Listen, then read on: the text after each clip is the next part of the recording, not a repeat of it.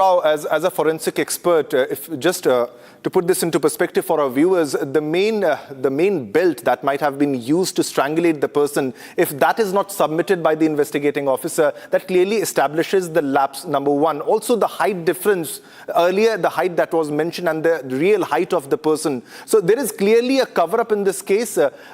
Can you give us the procedure exactly in the previous autopsy that it should have been followed, which were missing in the previous case, as you came to know from the reports that you gathered, sir? Yeah, see, definitely the lapses which you have pointed out, definitely there are something which is really concerning. I hope that is not, that will be considered by the second autopsy team, and they're going to work on that. But definitely the ligature material, if that is missing, it's very detrimental to the case, because it is very important for us to understand that indeed that particular material which has been can withstand the weight of the body, or that is being used, and how to corroborate with those particular cross section of those particular ligature material with that of the dimension of the injuries. That's very, very vital. One thing, the withstanding the weight of the body, and second is the cross section of the material should correspond to the dimensions of the injuries, and that should be the one which should be responsible for those injuries, and which need to be substantiated by proper histological examinations and of course scientific examinations. Then only we can confirm that that was the material which has been used and that was responsible for those injuries which are present on the neck. And I'm very sure the second autopsy team will take all into consideration, because they're also good experts, and they are going to do a very good scientific examination. Yep. But does it usually happen because the family is influential, the family is powerful, they're a family of doctors, they're a family of advocates, and including Giribala itself, she is somebody who holds a very strong position. How do you think people of such high profile can influence the investigation in this case, including from the first point of it's not audible. I'll try to fix the audio once again. Usually in such cases, Dr. Rao, because the family was quite influential, and the initial reports also suggested that the family was closely in contact with the doctors in AIIMS, because they are a family of doctors too. How do you think that they might have influenced the entire investigation in this case? Because clearly the lapses in the height difference, the body marks, the injuries which were not reported as clearly, and only after the relentless coverage of Republic. Some audio, yeah. Some audio issues are there. Yeah, we'll try to fix that audio, sir. The inconsistencies in the previous, because the family, it's an influential family, sir. That's what I'm trying to highlight in this entire case. They were with the body, they went to the doctors, initially to the hospital, and they were influencing as per the initial reports also, sir, because they knew the doctors there. So how do you think they would have impacted the entire case? Because the lapses have already been highlighted by us. All right, so there seems to be an audio issue. We'll try to fix the audio in this case, because we'll try to get back to Dr. Rao in this case. And now, clearly, Dr. Rao also explained the procedure that will be followed, and also the lapses that we clearly highlighted, the height difference in this case, and how the instrument which was used, the belt which was used, and also the marks which were on the body, that's also. These are the 10 key lapses in the post-mortem. We'll try to reconnect with Dr. Rao once again now. But the blunt force injuries were not properly dissected. That's the inconsistency. No imaging despite ligature mark on the neck. This is missing, and clearly a big lapse. A cover-up preserved despite no significant findings, and this is about the viscera, and more consistent with suffocation or strangulation, not hanging, because hanging cannot also be established by the fact that there was a height difference recorded 166 centimeter. What was the actual, which was 176 centimeter? This is the height discrepancy in this entire case, and the age of blunt force injuries which were not determined in this case. This is the Republic investigation and the unexplained nail scrapings. All right, let's go to Shambhavi for the latest on what's unfolding, because today is the day that the second autopsy will take place. Shambhavi, what's the latest that you're fetching? The team has already landed in Bopal.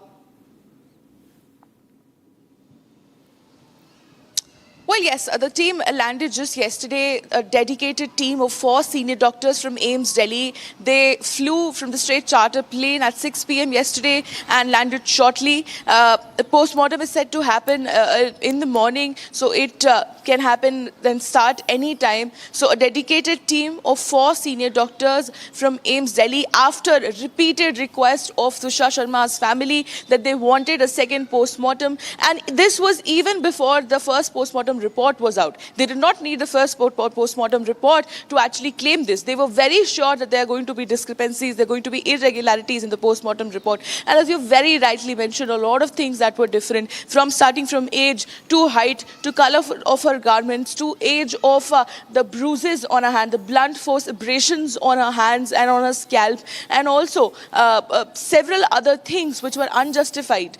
Because a person hanging or dying by hanging won't have a bruise on several places on the left side of her body or on the scalp of her body. And even the age of it, was it recent, was it a few days ago, and also the circumstances surrounding her death. As you also mentioned, death by strangulation or asphyxiation is because of the lack of air. That is why somebody dies. So is it necessarily by hanging, or is there something more sinister in the play? That we know, and we'll have answers to all these questions today in some time, in a while, once the post-mortem is done, the second post-mortem by the AIIMS Delhi team is done. Senior doctors, by the way, all senior doctors are a part of the team, will be done, and we'll have the report. Shivam. All right, Shambhavi, thanks a lot for the details. Now, Dr. Dinesh Rao continues to be with us for the latest, for a comment on what will be happening today. He explained the procedure. Dr. Rao, the kind of marks which clearly established, which were of the belt in this case, which was not sent, and also the height difference. Don't you think this forms a criminal negligence in this case? And also action should be initiated against the doctors who were conducting the first post-mortem, including the investigative officer and the police team in totality. Because this is not just criminal negligence, it's part of a cover-up. And they were all working in coordination amongst each other, because otherwise the High Court won't be ordering the second autopsy as per the family demand, sir. See, definitely in the first post-mortem report, I just see I've been surprised how the investigating officer failed to gather the particular evidence, that is the ligature material, and produce it to the doctor. But I'm sure with the second autopsy team, which has been there in Bopal, I think the investigating officer will be producing the same in front of them, and opinion can be sought from the second autopsy team. I think the second autopsy team will be able to give the opinion on the material and its usage in that particular offense. Yeah. All right. So what will be lagging behind? What will be lack from comparatively from the first autopsy report to the second autopsy report? Because the body also decomposes. There's a specific guideline, a specific temperature which has to be maintained, and there were inconsistencies regarding that also. The hospital team, they wanted to hand over the body back to the family for cremation and for other purposes, for funeral, because they were wanting to hand over the body as soon as possible, because that was also sort of part of the cover-up plan, sir. Yeah, see, definitely the second autopsy will definitely be a challenge because of the preservation-related issues. Because we don't know the type of facilities the AIIMS Bopal has to preserve the body for such a long duration. And we don't know the type of power backup or the thing. Possibly they should have the adequate facilities. And if there are any lapses in those, definitely it is having a detrimental effect on the tissues or the body itself.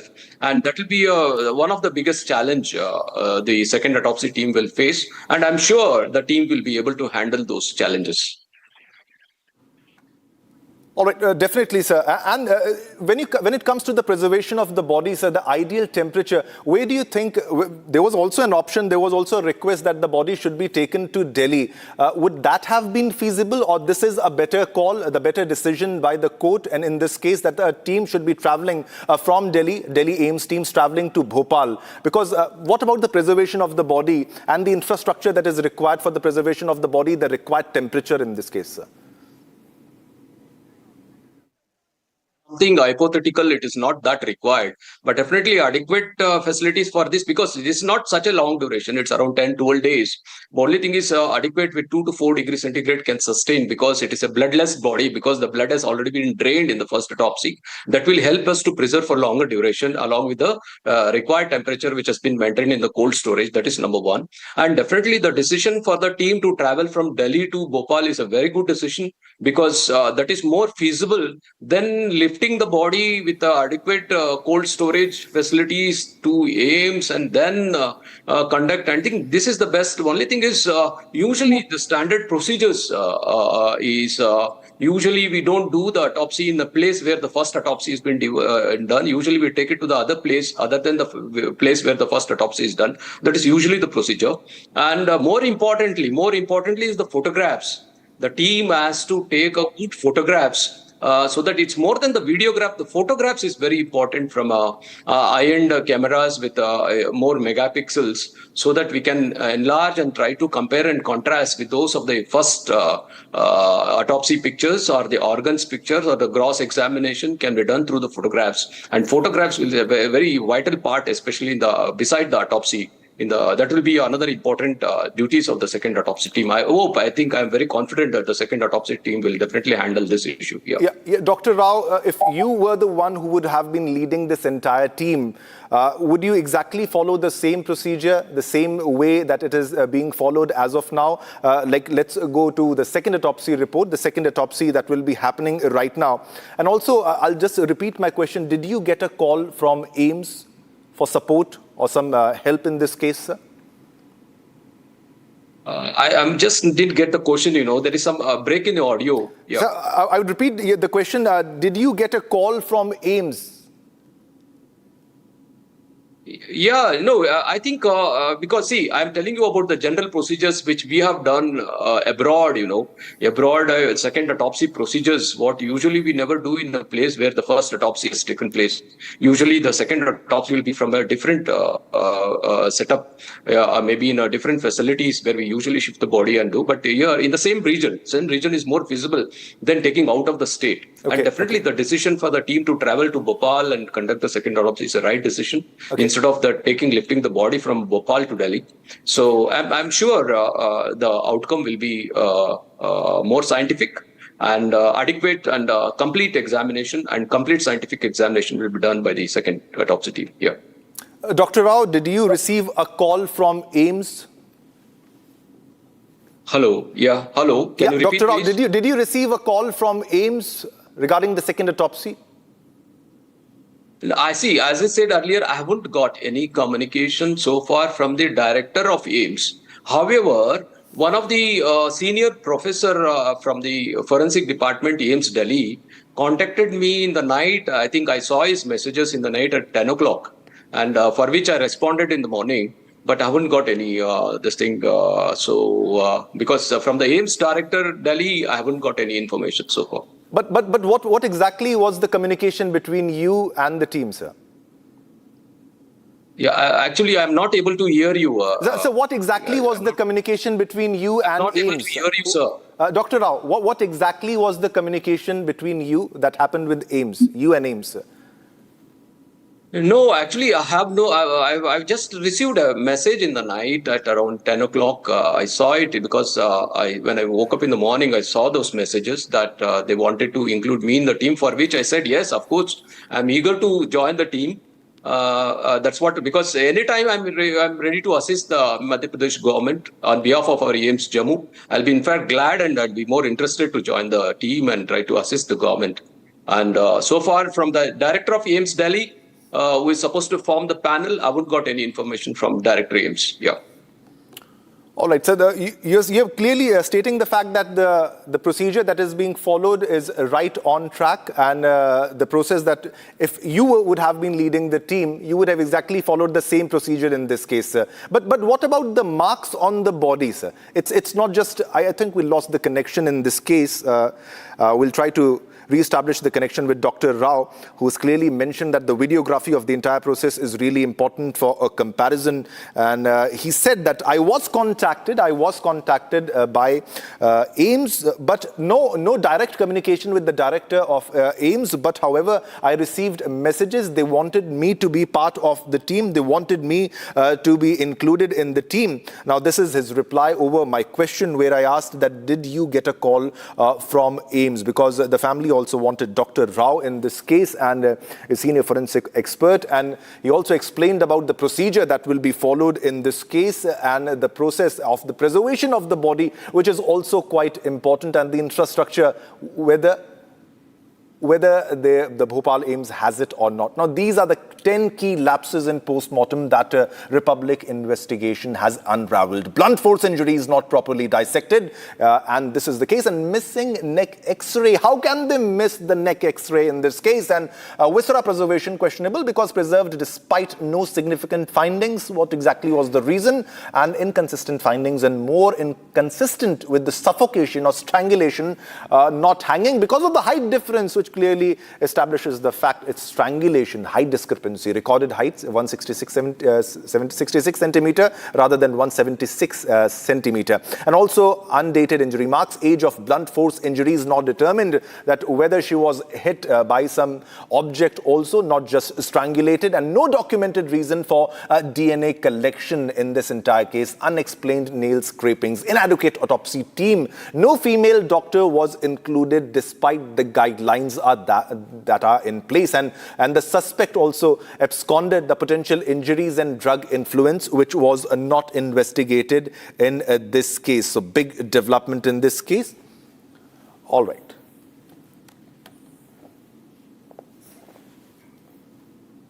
All right, viewers, now let's move on to other top stories. Now, Anke Gowda, a 75-year-old former bus conductor from Karnataka and a noted bibliophile, will receive a Padma Shri, India's fourth highest civilian honor from President Draupadi Murmu on Monday. He has been selected under Unsung Heroes category for his exceptional contribution to librarianship and the promotion of reading culture.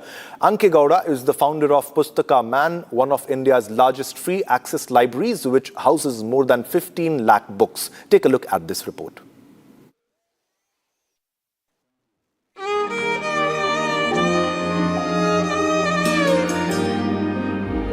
The man with the treasure, Shri Anke Gowda M, Padma Shri 2026.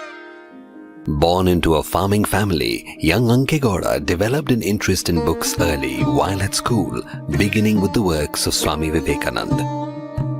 But it was when he was doing his masters in Kannada, he found a kindred spirit in his professor, K. Ananta Ramaiah, who encouraged him to read widely and voraciously.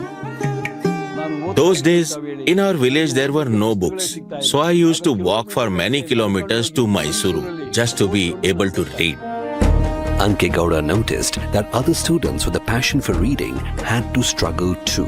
How could knowledge ever reach people if access was so difficult?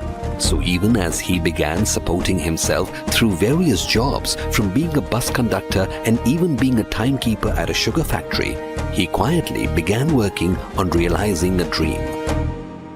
I was determined to build a library where students can freely read and learn. Let their minds soar and be what they want to be. Aspire for IAS, IPS, KPS, and more. From his modest earnings, he began to buy his first sets of books.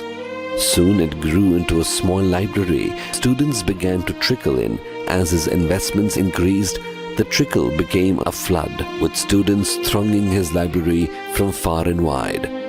All this was made possible purely on the strength of his commitment. The bulk of his earnings and the proceeds from the sale of some property went into this mission, and through this endeavor, he had the unwavering support of his wife and son, and also a school teacher called Basavanna, who resigned his regular job to join the cause. I have come here to study for my civil service exam, and I can find all the relevant books that I need. I came casually with my friends and seeing sheer number of books, and I was totally hooked.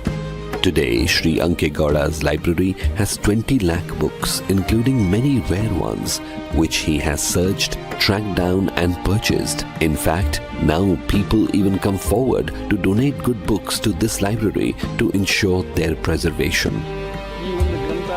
Building this was never a burden.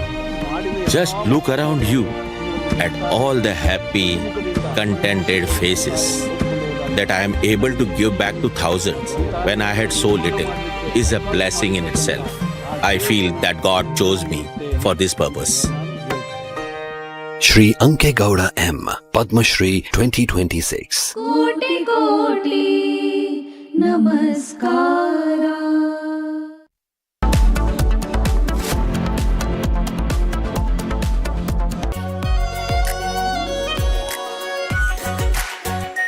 Our pure Shahi Paneer Masala. Delicious, healthy, every day. Amity University has one of India's largest merit scholarship programs for brilliant students.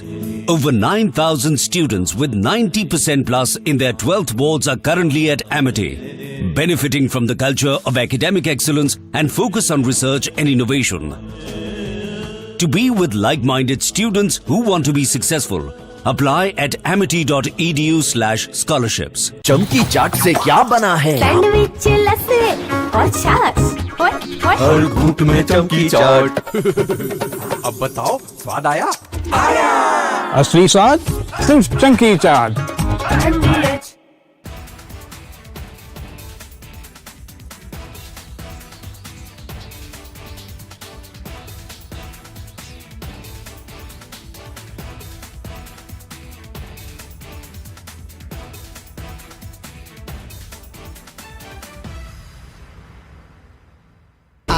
Pure सूजी pasta उबालो मिलाओ और खाओ 8 minute में तैयार क्या taste है सबका राजा R pure masala I want to start with some very disturbing pictures that have come in of a so-called right-wing leader. His name is Sushil Prajapati.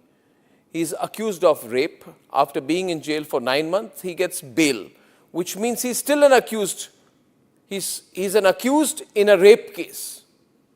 And the case goes back to 2025 when he took an LLB student to one place on the pretext of introducing her to a senior advocate. He drugged her drink and then he sexually assaulted her. He is still under trial for rape. He has not been released. But when he comes out, this rape accused, garlands are put on him as if he's some kind of a hero. As if he's achieved something great.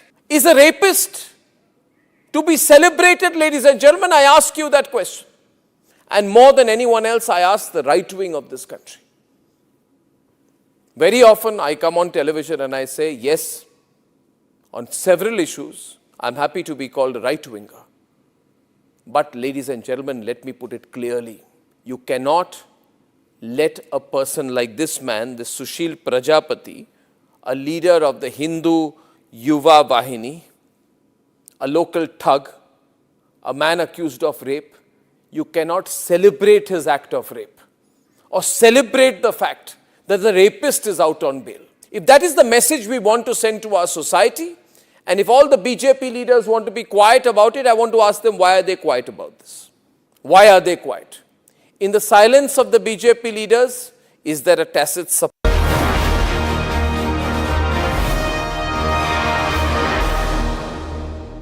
It's time for the redefinition of the new Bharat, diplomacy of a new Bharat. And today India is speaking to the world with clarity, confidence and strategic purpose. And everybody has their eyes on what Bharat is doing, what Bharat is saying. And today we have a special guest who in fact has in his own voice, he calls himself ordinary son of India, but his views and his impact, in fact, in expressing those views has been extraordinary. Ladies and gentlemen, please welcome on stage former diplomat, Mr. Deepak Vora. Thank you very much, ma'am. Navy साहब, FO साहब, business साहब और आप सब लोग 15 minute से ज़्यादा नहीं बोलूँगा, वादा है. जोर से ताली बजाओगे तो 12 मिनट बोलूँगा. India becomes Bharat. इंडिया जा रहा है, उसकी जगह भारत आ गया है। विक्टर ह्यूगो एक व्यक्ति था, उसने कहा था कि दुनिया की कोई ताकत उस आइडिया को रोक नहीं सकती जिसका समय आ गया हो। ये देखिए, एक किताब है written by a lady called Alyssa Ayres, an American diplomat. इसका नाम है our time has come, how India is making its place in the world. मेरी फ्रेंड है, गर्लफ्रेंड नहीं है, अभी कोई ब्रेकअप नहीं हुआ है, अभी फ्रेंड है। और इन्होंने इस किताब में लिखा है कि ये भारत का दशक नहीं, दिस इज इंडिया सेंचुरी। अब जामवंत की हमने बात की थी, आप लोग सब जानते हैं कौन था वो भालू था। जब भगवान श्री हनुमान सीता माँ को नहीं ढूंढ पा रहे थे, ही वेंट इनटू डिप्रेशन। ये माइथोलॉजी नहीं है, sons and daughters of India, ये मेरा इतिहास है, living history. He went into depression, खाना पीना बंद कर दिया। लोगों ने कहा he may not survive. Jamwant ने फिर आके कहा हनुमान अपनी ताकत याद कर। और फिर आपको मालूम है उसके बाद क्या हुआ, ही डिस्कवर्ड सीता माँ, he gave her the message, और उन्होंने सीता को ढूंढ लिया। अब मैं आपको बता देता हूं कि पिछले महीने एक मजेदार चीज हुई थी। Some of you are aware, you may not have noticed this. We made the world's most advanced fast breeder reactor. Fast breeder में क्या होता है, आपकी गाड़ी 1 लीटर में 10 किलोमीटर आपको देती है, वो भी 10 किलोमीटर देगा 1 लीटर में, पर उस लीटर को यूज करते हुए 2 लीटर और प्रोड्यूस करता है। It's called a breeder, a fast breeder. और दुनिया में ये जो टेक्नोलॉजी है इसके कमर्शियल यूज की, एक देश के पास है, उसका नाम भारत है। ताली बजाइए। और फिर आपको यह भी पता है कि 24-25 अप्रैल को बिजली demand in Bharat was the highest in our history, higher than it has ever been. हमारा ग्रिड नहीं टूटा था, इट वाज 260 और 255 गीगावाट्स, क्योंकि सूर्य देवता ने 1/3 ऑफ दैट एनर्जी हमें दान में दी थी। This is India solar energy खेल रहा। आप समझ रहे हैं कितने शातिर खिलाड़ी हैं जिन लोगों ने इसकी बात की है। राज्य अनेक, राष्ट्र एक, समाज अनेक, भारत ये हुई ना बात। अब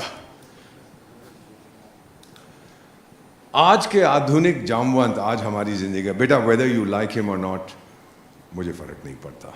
लोग मुझे कहते हैं कि आप नरेंद्र मोदी के चमचे हो, मैंने कहा गलत है, मैं महाचमचा हूं। Because what he is doing for the country, very few people have done this. उन्होंने आज मुझको मेरी ताकत याद करा दी है, my self confidence, my self belief, my self esteem. अब मुझे ये समझ नहीं आ रहा था जब मैं सुन रहा था इनको कहते हुए कि ये मेरा सिद्धांत, हमारा सिद्धांत है, हम घर में घुस के मारेंगे। जनरल साहब, मुझे तो कॉलेज में बताया गया था, स्कूल में कोई यहाँ तमाचा मारे बोलो टाइगर यहाँ भी मार दे, कोई पेट में लात मारे तो बोलो पीठ पे भी मार दे। मैं तो गांधीवादी था ना सर। दैट इज द सिद्धांत दैट आई हैड लर्न्ड। मुझे ये समझ नहीं आया था। फिर मैं गया महाकुंभ मेले पे सर, किन्नर अखाड़ा में एक महात्मा आई थी, मैडम, उनके चरणों में बैठ के मैंने कहा कि ये क्या बोल रहा है प्राइम मिनिस्टर। मेरी इतनी औकात नहीं है उसको बोलूं सर आप क्या कह रहे हैं। कहती है आपको याद है आखिरी चीज हनुमान ने क्या की थी। मैंने कहा महल को आग लगा दी थी। कहती राजदूत, हजारों साल पहले हमने घर में घुस के मारा था। और फिर जब हमने पिटाई की थी ना सर, ऑपरेशन सिंदूर में, वो कौन सा देश है हमारा पड़ोसी, नाम भूल जाता हूं, ऐसा ही कुछ नाम है उसका, तो वहां की जो खेती मार्शल है वो एक गाना गा रहा था, पता है कौन सा गाना, डार्लिंग तेरे लिए सब खत्म हो गया। हम लोग सब अपनी सच्चाई में नहीं थे। Sons and daughters of India, let me introduce myself properly. मेरी उम्र 75 साल की है and I am very good looking. My father's family was from Ghazni in Afghanistan, तो मेरे अंदर पठान का खून है। My mother belong to a Sikh family.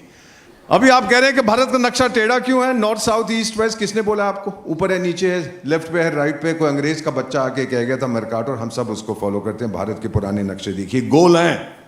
That's why we talk of the world as one family. No north, no south, no east, no west. वो भारत है, वो India नहीं है। गोरे के बच्चे ही हमको कह गए थे, we follow it blindly, not any more. तो गोरों को क्या कहेंगे? Sons and daughters of India, western opinions about India. आप लोगों की उम्र बहुत कम है, but even in the 50s, even when I went to Paris on my first posting, General Saab in 1975, Bharat के बारे में क्या कहते थे? Desperately poor, overpopulated, no technology, गुलाम हैं, low self-esteem, malnourished, खाने पीने को नहीं है, इनके पास भ्रष्टाचार बहुत है, religious and ethnic conflict. This was the dominant image of India, और कहते थे भारत टूट जाएगा। हम टूटे नहीं हैं, हम वहीं के वहीं हैं और मजबूत हो गए हैं हम लोग। You know, today everybody and his grandmother wants to be part of the India story. Prime Minister Europe गए हैं, क्यों आते हैं रायसीना डायलॉग के लिए? 110, 120, 130 देश क्यों आते हैं? छोले खाने यहाँ पर? आपका मार्केट, आपकी ताकत उनको चाहिए. We are exceptional. The Arab League का नाम सुना है? 22 देश हैं, एक भाषा बोलते हैं. Arab League.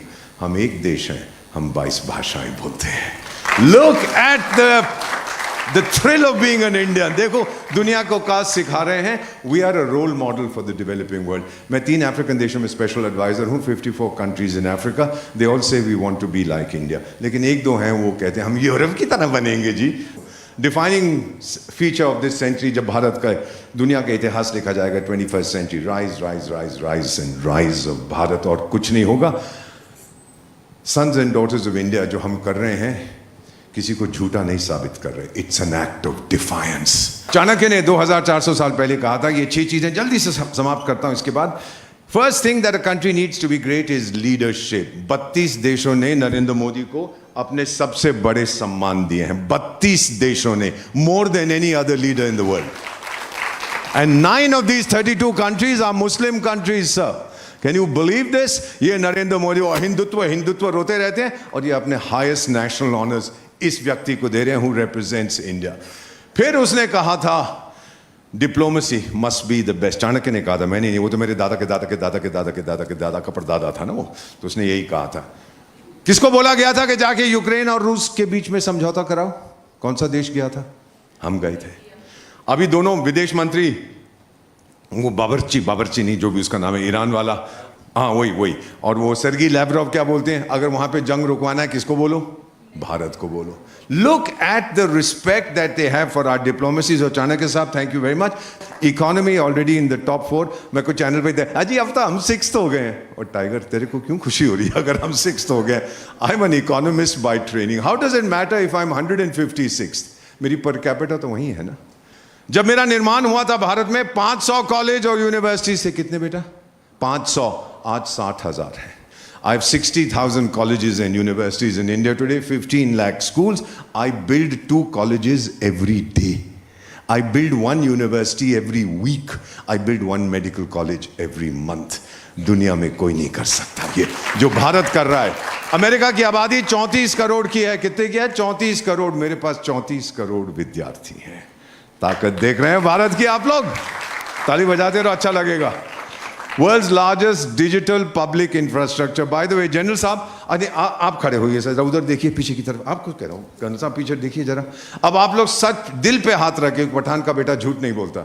आप किसी को जानते हो जिसके पास स्मार्टफोन नहीं है?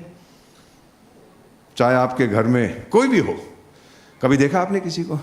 140 करोड़ की आबादी के लिए 138 करोड़ स्मार्टफोन्स. पागल हो गए हैं हम लोग. आपको मालूम है 1 सेकंड के अंदर हम 6,600 डिजिटल ट्रांजैक्शंस करते हैं. 6,600. Average time less than 2 seconds. पागल हो गए हैं. Cashless financial transaction last year United states 300 crore, चीन 1700 crore, Bharat 12,000 crore. This is 2025 official figures.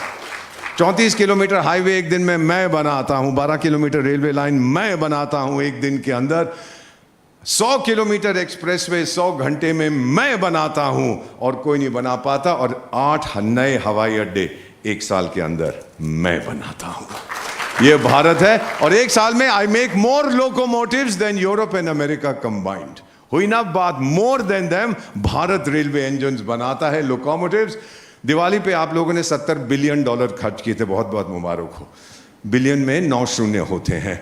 And 90% of what you bought was made in India. क्या बात है, क्या बात है. So I'm going to end now at 25. हमारी median age है 25, यानी आधे भारतवासी मेरी तरह और आपकी तरह 29 साल से कम है, और आधे थोड़े से 29 साल से ज़्यादा है. The oldest country in the world is Japan. Sir, उनकी median age जनरल साहब is 49. और हमारी जवानी को देखकर, आप लोगों को बेटा देखकर दुनिया क्या कहती है? कहते हैं कि पीछे मुड़ के देख. Not always like this. 60s and 70s हमारी हालत बहुत खराब थी बेटा. 66, 67 वी फेस्ड फैमिन. खाने को नहीं था.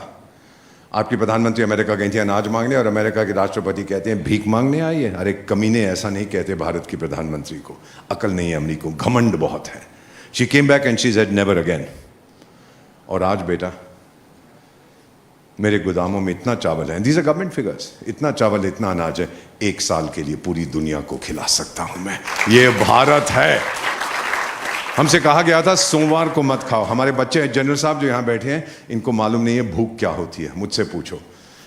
2 साल के लिए हमसे कहा गया था कि सोमवार को मत खाओ। 104 सोमवार होते हैं, 104 सोमवार बेटा मैं भूखा सोया हूँ।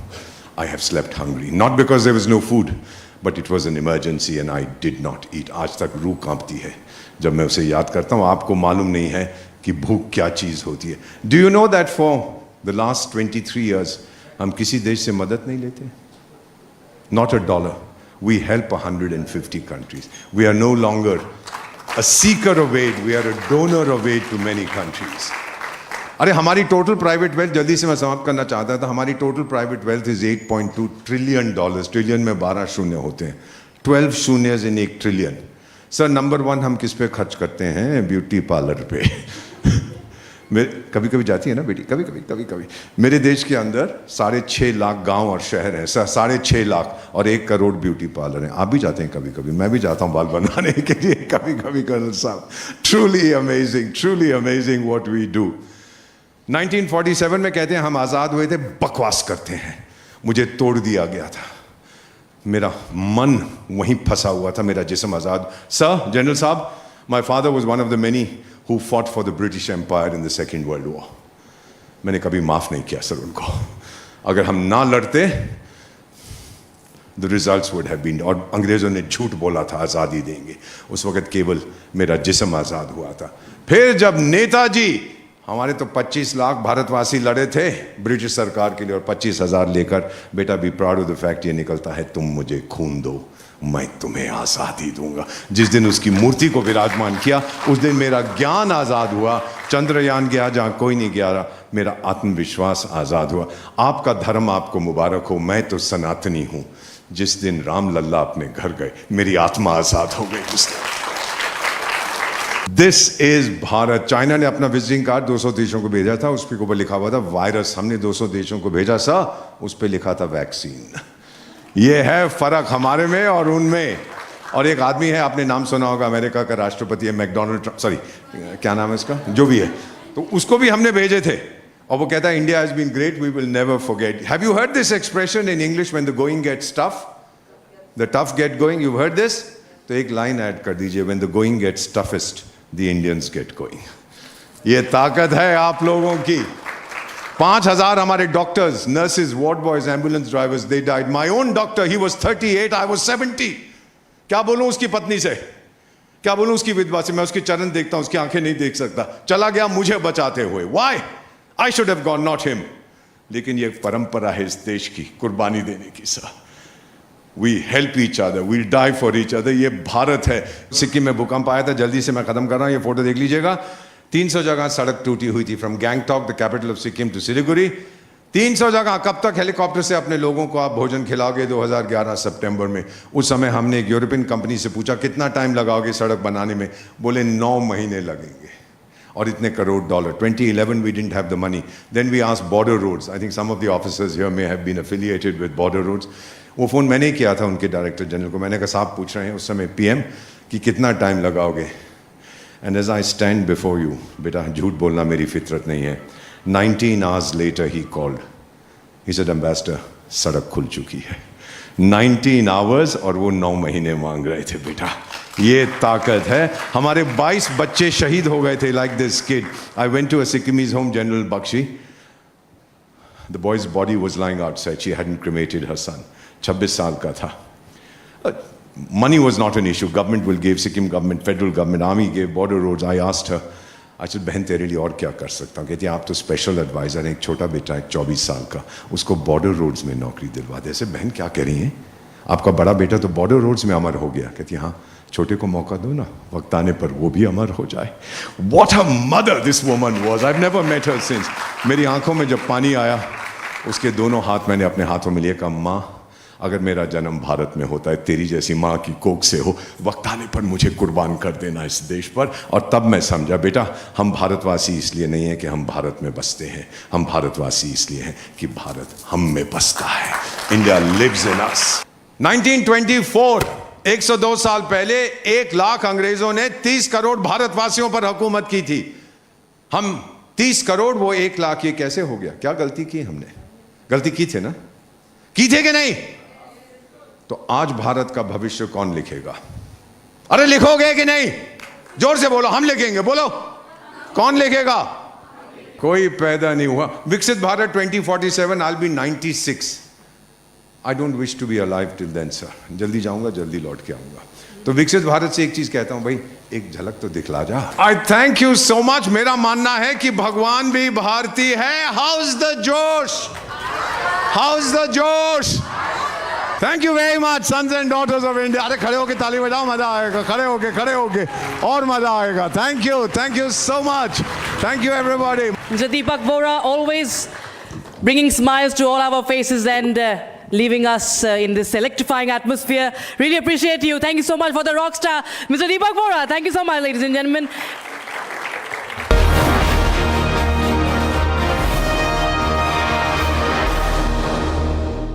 थोड़े में ज्यादा स्वाद, यही तो है इसकी खास बात। वाओ मामा, क्या स्वाद है? अरे मेरे राजा, राजा और मसाला,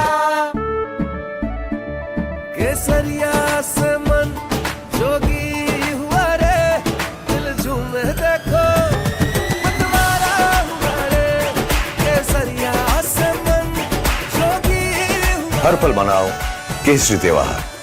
विमल, बोलो जुबान केसरी। प्यास बुझाए, ठंडक लाए, सबको भाए जीरा सिप। MTH का जल जीरा, जीरा सिप। जीरा सिप, असली रिफ्रेशिंग, असली स्वाद, असली मजा।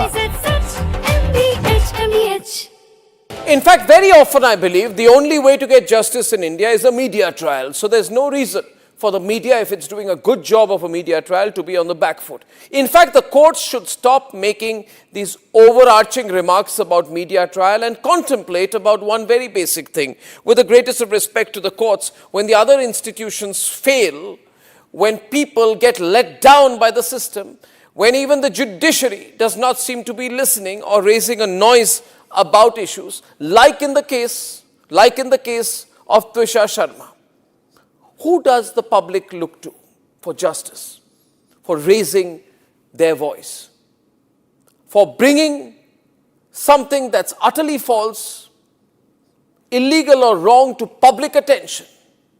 It is only and only the media. And today, therefore, we are doing a media trial in this specific case, ladies and gentlemen, of Twisha Sharma, the 33-year-old daughter-in-law of an ex-judge, in a case where the ex-judge and the ex-judge's advocate's son appear to be more than involved. Ladies and gentlemen, 15 questions tonight. And if they think it's a media trial, so be it. So be it. Why did the ex-judge in the case of Twisha Sharma, neither she nor her son call a police or an ambulance? What took them 57 minutes to bring the body down? Where are the 3 men who are seen in the video dragging Twisha's body, destroying evidence? What was the police doing? Did they question the house staff? Did they question the judge? Was Twisha carrying headphones in her bag, in her hand, or a rope? Where is it now? Where is that so-called belt that cops claim was used by her to commit suicide? Why was it hidden? The mother-in-law, the ex-judge, walks up calmly while the body is being dragged down and evidence is being destroyed before the judge's eyes. Is that normal? Why don't the judges raise a hue and cry about it? Why don't the appellate courts take up this case suo?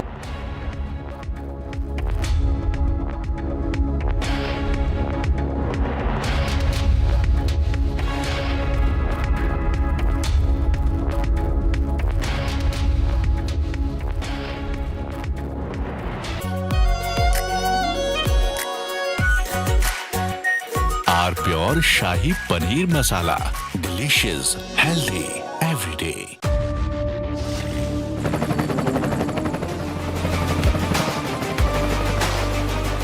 Corrector, the taste of success.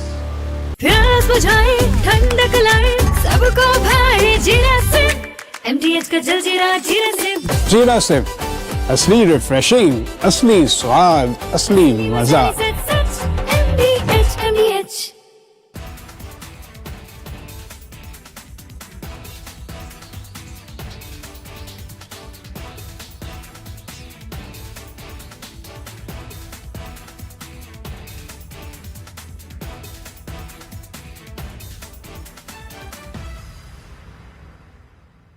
I want to start with some very disturbing pictures that have come in of a so-called right-wing leader. His name is Sushil Prajapati. He's accused of rape. After being in jail for 9 months, he gets bail, which means he's still an accused. He's an accused in a rape case. And the case goes back to 2025 when he took an LLB student to one place on the pretext of introducing her to a senior advocate. He drugged her drink and then he sexually assaulted her. He is still under trial for rape. He has not been released. But when he comes out, this rape accused, garlands are put on him as if he's some kind of a hero, as if he's achieved something great. Is a rapist to be celebrated, ladies and gentlemen? I ask you that question. And more than anyone else, I ask the right wing of this country. Very often I come on television and I say, yes, on several issues, I'm happy to be called a right-winger. But ladies and gentlemen, let me put it clearly. You cannot let a person like this man, this Sushil Prajapati, a leader of the Hindu Yuva Vahini, a local thug, a man accused of rape. Whatever that is there that you wanted to clear.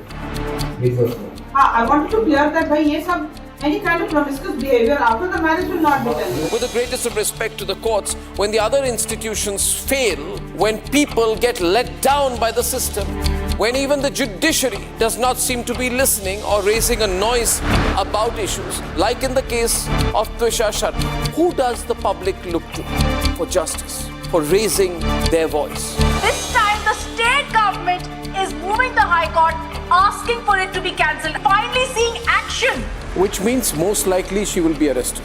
Yes. I'm proud of the media trial that is going to lead to the arrest of a judge. She has dialed a district judge at 11:06 p.m.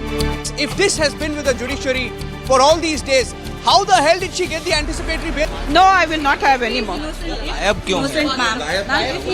चलो. आप ऐसे हाथ. Please note, madam.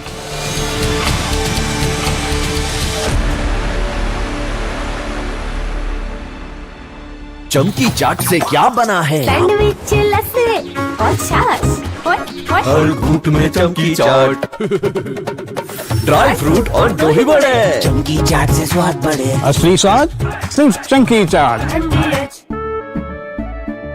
केसरिया से मन जोगी हुआ रे दिल झूमे देखो मतवारा हुआ रे केसरिया से मन जोगी हर पल मनाओ केसरी त्योहार विमल बोलो जुबान केसरी आर प्योर सूजी पास्ता उबालो मिलाओ और खाओ 8 मिनट में तैयार क्या टेस्ट है सबका राजा R pure masala. In fact, very often I believe the only way to get justice in India is a media trial. So there's no reason for the media, if it's doing a good job of a media trial, to be on the back foot. In fact, the courts should stop making these overarching remarks about media trial and contemplate about one very basic thing. With the greatest of respect to the courts, when the other institutions fail, when people get let down by the system, when even the judiciary does not seem to be listening or raising a noise about issues, like in the case of Twisha Sharma, who does the public look to for justice, for raising their voice, for bringing something that's utterly false, illegal or wrong to public attention? It is only and only the media. And today, therefore, we are doing a media trial in this specific case, ladies and gentlemen, of Twisha Sharma, the 33-year-old daughter-in-law of an ex-judge in a case where the ex-judge and the ex-judge's advocate's son appear to be more than involved. Ladies and gentlemen, 15 questions tonight. And if they think it's a media trial, so be it. So be it. Why did the ex-judge in the case of Twisha Sharma, neither she nor her son call a police or an ambulance? What took them 57 minutes to bring the body down? Where are the 3 men who are seen in the video dragging Twisha's body, destroying evidence?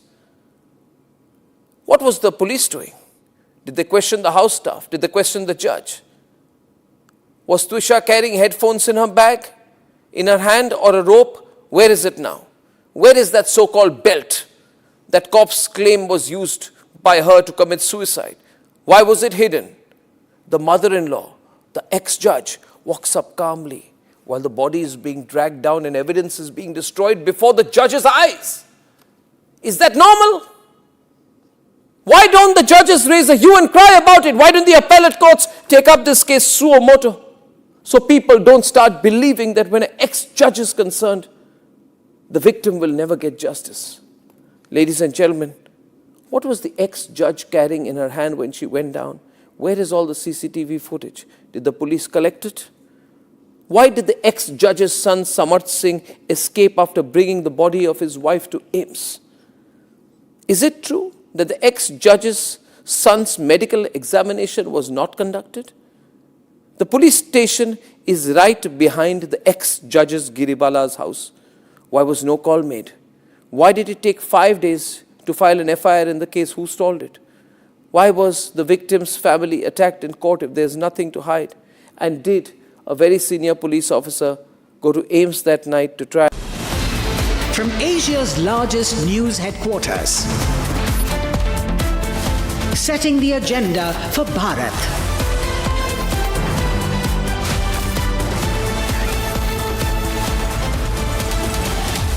You're watching Republic.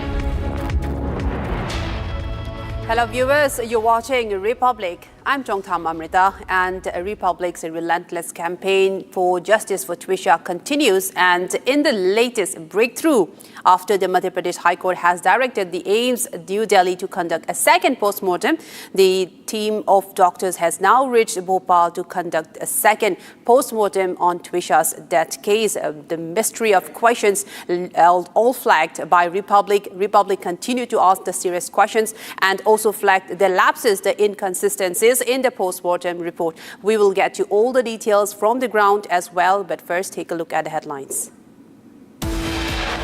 Headlines brought to you by Canara Bank. Together we can. Supreme Court takes up Twisha Sharma death case. 3-bench judge led by the Chief Justice of India, Surya Kant, to hear the case on Monday. Republic's relentless campaign ensures top court to take suo motu cognizance of Twisha Sharma death case.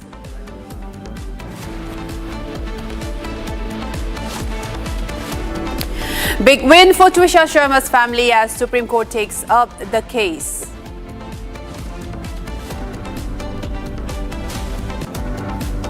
Special AIIMS board to conduct Twisha Sharma's second post-mortem in Bopal today.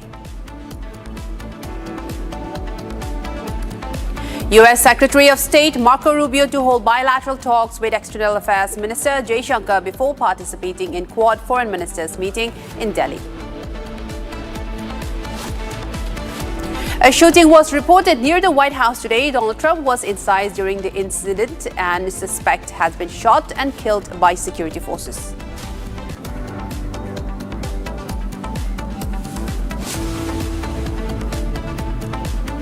Viewers, we have a big updates coming in. At the moment, Republic's campaign continues to produce impact on the ground. A 4-member medical team from the All India Institute of Medical Sciences has landed in Bhopal to conduct a second post-mortem examination of Twisha Sharma following directions issued by the Madhya Pradesh High Court. The Madhya Pradesh High Court had earlier ordered that a new medical examination be conducted by specialists from AIIMS, Delhi. The doctors have reportedly travelled to Bopal with advanced medical equipment required for the procedure, and this comes after multiple irregularities were found in the first post-mortem report, including bluish and injury marks found all over Twisha's body. Even the height recorded was different from Twisha's actual height, as exposed by Republic in its continued campaign for justice for Twisha. And now a team of Bopal team has now reached Bopal. Right, I'm now joined by Sambhavi, who is now on the ground from Bopal, who has been tracking this story at great detail. And Sambhavi has, in fact, more details for us. Sambhavi, very good morning to you. And we are getting reports that a team of doctors has now reached Bopal, and the second autopsy, as directed by the Madhya Pradesh High Court, is set to begin soon. Can you tell us more details into that? Well, definitely. Just day before yesterday, Madhya Pradesh government has asked and has approved a second post-mortem, has been asked by Twisha Sharma's family time and again, even before the second post-mortem report was out. And they've been asking, they've already alleged, even before the report was out, that there are going to be irregularities, there are going to be discrepancies in the report. And that was true. That is absolutely true, because in the post-mortem, there's several things wrong. Not just post-mortem, even the FIR, at very minuscule thing like the age of the victim has also been like 3 different ages at 3 different places. That is the condition of this entire investigation, of this entire case since the start. And post-mortem report did not help, be it the height, be it the color of garments, be it the presence of bruises, be the age of the bruises. When was that bruise inflicted on Twisha? A lot of questions which have risen out of the post-mortem report. So now that the Madhya Pradesh government has allowed, Madhya Pradesh High Court has allowed the second post-mortem to be conducted, a dedicated team of 4 senior doctors, a team of senior doctors are conducting this post-mortem. Was flown from the state charter plane just yesterday at around 6 p.m. and today the second post-mortem is set to happen. Definitely new details are going to come up, because there has been, even Republic has spoken to several forensic experts who have claimed that there are irregularities with the report. There is something which is not sitting right. So we will get our answers, all our answers today once the report is out. And we will keep bringing you the latest updates about what happens after the post-mortem too, what comes in the post-mortem report, and every little thing which will answer not just the Twisha's family's questions, but Republic's actively campaigning against Twisha's, for Twisha's justice for Twisha, as well as every citizen of this country who's been equally invested, emotionally invested in this case. Amrita. Right, definitely, Sambhavi. In fact, you have been there on the ground, on the spot, and been at the foremost position, in fact, with Republic, and even meeting with the mother-in-law and questioning those questions which they refused to answer, especially regarding the calls that she made and also regarding the lapses in the post-mortem report. And now, Sambhavi, I'd like to know from you is that earlier, about a few days ago, the Madhya Pradesh High Court has in fact directed the police to preserve her body. And what about the condition of her body as of now, as you are getting the reports, because the post-mortem will be conducted, that was preserved for a possible post-mortem during that time as well. Are you getting report of any of the condition of the body as of now? It's been almost 2 weeks now.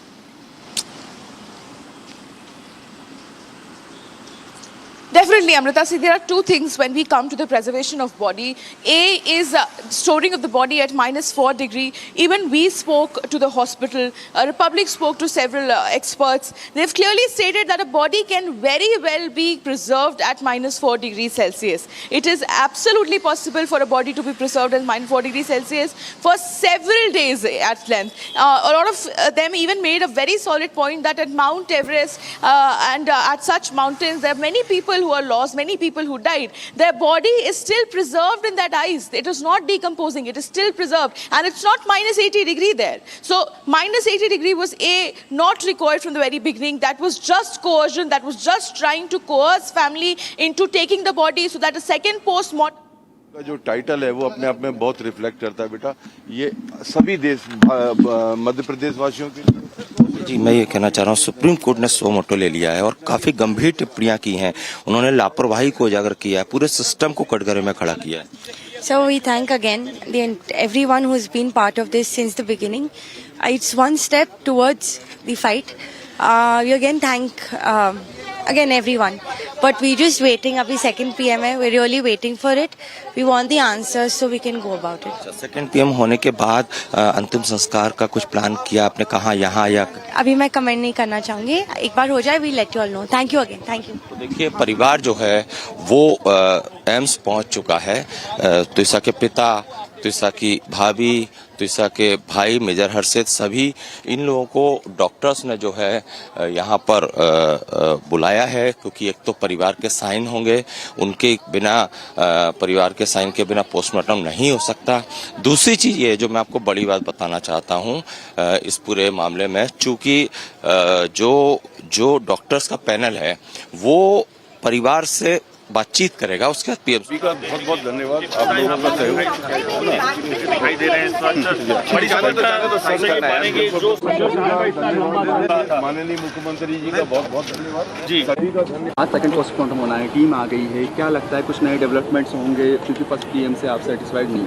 Sir first PM में आप देखेंगे बहुत सारी shortcomings थी, ऐसा हमें लगता है, और सेकंड पीएम से हमें पूरी उम्मीद है और सेकंड पीएम की रिपोर्ट कुछ ना कुछ हमारे लिए भी चीज़ें लेके आएगी कि जो फर्स्ट पीएम है शायद मे भी हो सकता है कि उनके इन्फ्लुएंस में वो चीज़ें नहीं आ पाई हों, या डॉक्टर से मान लो कोई चूक रही भी गई होगी तो सेकंड पीएम में वो क्लैरिटी ज़्यादा मिल पाएगी और कहीं ना कहीं भरसंभव की चीज़ें उसमें सामने आएंगी। बड़ी बात यह है कि सुप्रीम कोर्ट ने इस पूरे मामले में अब सो मोटो ले लिया है, उन्होंने वो खुद इस पर जो है सुनवाई करेगी कल, तो इस पर क्या कहेंगे? अच्छा है, पॉजिटिव साइन है कि जुडिशरी भी एक्शन में आ रही है। जैसा कि पहले हम काफ़ी दिन से परेशान हो रहे थे, यहाँ कोई सुनवाई नहीं हो रही थी, कोर्ट में भी सारी चीज़ें हमारे साथ हो रही थी, बट अभी सुई मोटो जो सुप्रीम कोर्ट ने लिया है मुझे उम्मीद है कि वहाँ से कुछ ना कुछ निकल के आ पाएगा। लास्ट राइट की बात लगातार चल रही है, क्या आपको लगता है कि आज जैसे ऑटोप्सी हो जाएगी तो उसके तुरंत बाद क्या आप ये डॉक्टर से कंसल्ट करके करेंगे? पूरा जो डॉक्टर से ही कंसल्ट करके करेंगे कि क्या रहता है उसमें लास्ट राइट का, फिर उसी हिसाब से डिसीजन लेंगे। Thank you. Right, that was my colleague Satya Vijay, who is also on the ground zero at AIIMS Bopal. को फॉलो करने के लिए बाकी सभी मीडिया भाइयों का, देशवासियों का, माननीय मुख्यमंत्री जी का बहुत बहुत धन्यवाद। आप लोगों का ऐसा ही सहयोग आगे जारी रहना चाहिए जब तक हम न्याय मिलेगा। ये एक नज़ीर बनेगी पूरे एमपी के लिए। इस सुओ मोटो लिया है चीफ जस्टिस ने, बहुत बहुत धन्यवाद उनका कि एक उनका जो टाइटल है वो अपने आप में बहुत रिफ्लेक्ट करता है बेटा। ये सभी देश मध्य प्रदेश वासियों के लिए, पूरे भारतवासियों के लिए एक नज़ीर बनेगा। ये आप देखना कि अब न्याय मिलेगा, कोई क्राइम करने से पहले सोचेगा 10 बार। क्या लगता है चीजें क्लियर हो जाएंगी पहले पीएम में? जी जी बिल्कुल। देखिए PM2 इसीलिए होता है, PM2 का मतलब ये होता है कि जो क्लैरिटी आपको पहले राउंड में नहीं मिली है वो सेकंड राउंड में मिलेगी।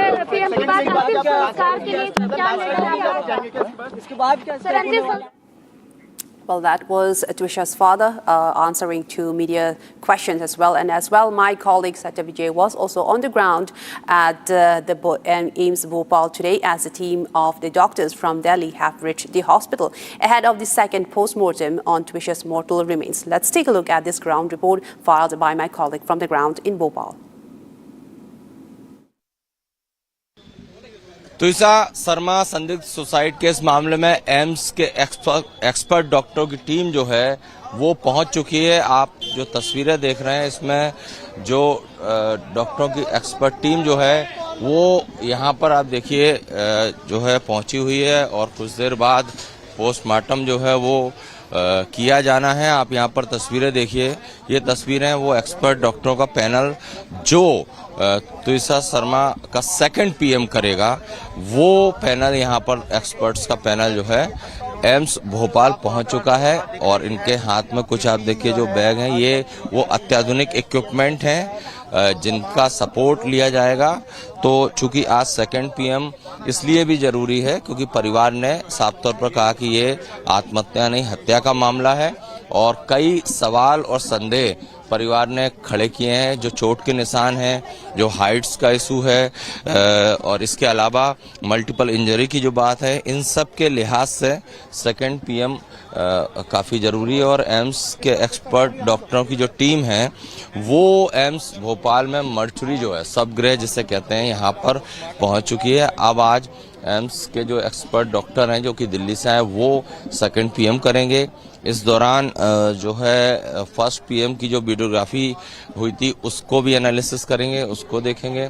फर्स्ट पीएम रिपोर्ट जो आई थी उसका भी एनालिसिस करेंगे और सेकंड पीएम के बाद जो एक कंप्लीट अध्ययन जो करने के बाद दोनों तीनों रिपोर्ट्स का, वीडियोग्राफी का और जिस स्पॉट पर ऐसी भी इनपुट्स हैं कि जिस स्पॉट पर फांसी लगाई वहाँ भी ये टीम जा सकती है। तो कुल मिलाकर काफ़ी महत्वपूर्ण दिन है क्योंकि आज सेकंड पीएम होने के बाद जो कई ऐसे अनसुलझे सवाल हैं उन पर से पर्दा उठ सकता है और इसके अलावा अब सेकंड पीएम होने के बाद ये भी रास्ता तय हो जाएगा कि त्विषा का अंतिम संस्कार कब और कहाँ होगा। Well, that was the ground report from Bopal by our colleague Vijay, and bringing you latest on the Twisha murder and the Twisha case as well. But for now, let us shift our attention to another story. Retired Chief Architect from Arunachal Pradesh, Sri Teki Gobind, will receive the Padma Shri, India's fourth highest civilian honor from the President of India, Draupadi Murmu, on Monday. He has been conferred the Padma Shri for his contribution to public service, grassroots development and the preservation of indigenous traditions. In his professional life, Gobind served the government of Arunachal Pradesh in key architectural and housing roles. He was the Director of Housing from 2005 to 2024 and retired as Chief Architect on October 31st, 2024. His contributions to public infrastructure and housing development have earned him respect across the state. Take a look at this report that honors the legacy of a life dedicated to service, culture and community.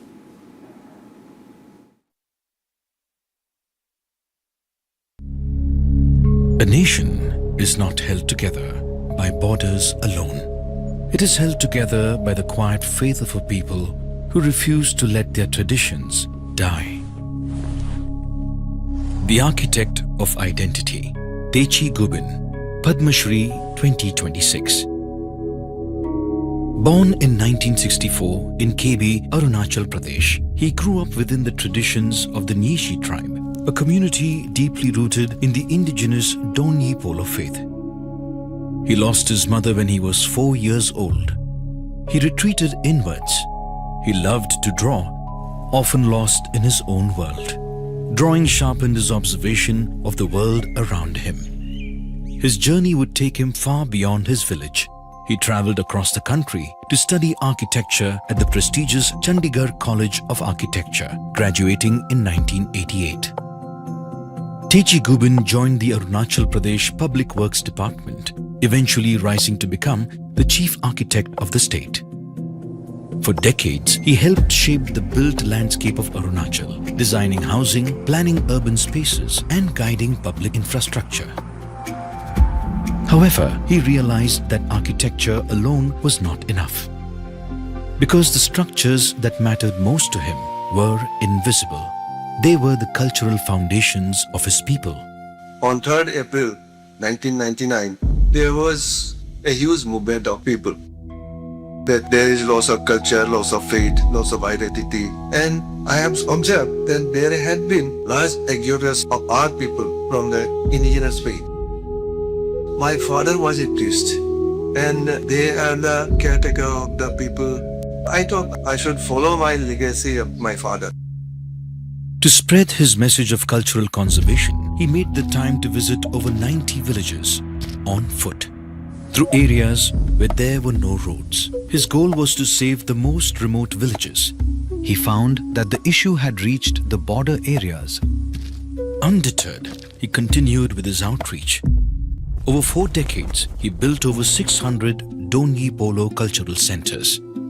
In every remote village along India's borders with Tibet, Myanmar and Bhutan, he raised the Indian tricolour, affirming the presence, dignity and belonging of the border peoples.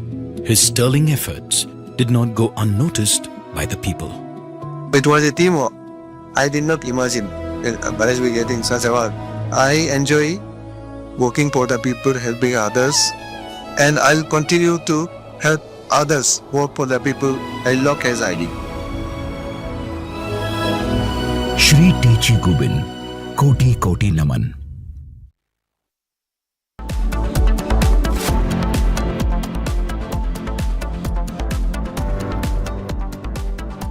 थोड़े में ज्यादा स्वाद यही तो है इसकी खास बात। वाओ मम्मा क्या स्वाद है। अरे मेरे राजा राजा और मसाला। जब तक लाजवाब न बन जाए उसे नहीं इत्मीनान है, तभी तो रिचमंड बनना नहीं आसान है। चमकी चाट से क्या बना है? आलू चाट या फ्रूट चाट, स्वाद बनाए चमकी चाट। क्या बात है। स्वादिष्ट पकोड़े और फरसान, अरे चमकी चाट है इसकी जान। असली स्वाद सिर्फ चंकी चाट।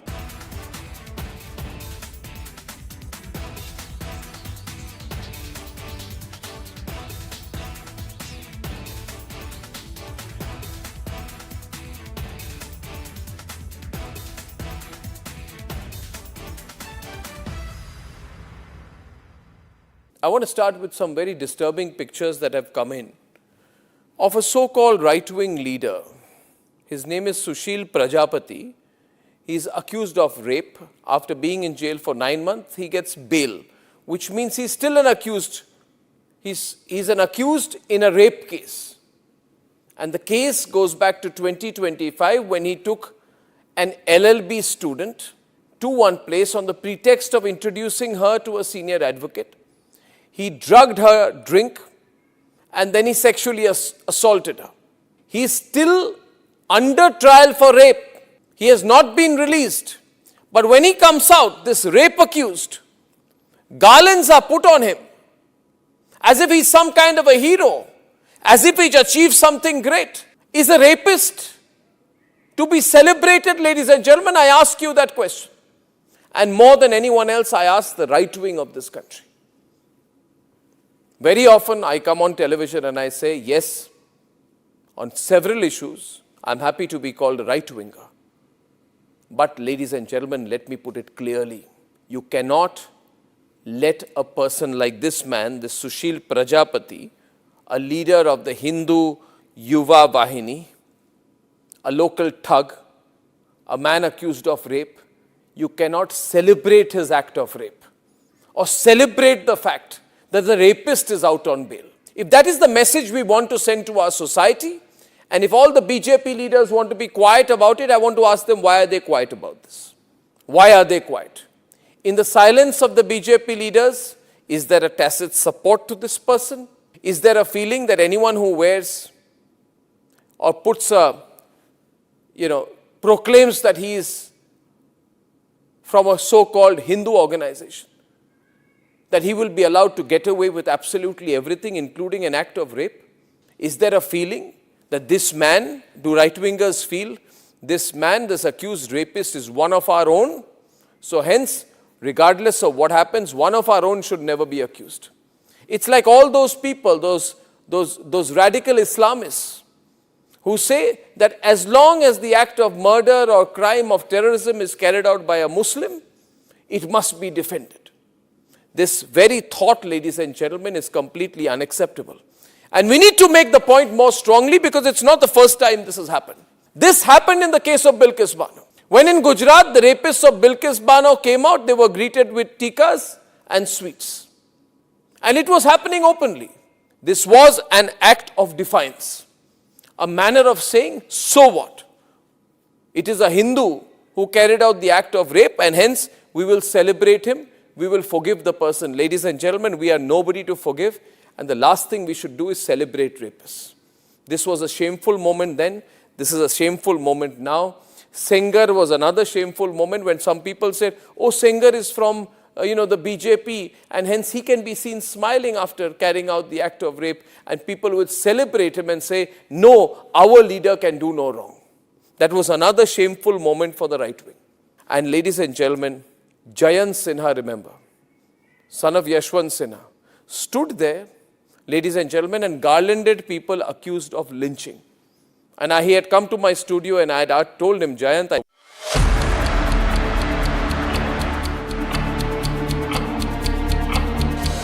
within hours of Twisha's death, as per the call detail records of this terrible person called Giribala Singh, some judge who thought she's a judge, so judges will get away. She made over 40 calls after the death of her daughter-in-law, many of them to judges.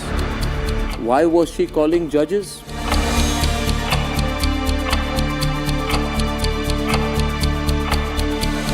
She made 48 calls.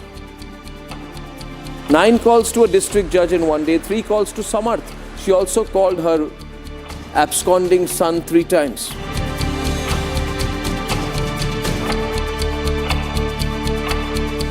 Court orders Samarth to withdraw his bail plea. That's the big breaking news that's now coming in. His counsel submits he will surrender before the concerned court in 5 days. Examined at that time, now finally after Republic's pressure, Samarth Singh is going to finally be surrendering.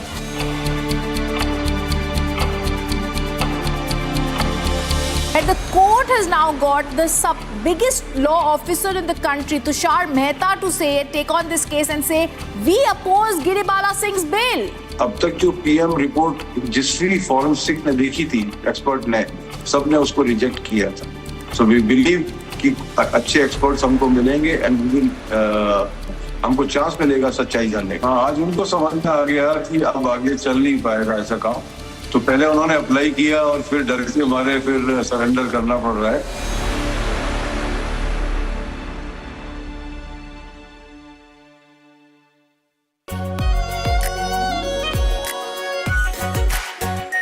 Are pure shahi paneer masala, delicious, healthy everyday. केसरिया से मन जोगी हुआ रे, दिल झूमे देखो.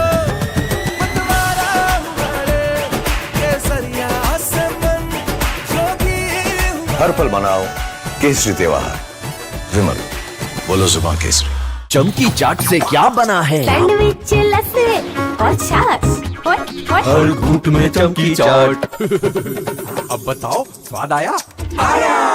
असली स्वाद सिर्फ चमकी चाट. In fact, very often I believe the only way to get justice in India is a media trial. So there's no reason for the media, if it's doing a good job of a media trial, to be on the back foot. In fact, the courts should stop making these overarching remarks about media trial and contemplate about one very basic thing. With the greatest of respect to the courts, when the other institutions fail, when people get let down by the system, when even the judiciary does not seem to be listening or raising a noise about issues, like in the case of Twisha Sharma. Who does the public look to for justice, for raising their voice, for bringing something that's utterly false, illegal or wrong to public attention? It is only and only the media. And today, therefore, we are doing a media trial in this specific case, ladies and gentlemen, of Twisha Sharma, the 33-year-old daughter-in-law of an ex-judge, in a case where the ex-judge and the ex-judge's advocate son appear to be more than involved. Ladies and gentlemen, 15 questions tonight. And if they think it's a media trial, so be it. So be it.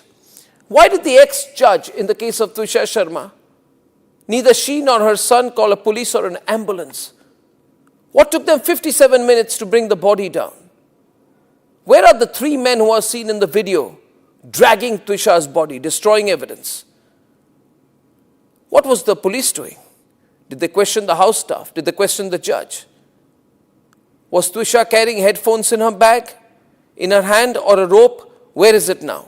Where is that so-called belt that cops claim was used by her to commit suicide? Why was it hidden? The mother-in-law, the ex-judge, walks up calmly, while the body is being dragged down and evidence is being destroyed before the judge's eyes. Is that normal? Why don't the judges raise a hue and cry about it? Why don't the appellate courts take up this case suo motu? So people don't start believing that when an ex-judge is concerned, the victim will never get justice. Ladies and gentlemen, what was the ex-judge carrying in her hand when she went down? Where is all the CCTV footage? Did the police collect it? Why did the ex-judge's son Samarth Singh escape after bringing the body of his wife to AIIMS? Is it true that the ex-judge's son's medical examination was not conducted? The police station is right behind the ex-judge's Giribala's house. Why was no call made? Why did it take 5 days to file an FIR in the case? Who stalled it? Why was the victim's family attacked in court if there's nothing to hide? And did a very senior police officer go to AIIMS that night to try and fudge the post-mortem report? Ladies and gentlemen, I'm asking these questions. Now I ask you, am I right or wrong in asking these questions? And if I don't, who will? Will the government of Madhya Pradesh raise these questions? The Chief Minister doesn't have 30 seconds to meet the victim's family. Will the higher courts of the country raise these questions? So far, I have not seen this case being picked up by the appellate courts, though we are screaming and shouting about it. So I say tonight, what happens when other institutions fail? And if we do a media trial, should we be celebrated and supported for doing so? Was Aravali a media trial? Yes, it was. It was. Thank God for that. Thank God for that media trial which stopped the Aravalis from being destroyed. Was the Pune Porsche case a media trial where innocents were killed by a rich brat and the whole system colluded to give the rich brat a free run? Was it a media trial? I confess it was. Thank God for it. Thank God for that media trial. Was RG Kaur a media trial? When the government of Mamata Banerjee and the whole system came together to destroy the evidence? Was it? If it was a media trial, I and the entire Republic Bangla team are proud for it. Thank God for that. Thank God for such media trials in our country. Thank God for the media trial in the Jessica Lal murder case. Thank God for the media trial in the Nirbhaya case. Thank God for the media trial in the Sheena Boda murder case. Thank God for the media trial in the Disha Salian murder case. Thank God for the media trial in the Pune Porsche case. Thank God for the media trial in the Sandesh Khali case where Mamata Banerjee stood there and the media made a hue and cry about Sandesh Khali, the mass gang rape of Hindu women before the politicians stepped in. If it was not for a media trial, there would be no expose of Sandesh Khali. And you know what? Thank God for the media trial and the media debate and the media investigation that forced the judge to resign in the cash burning scam, where in the house of a judge in the heart of Lutyens, cash was burning. It made people uncomfortable, the judiciary uncomfortable. Thank God for that media trial. And thank God for the media trial in Aravali, which forced the Supreme Court to retrace the steps of an order which, if implemented, would have been disastrous for society and ecology. Thank God for that media trial. And I say thank God for the ongoing media trial in the Twisha Sharma case. And I'm ready to challenge anyone who says that media trial is bad. I say when media trial happens for the right reasons, without any malice and only good intent, it's the best thing that can happen in the persistent and constant and unstoppable fight for the truth.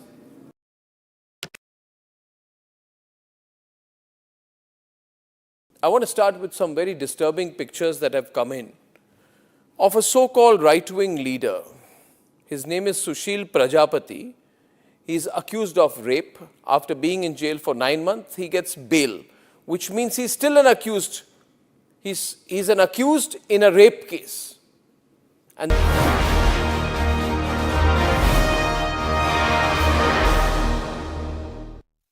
we are going to start with the first keynote of the day. Our first guest, Padma Vibhushan awardee, former Rajya Sabha MP. She became the first classical dancer to be nominated to the upper house of the parliament in recognition of her immense contribution to Indian culture and society. She has revived the ancient art of Natya Katha, blending storytelling, music and abhinay to bring India's epics and cultural narratives alive for modern audiences. As the founder president of the Center for Indian Classical Dances, she has mentored generations of performers who continue to carry India's cultural legacy across the globe. I welcome on stage Sonal Mansingh ji, Padma Vibhushan awardee and former Rajya Sabha MP. A big round of applause, ladies and gentlemen, for the legend. Vande Mataram, Bharat Mata Ki Jai. It's indeed a great pleasure and a privilege to be speaking from this august platform. Republic TV has really gone to stars and the moon. नक्षत्रों में घूम रहा है Republic का एको, ऐसा लगता है. So this the Jambavant effect सब मैं देख रही थी. वो इफ़ेक्ट का एक नमूना आर्नव ने अपने एक उसमें दिया है. He quoted Sridhar Vembu of Tenkasi, Tamil Nadu. After 37 years, he came back to India, to his hometown, and set up amazing company, which is now counted as one of the. But what is so beautiful, he has written a letter, open letter, to the Indians living, especially in the States of America. And the message is clear: come back home. Bharat needs you. Whether it is all the great names, you know, I need not say Nadella and Sundar Pichai and all that. But there are others. We who live in India, we live in Bharat, we live in India, but are we living in Bharat? That is a question I would like to raise today. What is the difference? So much has been said about it. Bharat, Bhava Raga Tala, Bhaswati iti Bharat, jo prakash mein rat hai, that which is effulgent, that which is bathed in light of knowledge. So many things.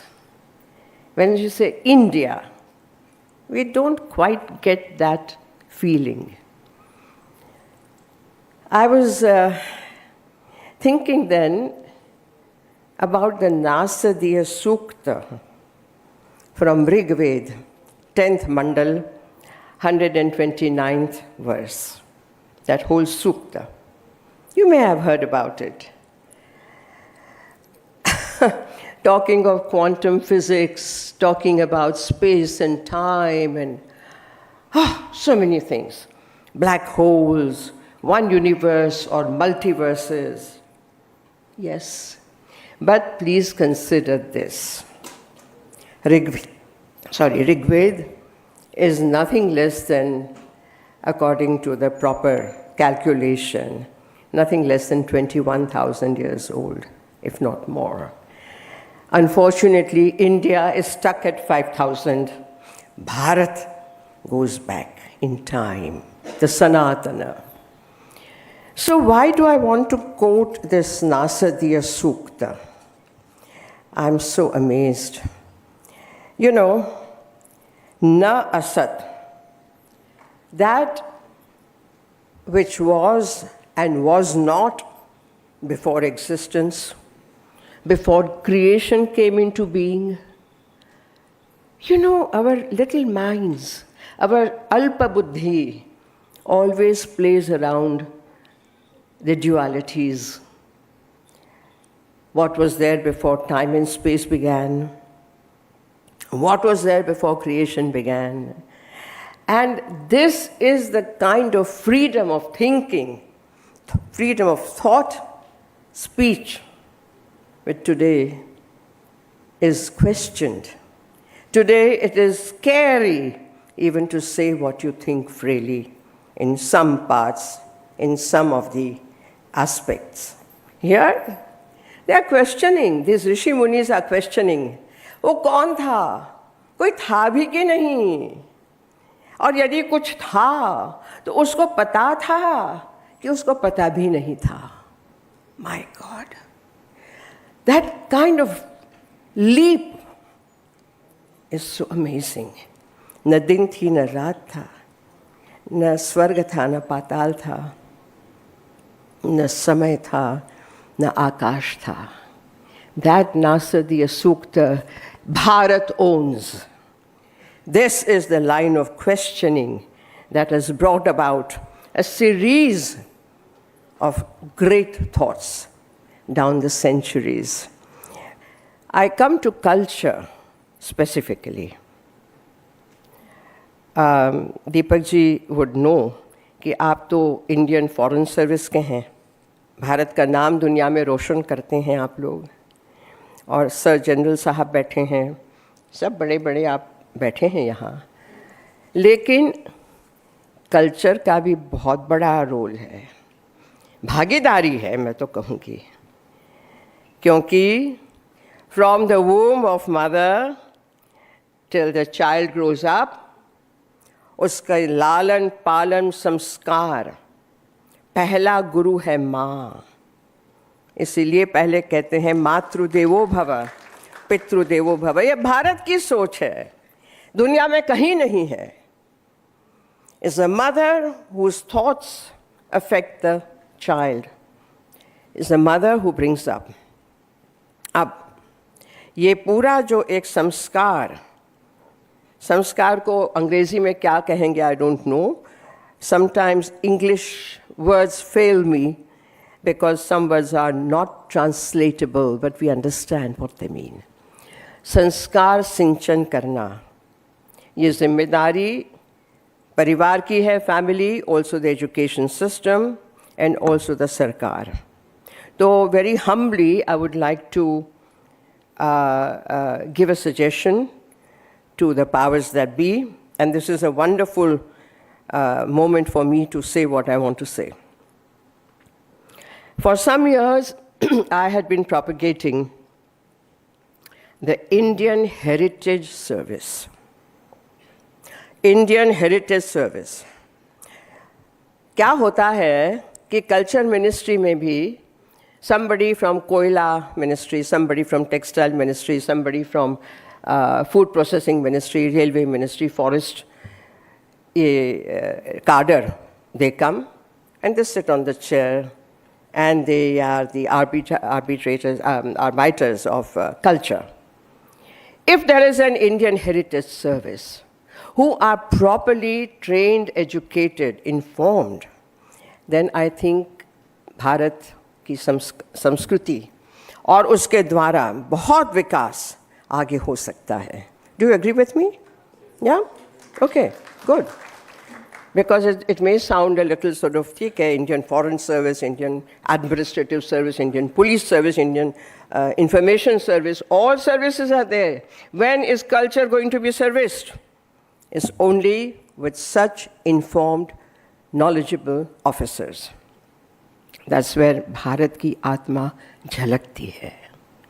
Bharat देश एक शरीर है. It's a body. If there is no prana, the body is dead. We burn it. Where is the prana? The prana is in Samskruti. And therefore we say Sanatan Samskruti, perennial. Nothing else is perennial. This has existed and is flourishing despite thousands of years of attacks, of torture, of burning. Bharat has withstood all that. And today we are still able to talk about it, to experience it. So therefore I think culture is a very, very important component. इसमें अभी मैंने सुना, I heard that perhaps US is going to, or they have already, I'm not sure, क्या कहते हैं उसको? Patent on yoga. Has anyone heard about that? I heard about it. Maybe it was some fancy idea. हल्दी कर दिया, नीम कर दिया, हाँ, अब हमारा भरतनाट्यम ओडिसी भी कर लेंगे. And I can't see Mr. Trump. Get up and do it. हाँ नहीं कुछ भी हो सकता है. It is a yoga. Your daily life is a yoga. Why? Yeah, mind, body, soul combine and blah, blah, blah. We have heard a lot of that. We all know it. How do we apply it? Especially in these times of technological advances, of social media, of algorithms which really shape your mind and your opinions. In this time of a disconnect from your own self and your inner self, a disconnect which brings about depression, suicidal tendencies. We see it every day. How to combat it, how to go over it, how to take a leap of faith. And that is where our yoga systems come. There is, of course, Karma Yoga, Kriya Yoga, Nada Yoga. You chant Om, go on chanting Om consciously, and you see the difference. There is Bhakti Yoga, there is Jnana Yoga, which is in Gita, Bhagavad Gita. There is Nritya Yoga. And let me tell you that each one of you has a dancer in yourself. Even when you're saluting, sir, this is Pataka Hasta. Pataka means the flag, pennant. And this hasta can be used in so many different ways. When you say, be careful, this is Suchi hasta. It can be used to show the one and only, to say no, to say keep quiet, so many things. This is kya hai? In Rajya Sabha, I always told, especially the South Indian, my MP friends, आप तो dance करते हो, या ना? No, no, no. This is Allah Padma. This is full-blown lotus. How beautiful is that? And what all you can do with it. I'm just telling you that while you are seated, this is Bharat talking, not India. Have you ever felt your body? Have you ever understood your body? हाथ क्या कर रहा है, आपकी उंगलियां क्या कर रही हैं, except to, of course, scroll or type out on laptop. आपकी उंगलियों, एक उंगली में, in each finger there is a tattva, the element, the 5 elements, panch tattva. Vayu, Agni, Vayu, Akash, Prithvi, Jal. When they combine, they come together. You are healthy. You are fine. This is our Bharat talking, telling you, Pancha Tattva ko rakho, prajwalit rakho. So, आपको सिखाया, now you get it on the social media. एक क्या lesson सीखो, 500 रुपया दो.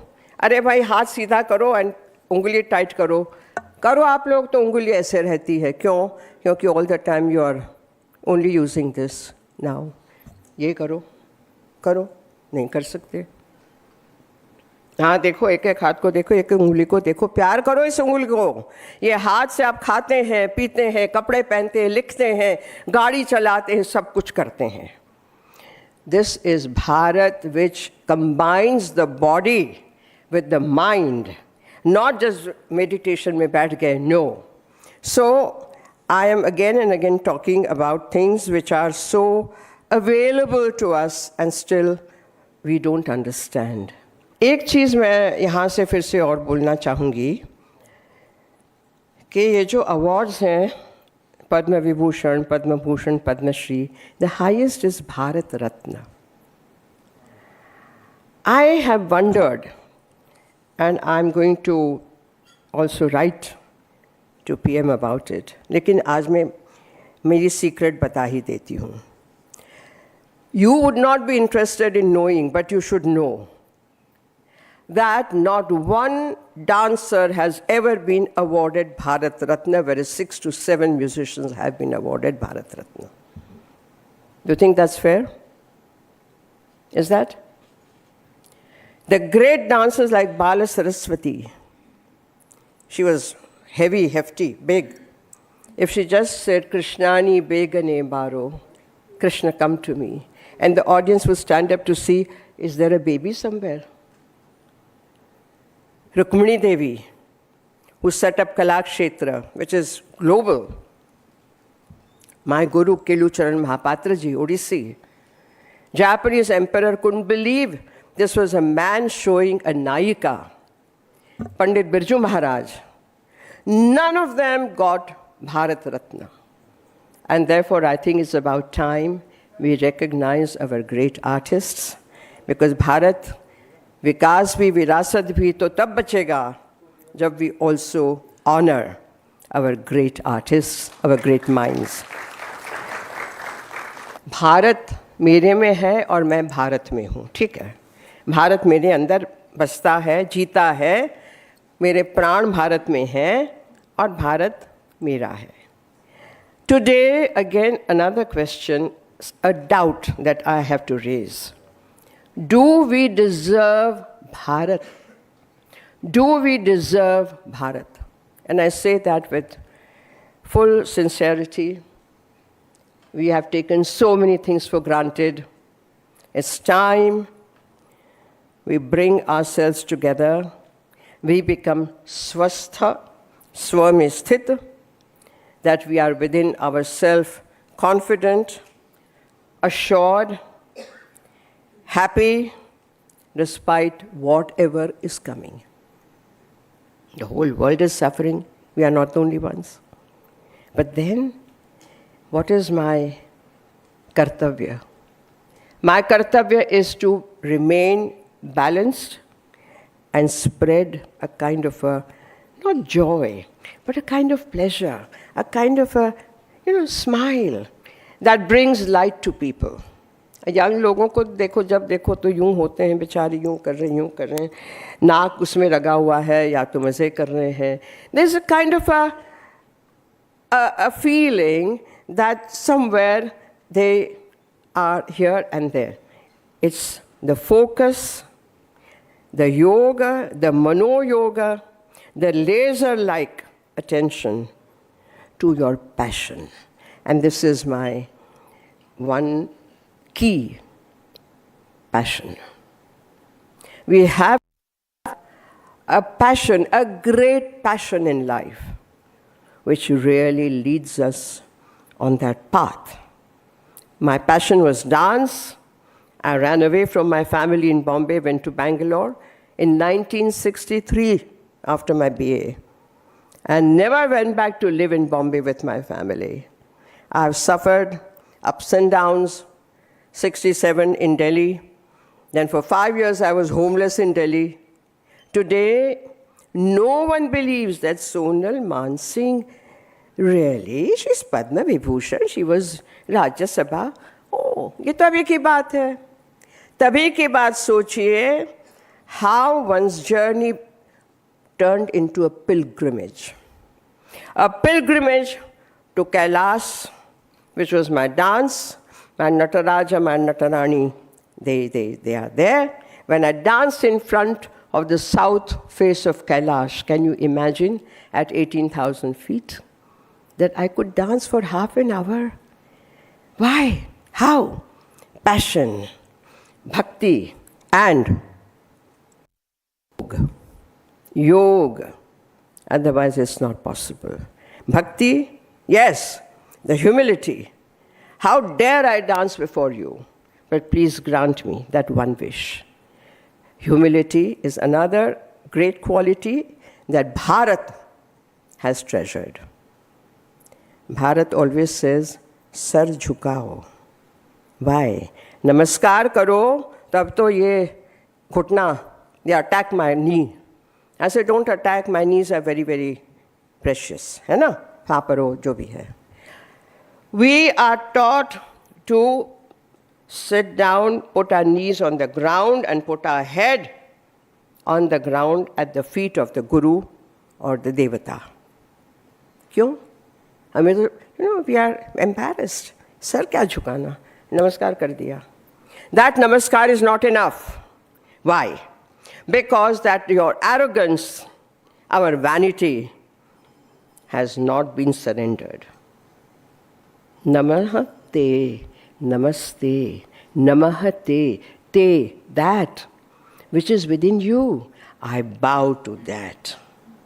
If we understand, then we are not embarrassed. This Bharatiya samskar, this tradition, everything has a great meaning. And why we should not learn that? We should learn that. Because it is given to us, it is beautiful, it charitra nirman, it makes your character so wonderful. Other people want to follow you, they are curious why you are doing this, you can tell them also. So, like spreading the concentric circles, we can do so much. And I really hope and wish that this conclave, this is the 8th conclave, amazing work, and the great minds who speak, their thoughts go far and farther and farther. And at the end, I would just say that, I'm ending now. Om Sarvesham Swastir Bhavatu. Sarvesham Shantir Bhavatu. Sarvesham Purnam Bhavatu. Sarvesham Mangalam Bhavatu. Loka Samasta Sukhino Bhavantu. It's a wish, it's a prayer for everyone. For peace, for prosperity, for happiness, and for becoming a total personality, totality, a wholesome personality. This is what we are lacking. Bharat tells us, you are one unit containing the whole universe within you. And therefore, loka samasta sukhino bhavantu. May everyone be happy. There are questions, even those who kill us? No. There Chanakya and Sri Krishna have to be remembered? No. You do not offer your second other cheek? No. You do not accept terrorism and violence. You do not accept all the nonsense that is being talked about. You do not accept confrontation for the sake of confrontation. We are strong. We have to meet the challenges, but keeping in mind that here is the base. The Bharatiya Samskar is the base. Over and above that, we know what to do. When we are attacked, we shall repel them. This Bharat today is strong, mazboot. Yes. Tali baj gayi, very good. Yeah. So I once again thank Republic TV, Arnab especially, for thinking of me and inviting me to speak. Ek Bharat, Shreshth Bharat, Vikas bhi, Virasat bhi, Vasudhaiva Kutumbakam, all these beautiful sutras coming live with you all the viewers. I wish you all great future. Your great future will translate into great Bharat. Bharat Mata ki Jai. Thank you.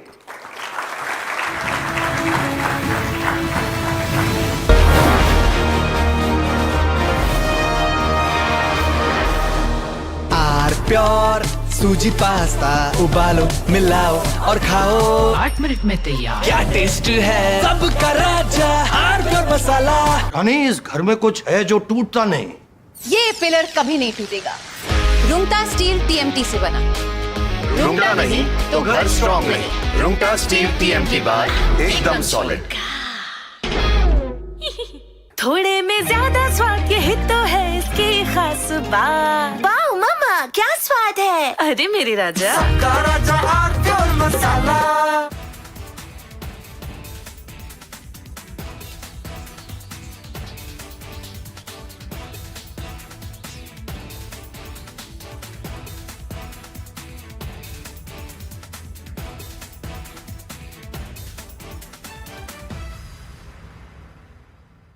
I want to start with some very disturbing pictures that have come in of a so-called right-wing leader.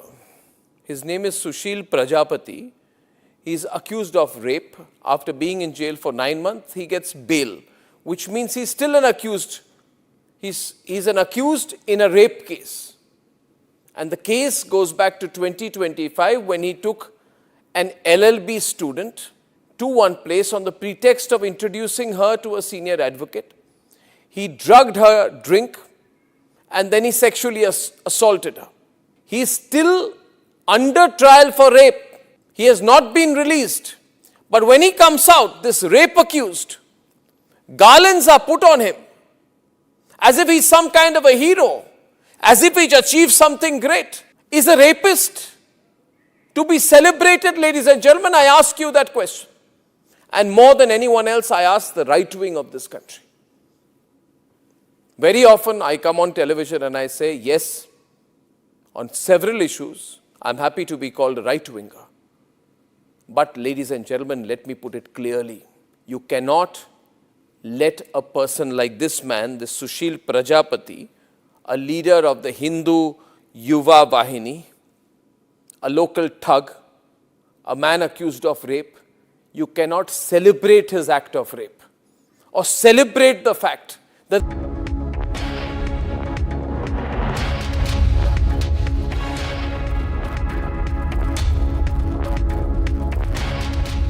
प्यास बुझाए ठंडक लाए सबको भाए जीरा से MTH का जलजीरा जीरा से जीरा सिप असली रिफ्रेशिंग, असली स्वाद, असली मजा। MTH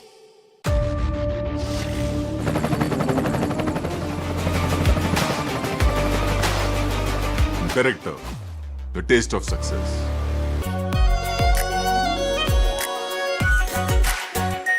Our pure Shahi Paneer Masala. Delicious, healthy, every day. In fact, very often I believe the only way to get justice in India is a media trial. So there's no reason for the media, if it's doing a good job of a media trial, to be on the back foot. In fact, the courts should stop making these overarching remarks about media trial and contemplate about one very basic thing. With the greatest of respect to the courts, when the other institutions fail, when people get let down by the system, when even the judiciary does not seem to be listening or raising a noise about issues, like in the case of Twisha Sharma. Who does the public look to for justice, for raising their voice, for bringing something that's utterly false, illegal or wrong to public attention? It is only and only the media.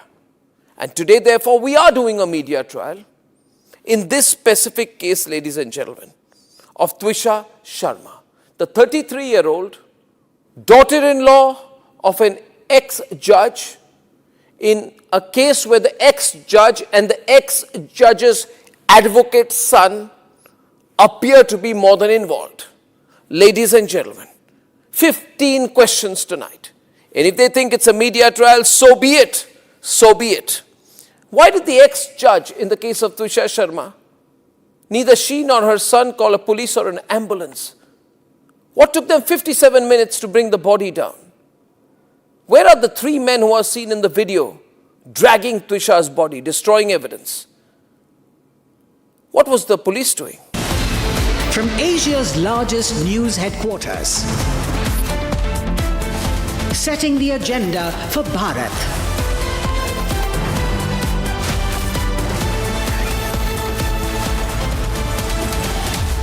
You're watching Republic.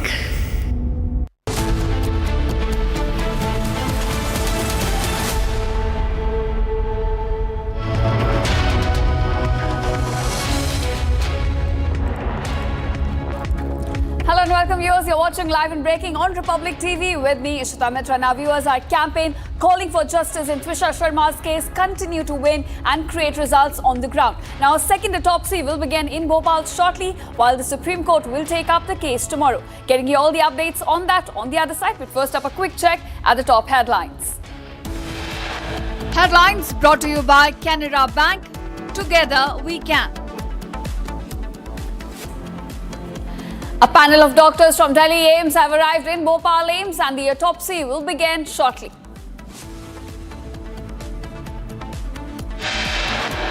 Supreme Court takes up Twisha Sharma death case. A three-bench led by CJI Surikant to hear the case on Monday.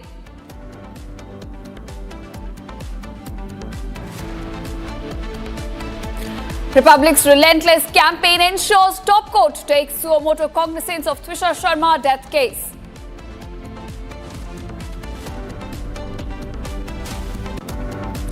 Big win for Twisha Sharma's family as Supreme Court now takes up the case after Republic's rigorous campaign. IMD issues orange alert for heat wave across central India and has said conditions will remain till the end of this month.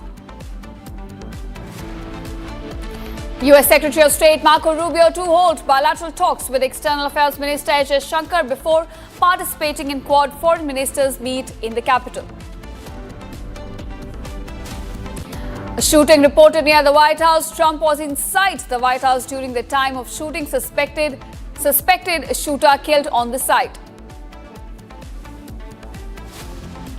Donald Trump thanks the Secret Service agents for swift action in gunning down the suspect and says the suspect had a violent history. Trump in his post said it shows how important it is for the US president to have secure space, hinting towards his ongoing White House ballroom project.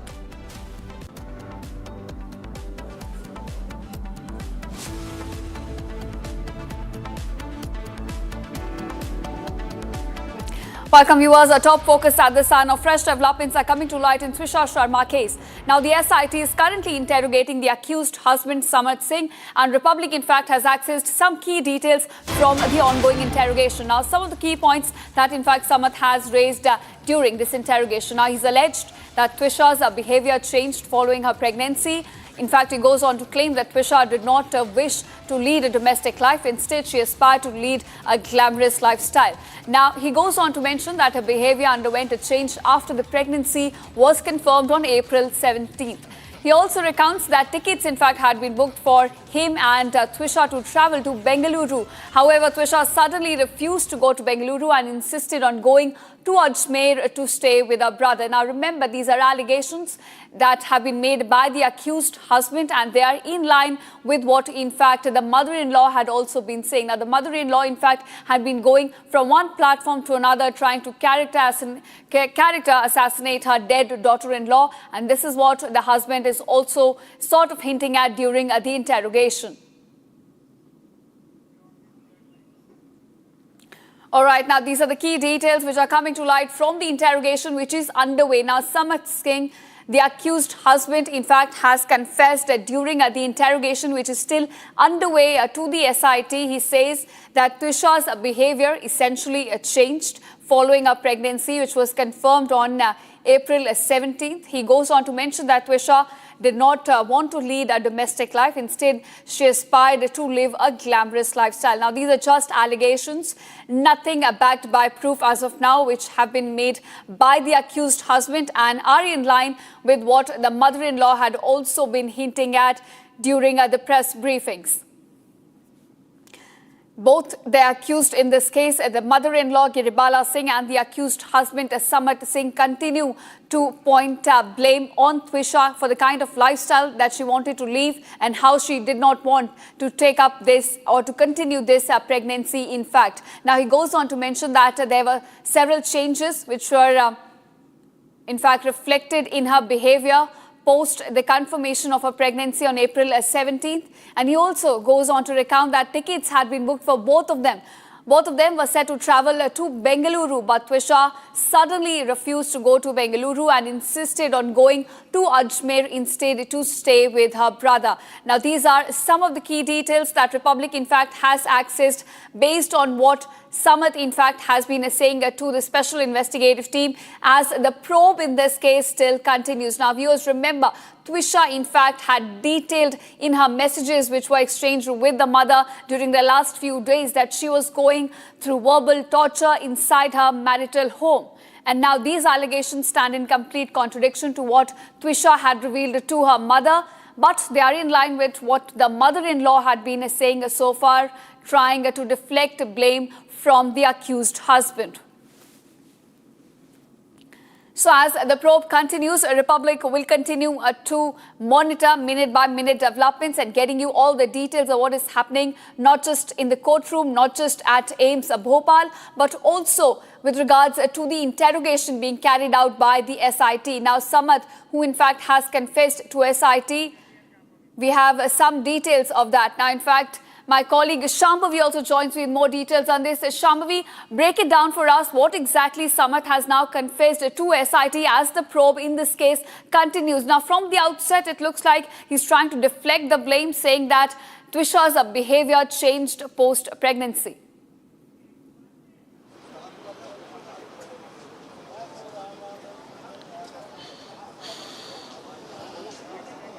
All right, we'll try and connect with my colleague Shambhavi there. But viewers, those are the latest details we're fetching for you at this moment. That as the SIT continues its investigation in Twisha Sharma's case, now Samarth in fact has confessed to the team, trying to deflect the blame from himself. All right, my colleague Shambhavi is back with us right now. Now, Shambhavi, break it down for our viewers, the details we have accessed from the ongoing interrogation of Samarth Singh.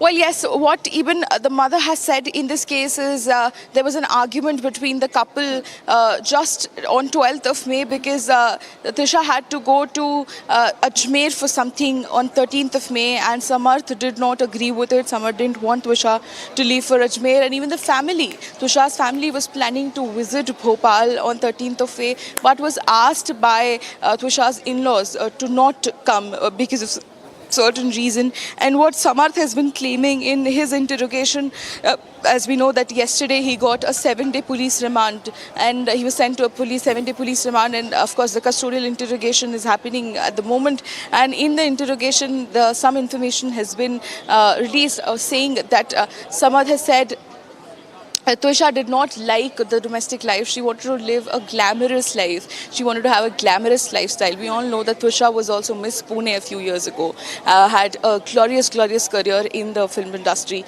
And of course, but she decided to get married. They met on a dating app, and from there they decided after a few months to get married. And just within a few months, such arguments started. Of course, the mother could not continue telling us more about it because she broke down, given the, of course, sensitive situation.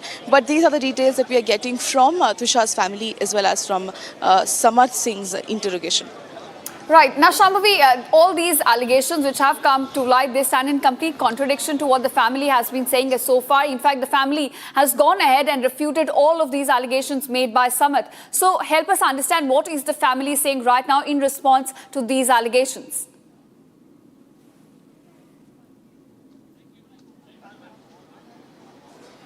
Well, the family has till date continued to say that whatever is coming out from this mother-son's duo's mouth is absolutely, it does not make any sense because it's not true. The family has continued to maintain that she was very happy. She wanted to get into a married life. She wanted to get married. It was not like it was an arranged setup where she was forced to get married. This was a conscious decision made by both the people in the marriage that they wanted to get married to each other. And even a few days ago, she was very religious. We've seen several pictures of her dancing on the religious music.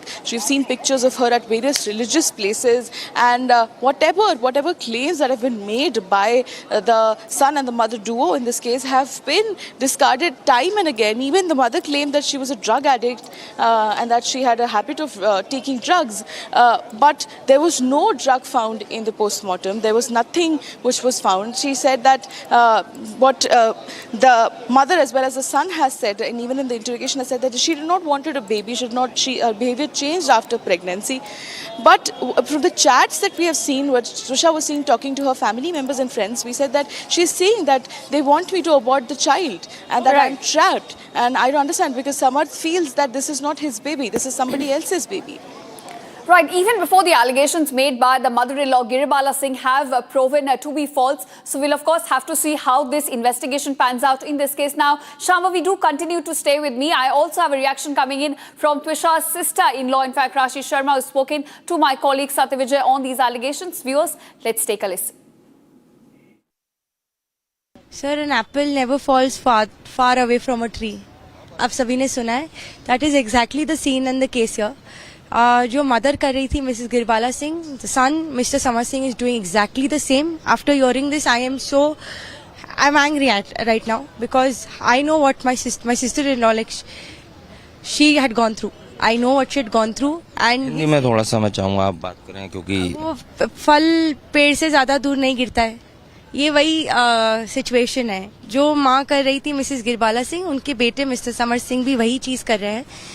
गुस्सा आता है, काफी गुस्सा आ रहा है जब बातें सुननी पड़ती है. बिकॉज हमें पता है जब ट्विशा दी क्या कह रही थी और उनके साथ क्या हो रहा था. जब ये खुले आम झूठ कहते हैं तो बहुत बुरा लगता है, गुस्सा आता है. तो मैं नहीं, इनकी बातों में मैं क्यों कहते हैं, क्या कहते हैं, वो जो माँ जैसी माँ है वैसा बेटा है. आई एम सॉरी बट और कुछ नहीं कह सकते इनके लिए. कोर्ट कर रहा है कि बेंगलुरु का टिकट हो गया था लेकिन त्विशा ने अचानक जाने से बेंगलुरु मना कर दिया उसके साथ और वो अजमेर जाने की जिद करने लगी. इस बात को लेकर दोनों में बहस और कहासुनी होने लगी. सर अगेन ये सब कोर्ट में ना पता चलेगा. And I know this is not the truth. ये झूठ है. और ये जो बोल रहे हैं कि बैंगलोर की टिकट कर ली थी, तो उनके पहले ये भी पता है कि क्या दुर्घटना हुई थी. मिसेस त्विशा कहा थी ये कहाँ चले गए थे उस दुर्घटना में भी, अपनी बीवी को छोड़ के कहाँ चले गए थे, क्यों चले गए थे, अपनी बीवी के साथ क्यों नहीं थे, क्यों अपनी बीवी को इतना हरास किया, क्यों उनकी बीवी को इतना परेशान किया. और ये जो सारे स्टेटमेंट्स दे रहे हैं ना, ये सब प्रूफ होगा सर. रिपब्लिक मीडिया नेटवर्क ने तो जस्टिस फॉर त्विशा की लड़ाई को लड़ा ही और अब नतीजा ये है कि सुप्रीम कोर्ट ने स्वतः संज्ञान ले लिया है. इस पर क्या कहेंगे सर? वही we are hopeful.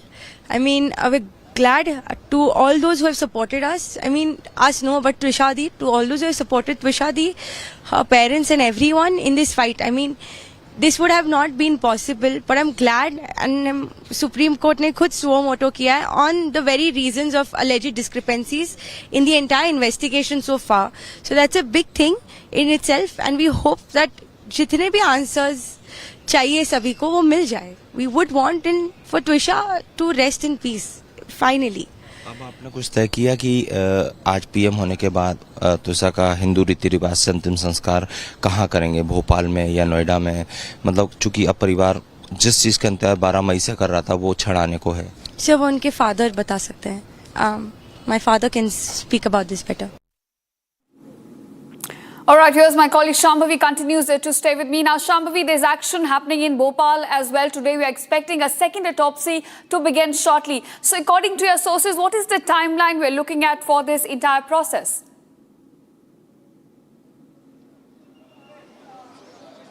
Absolutely. We are right outside the mortuary right now. Let me show you one second. I asked my VJ to show you around. This is the building inside which the post-mortem is happening at the moment. It is going to take a few hours. It started at 11 a.m. today and it will take a couple of hours in this entire process, and we'll know very soon what exactly is the result of the second post-mortem. The post-mortem that the family has been waiting for, that Republic Network has been waiting for. The post-mortem that we've been actively, extensively, relentlessly campaigning for justice for Twisha, a second post-mortem, because of all the discrepancies. And when it comes to why was it needed, of course, even the fact that the Supreme Court has taken a suo motu cognizance of the case, given the alleged discrepancies in not just the post-mortem report, but in the entire investigation so far, shows that there is something, some substance, some truth in this entire allegation. Right, Shambhavi, thanks so much for joining us. Of course, as Republic continues its campaign calling for justice in Twisha's case, this second autopsy becomes really important. Now, we also have the family, the father, Navnidhi Sharma, and also the brother, Major Harshit Sharma, reacting to this second autopsy now beginning in Bopal, in fact, in just a short while from now. Now, remember, this has been their demand from day one. As they said, there were several irregularities which were exposed even by Republic in the first post-mortem report. Let's listen to their action. अब PM शुरू होने वाला है, अपनी तैयारी कर रहे हैं और उन्होंने भरोसा दिया है नॉन बायस और स्क्रैच से शुरू करने का. वो एक फ्रेश तरीके से शुरू करेंगे और उसके बाद जो भी उनकी फाइंडिंग्स आएंगी उसको कंपेयर करेंगे. सर, एक चीज जो हमें जानकारी है कि डॉक्टर्स ने आप लोगों से ये भी पूछा कि आपके क्या क्या डाउट्स हैं सेकंड, क्यों आपने क्या अंदेशा जताया जिस वजह से आप सेकंड पीएम मांग रहे हैं? ना, उनका प्रोटोकॉल होता है. जब भी PM2 होता है तो वो PM फर्स्ट पीएम को कंसीडर नहीं करते हैं, वो करते हैं फ्रेश से, स्क्रैच से करते हैं। मतलब ऐसे पहली बार हो रहा है, ताकि उनको फाइंडिंग्स एकदम नॉन बाइस मिले और जो भी फाइंडिंग हो उसके बाद उसका कंपैरिजन किया जाता है। एक चीज सर ये भी है कि इतना बड़ा ये केस हो गया है कि सुप्रीम कोर्ट ने खुद सोमोटो लिया, स्वतः संज्ञान लिया। रिपब्लिक मीडिया नेटवर्क भी लगातार इसको एक मुहिम की तरह इंसाफ की लड़ाई को आगे बढ़ा रहा है। रिपब्लिक का तो बहुत बहुत धन्यवाद, अर्नब सर का, पूरे रिपब्लिक नेटवर्क का, आप सभी भाइयों का, और सभी जो भी मीडिया कर्मी हैं दूसरे चैनल से भी, उनका भी बहुत बहुत धन्यवाद। धन्यवाद मुख्यमंत्री जी का, माननीय मुख्यमंत्री का, जिन्होंने संज्ञान लेते हुए इसको सीबीआई के लिए निर्देशित किया और हमारी कई मांगों को माना। और बहुत बहुत धन्यवाद सीजीआई साहब का, नतमस्तक हूँ सर। आज ये नज़ीर बनेगा। ये एक मैं कहना चाहता हूँ मध्य प्रदेश वासियों से, ये हम मिडिल क्लास के लिए, हम आम आदमी के लिए ये इतना बड़ा नज़ीर बनने वाला है कि ये अब आपको न्याय प्रक्रिया में सुधार का ये एक कदम उठाया गया है सीजीआई द्वारा। उन्होंने इसको डिस्क्रिपेंसीज में डाला है। उसका अगर आप टाइटल देखेंगे तो ये एक बहुत बड़े रिफॉर्म्स की ओर इंगित करता है। तो इसमें जितनी भी डिस्क्रिपेंसीज हुई हैं, जो भी है, क्या कैकस बन जाता है, न्याय नहीं मिल पाता है लोगों को, तो अब जुडिशरी पर न्याय मिलने की संभावनाएं बहुत बढ़ गई हैं और कोई भी क्राइम करने से पहले 10 दफे सोचेगा और लोगों को न्याय प्रक्रिया में बहुत सुधार देखने को मिलेगा। दो महत्वपूर्ण सवाल मेरे, एक तो समर्थ से जो पुलिस ने पूछताछ की, उसमें समर्थ ये कह रहा है कि प्रेगनेंसी के बाद से त्विषा का व्यवहार बदल गया था, वो घरेलू जिंदगी नहीं जीना चाहती थी। अब इसमें मैं कमेंट नहीं करूंगा क्योंकि अब जो संज्ञान ले लिया है सीबीआई में वही सारे उत्तर और आंसर लेंगी। इसमें मेरा कमेंट करना उचित नहीं रहेगा। जाने की बात को लेकर कुछ विवाद हुआ था क्या समर्थ से? उसका ऐसा कुछ बताया था क्या त्विषा ने आपको? नहीं, मेरे को तो अभी मैं इस पर नहीं कमेंट करना चाहूंगा क्योंकि अभी ये अब under a very good investigation things are there, तो मेरा कमेंट अच्छा नहीं रहेगा इस बारे में। हमने बहुत सारी चीजें बताई रखी हैं ऑलरेडी मीडिया को। प्लानिंग उसमें अभी इसमें इट डिपेंड्स कितना समय लगता है, तो जो जितना हमें समय लगे उसके अकॉर्डिंगली हम प्लान करेंगे। सुप्रीम कोर्ट ने इस पूरे मामले में सुमोटो लिया है जी। नहीं जी, this is a major development and big step ahead and हम सब इससे बहुत खुश हैं कि एटलीस्ट सब पारदर्शिता जो हम चाह रहे थे हमेशा से वो भी आए। सेटिस्फेक्शन थोड़ा सा क्या आपको लग रहा है इस पूरे केस में आप, क्योंकि I would not call it satisfaction, but हाँ, हम अभी जो हमारे छोटे स्टेप्स हैं वो बड़े स्टेप्स हो गए। All right, viewers. Now, even as family says, we are one step closer to achieving justice in Twisha's case. And in another big win for the family, the Supreme Court will now be hearing the case on 25th of May. That's tomorrow. Now, the CJI, led by 3-judge bench, will hear the case in the Apex Court. And speaking to Republic, Twisha's father called this as a major win for the family. Here's more on this. Take a look. Twisha is now closer to getting justice with the Supreme Court, now to hear the case of Twisha. The court had cited re-alleged institutional bias and procedural discrepancies in the unnatural death of young women in matrimonial home for the hearing. Now the CGI-led 3-judge bench will hear the case on 25th May. This also comes after Republic had found serious lapses in the first post-mortem report. The first report had stated the wrong height of Twisha Sharma and also the age of blunt force injuries were not determined. Speaking to Republic, Twisha's father said that Giribala has been completely exposed and that they had been planning on how to deal with the case. आपके लिए पूरा खुला खेल था, वहां पर छोड़ रखा था आपको। जो करना है करो, जो करना है करो, जो पॉसिबल वे आउट है बचने का, जो आप चार्जेस लगा रहे हो ट्विशा के ऊपर वो भी रखो वहां पर सामान ले जा करके उसके सामान में। ये तो मतलब सरासर नेग्लिजेंस का केस है, बहुत बड़ा नेग्लिजेंस और बहुत बड़ी कॉन्स्पिरेसी है ये, जो एक्सपोज होना बाकी है। पर मुझे उम्मीद है ये जरूर एक्सपोज होगी और जो फैक्ट्स हम दुनिया के सामने लाए हैं वो एस्टैब्लिश भी होंगे। But this battle was not an easy one. Twisha's father also said that their family was threatened and abused in the Bopal court. इतना हैवी फैसिलिटेट किया जा रहा है एक ऑनरेबल वकील को जिसका एक बहुत बड़ा रेपुटेशन है, 35 इयर्स की प्रैक्टिस है उसकी, उसका कोई ख्याल नहीं रखा जा रहा, गाली दी जा रही है, अब्यूज कर रहे हो उसको, मार रहे हो उसको। इवन मीडिया को उन्होंने नहीं छोड़ा। आप गूंस बुला के ला रहे हो, वो गूंस कौन है? वो लाइफ थ्रेटनिंग सिचुएशन दे रहे हो आप लोगों को। एडवोकेट क्या अपने हाई कोर्ट अपने कोर्ट में जाकर के लाइफ थ्रेटनिंग सिचुएशन में बैठ करके प्रैक्टिस करेगा क्या?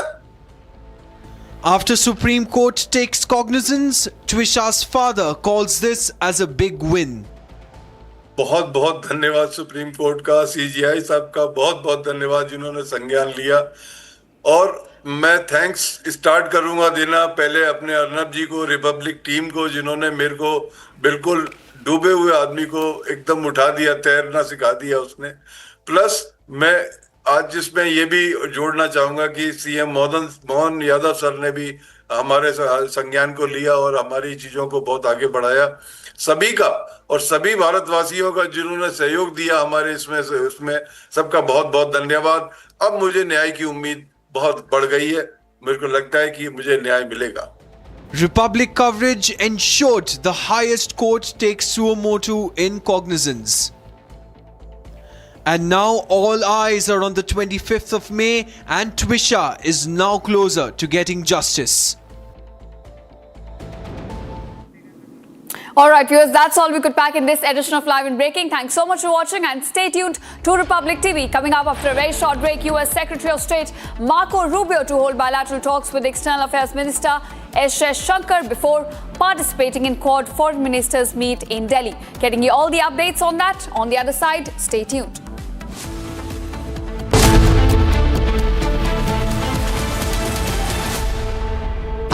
प्योर सूजी पास्ता उबालो मिलाओ और खाओ 8 मिनट में तैयार। क्या टेस्ट है सबका राजा हार्डवेयर मसाला। केसरिया से मन जोगी हुआ रे, दिल झूमे देखो मतवारा हुआ रे। केसरिया से मन जोगी हुआ। हर पल मनाओ केसरी त्योहार। विमल, बोलो जुबान केसरी। चमकी चाट से क्या बना है? सैंडविच, लस्सी और छाछ और हर घूंट में चमकी चाट। ड्राई फ्रूट और दही बड़े। चमकी चाट से स्वाद बढ़े। असली स्वाद सिर्फ चमकी चाट।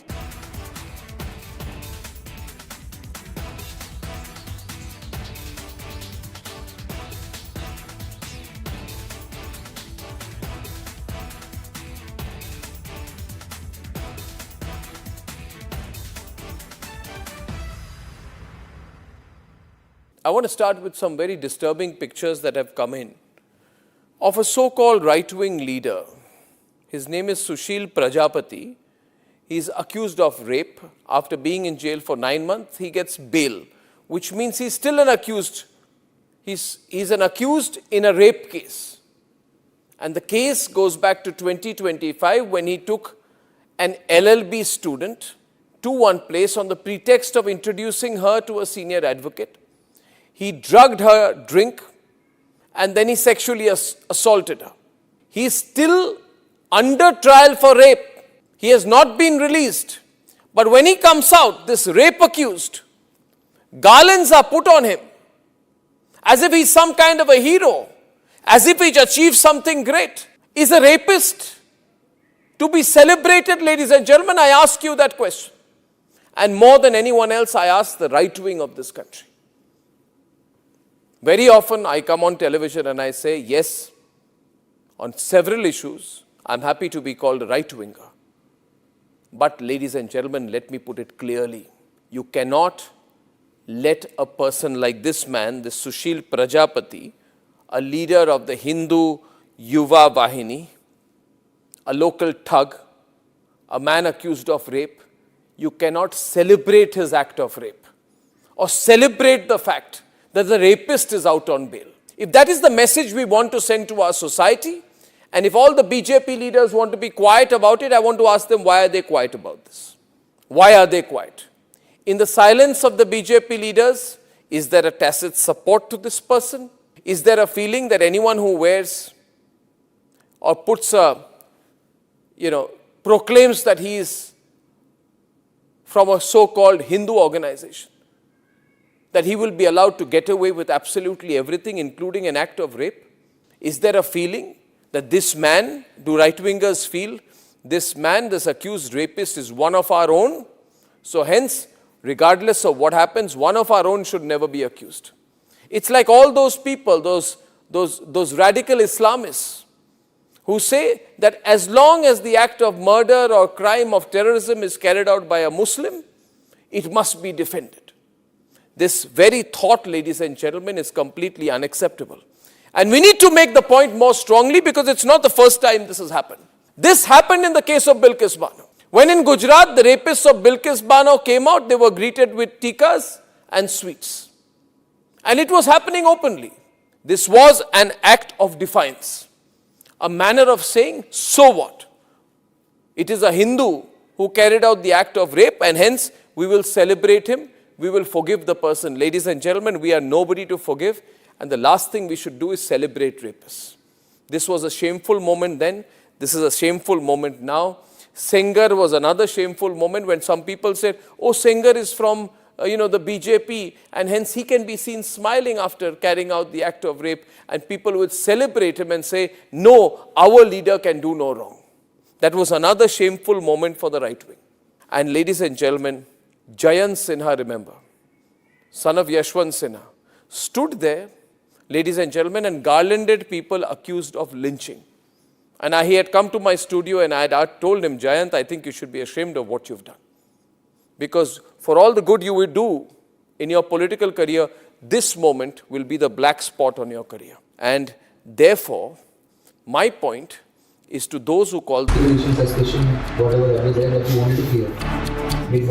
I wanted to clear that any kind of promiscuous behavior after the marriage will not be done. With the greatest of respect to the courts, when the other institutions fail, when people get let down by the system, when even the judiciary does not seem to be listening or raising a noise about issues, like in the case of Twisha Sharma, who does the public look to for justice, for raising their voice? This time the state government is moving the High Court, asking for it to be cancelled, finally seeing action.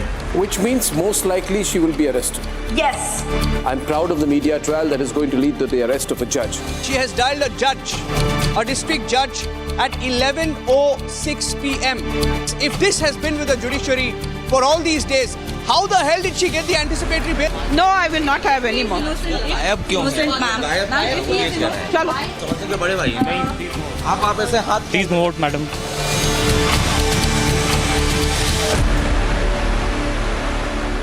प्यास बुझाए ठंडक लाए सबको भाए जीरा से MTH का जल जीरा जीरा से जीरा से असली रिफ्रेशिंग, असली स्वाद, असली मजा। MTH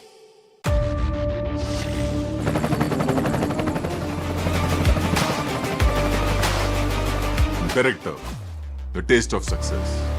थोड़े में ज्यादा स्वाद यही तो है इसकी खास बात। वाओ मामा क्या स्वाद है? अरे मेरी राजा।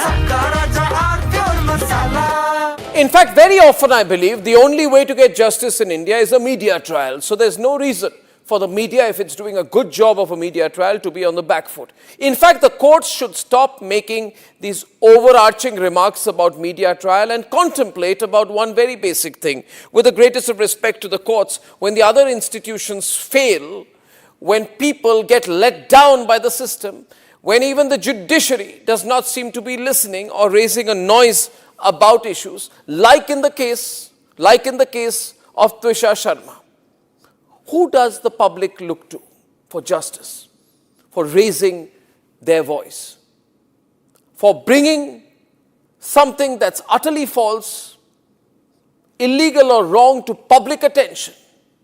It is only and only the media.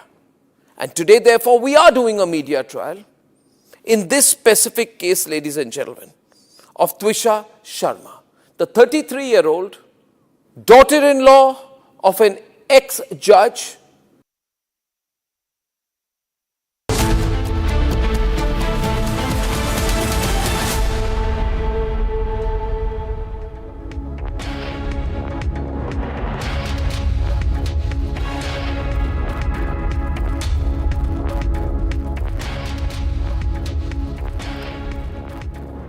very warm welcome, viewers. You're watching Republic TV. This is Shivam Dutt Mehta, and the top focus in this bulletin will be the Twisha death mystery also. But also, we are getting the live shots of Rubio right now on your television screens, ladies and gentlemen. Let's cut across to the shots and let's view, because Marco Rubio is in India, and these are the latest shots that we are getting right now on your screen, ladies and gentlemen. This is the meeting between Marco Rubio and S. Jaishankar on your screens, ladies and gentlemen. On your screen, as you can see, this is the meeting shots between Marco Rubio and S. Jaishankar. And he's on a visit. Marco Rubio is on a visit. He landed in Kolkata and then he headed to Delhi, met PM, and now he is meeting S. Jaishankar. Live visuals coming in on your screen, ladies and gentlemen. This is Marco Rubio meeting S. Jaishankar. The high stakes meeting, the high stakes huddle that is supposed to happen has already begun, and this is the latest shot. These are the latest visuals that we are getting of the meeting, of the visuals of the meeting, the first visuals on your screen. First on Republic, on your television screen, ladies and gentlemen, Marco Rubio will be holding talks with S. Jaishankar and later attend a US embassy event in New Delhi. So that is the lineup, that is the itinerary that we are talking about. Latest visuals of US Secretary of State Marco Rubio. Let's listen in if we have some audio in this. Let's listen in.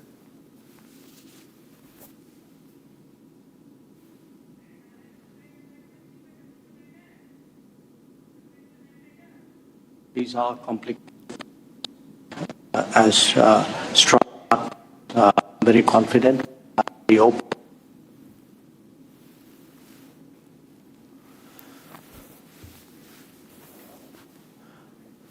All right, viewers, these are the live visuals on your screen, ladies and gentlemen. As you can see, this is US Secretary of State Marco Rubio holding bilateral talks with External Affairs Minister S. Jaishankar. All right, we have our senior executive editor Abhishek Kapoor joining us on a phone line. Abhishek, it's a very important meeting and it has already begun. And let's see if we have Nats and you can speak over it.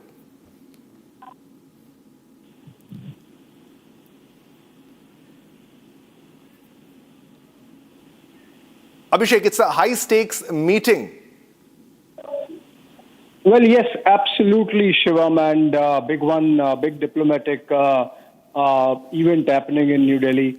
And this is, remember, one-off visit first by Marco Rubio as Secretary of State. And this comes at a time when the relationship between India and the United States is not passing through its best of phases. In fact, it's seen a dip and a dive post the Operation Sindoor. Abhishek, let's listen in to Marco Rubio. Let's listen in. Sure. Thank you for welcoming us. We have a lot to discuss and a lot to work on, but this is we are the two largest democracies in the world, and so that alone is a baseline for incredible cooperation. But we have so many common interests that it makes all the sense in the world for us to continue to build, really, to build upon. This is not about restoring or reinvigorating. I've seen some people use that terminology. This is about continuing to build on what is already a very solid and strong strategic partnership, one of the most important ones that we have, and I would argue one of the most important ones in the world. So thank you. Thank you.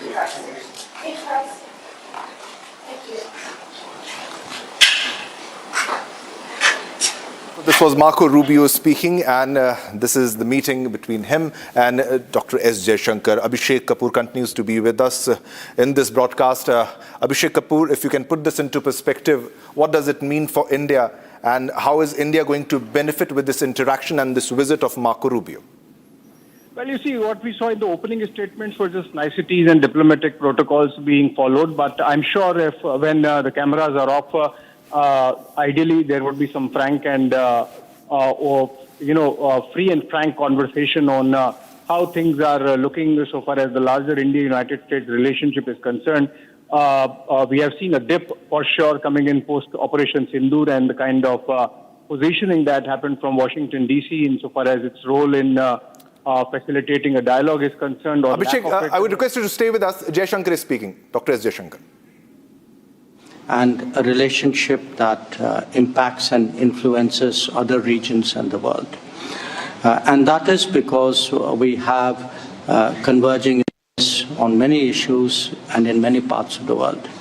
So today, these are complicated as strong, very confident, very open.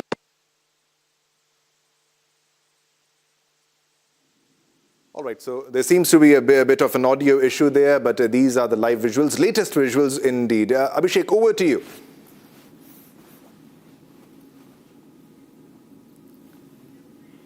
Well, you see, this is, as I said, diplomatic nicety spanning out, Shivam, and what we are expecting is that some free and fair conversation happens on how India and the United States relationship goes from here on, because the kind of dip it has seen in the backdrop of Operation Sindoor specifically and generally post the tariff war launch targeting India, even as China was exempted from those punitive tariffs for purchasing Russian oil and gas. India suffered and India was made to suffer. So obviously it was a messaging coming in from the Trump administration that if we do not acknowledge his role in, or President Trump's role in Operation Sindoor, they are going to come after us. So if that be the case, then if the Americans are going to come after us for taking care of our energy security, then what this special strategic partnership is about. If that conversation does not happen, then obviously you are going to see the stalemate and the costs continue. I think in Marco Rubio, we have a reasonable, rational Secretary of State. I believe he's carrying a message from the DC establishment, and he's himself someone who sees the advantages of why India is a strategic partner and major defense, non-NATO major defense partner, or a great relation going forward, and with a history now of 2 decades of having built the relationship in a bipartisan manner between Republican and Democrat administration. So I think Marco Rubio is one who comes with some institutional memory of that. So he would hopefully try and bring the relationship back on an even keel. And we are seeing first of the visit happening from the Secretary of State. We have seen the agenda setting of sorts from the American side, even as Rubio was wheels up from Miami. He said that we want to sell a lot of energy, lot more energy to India, and as much as they can buy. So obviously that's on the agenda insofar as the Americans are concerned. So far as India is concerned, the manner in which the United States has really indulged with Pakistan of late, and we don't care really bilaterally if they indulge with Pakistan, but the manner in which the hyphenation was sought to be put post-Operation Sindoor, that's the barest minimum that can be avoided, and an impact of which is already happening in the larger relationship. Quad foreign ministers meeting is happening on Tuesday, but remember, this is the year of India hosting Quad, and ideally with the leaders summit should have happened, and there is no word on that from the Americans. So while the Secretary of State has carried an invite from President Trump for Prime Minister to be at the White House, what about the issue of India hosting the Leaders Summit, Quad Leaders Summit, and on that issue, there is silence. So I think a lot of catching up to do between the two, Jaishankar and Rubio, on a lot of aspects of India-United States relationship, and hopefully by the time the joint statements are made in an hour or so, we would be wiser as to whether that free and frank conversation happened or not. Yeah, definitely, Abhishek, and also the way it is being reported widely as an effort to repair the relationship between India and United States. Also, this comes over 5 weeks after Foreign Secretary Vikram Misri's 3-day trip to Washington, D.C. If you can put that into perspective also. So it works both ways. Well, yes. So H. Shankar has indeed traveled to D.C. a couple of times, including the inaugural of President Trump. And this is, of course, the first time reciprocal visit is happening and clubbed with Quad. But the fact that Rubio has, made it an extended visit, including, pit stops in Kolkata. And tomorrow he's going to be in Agra and Jaipur, and then back in New Delhi for the Quad summit on Tuesday. I think even the Americans are messaging that they really want to bring it back and from the pits, so to say.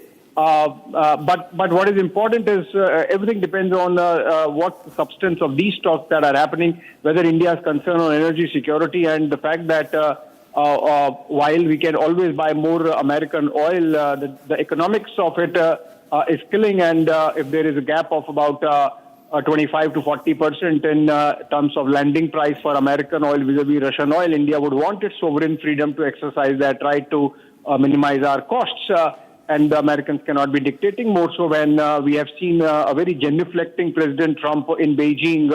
I mean, the first time perhaps the world saw that President Trump could be, deferential to someone, and that was President Xi Jinping. So I think Americans also have a lot of explaining to do during this visit of Marco Rubio and these talks. Hopefully, some plain speaking would happen from the Indian side as to how things are. I mean, of late, how things have been of late.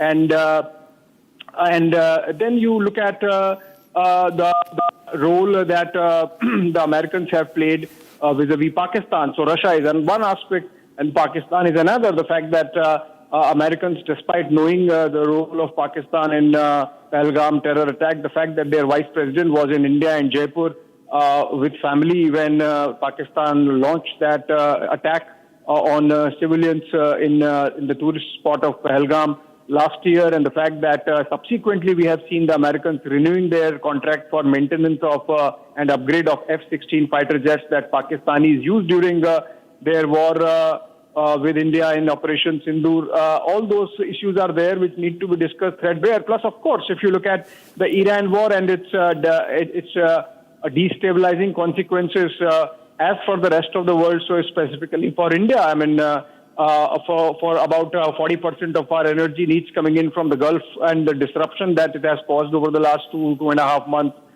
that has to stop.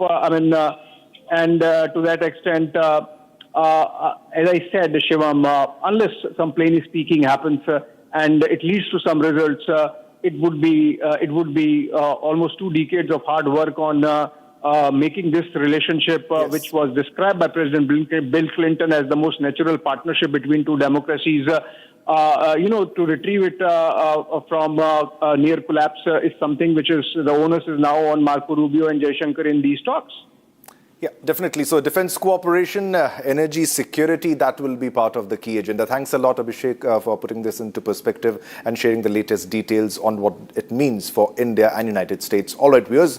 Now let's shift our focus back to our top national story, which is about the Twisha's death story, the Twisha's death mystery, in which the second autopsy report, the autopsy was ordered and now it has already begun. We're getting a big breaking news there. The second post-mortem, that is the second autopsy on Twisha's mortal remains, has begun. So that has begun, and this is the second post-mortem, and this is happening in AIIMS Bhopal, and the Delhi doctors team, that is the Delhi AIIMS doctors team, has have arrived earlier in Bopal, and now they are in the mortuary. They started conducting the post-mortem in this case. This is the second post-mortem, as was the demand of the family, as was the demand of Twisha's family in this case, because there were many lapses, many botch-ups in the previous autopsy that was conducted. Even the belt that was allegedly used in the murder, in the alleged hanging of Twisha, was not given by the investigative officer to the doctors, the team of doctors who were conducting the post-mortem in the first case. Now, many lapses and also the height difference, and that exactly was the reason why the family demanded that, yes, there is a cover-up, and these exactly are the lapses. Exclusively, we have highlighted the lapses for you. The blunt force injuries were not properly dissected, incomplete musculoskeleton, and missing neck X-ray. No imaging despite ligature mark on neck. That is why they did not do the X-ray, which is missing. And the questionable viscera preservation in this case had preserved despite no significant findings. What exactly was the reason for that? Because there are many inconsistencies and inconsistent findings, more consistent with suffocation or strangulation, not hanging exactly. So that is also a case, and height discrepancy, which is a very key factor amongst the many lapses, the recorded 166 centimeter versus actual the 176 centimeter. All right, Shambhavi continues to be with us. She has been tracking the story from day one. Shambhavi, we're getting to know that the autopsy has begun. If you can share the latest details on that, Shambhavi. Well, yes, as we know that the team flew in to Delhi just yesterday at 6 p.m. From Delhi to Bhopal, and the postmortem was set to begin at 11 p.m. and it started on time. It is 11:45 a.m. right now, and it has been 45 minutes in the postmortem. We'll have to wait for a couple hours, I guess, for the process to be completed and for us to know any detail about what is happening.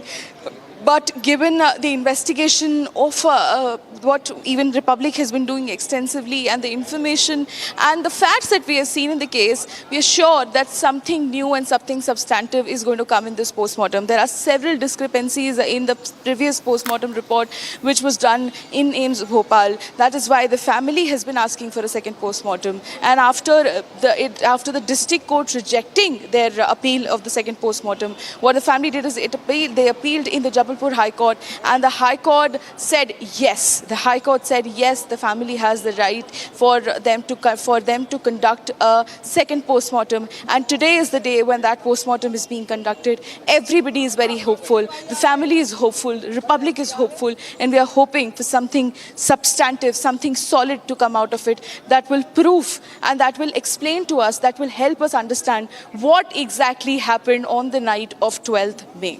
Shivam. All right, Shambhavi, also because there were many lapses, many cover-ups which were happening. If we can put that into perspective also, the family is there and the family demanded a second autopsy which was earlier denied. And you also have to state this very important fact that it is clearly a Republic impact. We have been following the story from day one, and that is the reason with all that investigation that is happening, all the lapses that were revealed by our investigation, and how this is a big victory for the family, at least one step ahead in achieving justice for their daughter, Shambhavi. No doubt, Shivam, that it is a huge Republic impact. The Republic has been running an extensive campaign. We've been every day, all day long, we have been showing our viewers every little detail which has been going on in the case.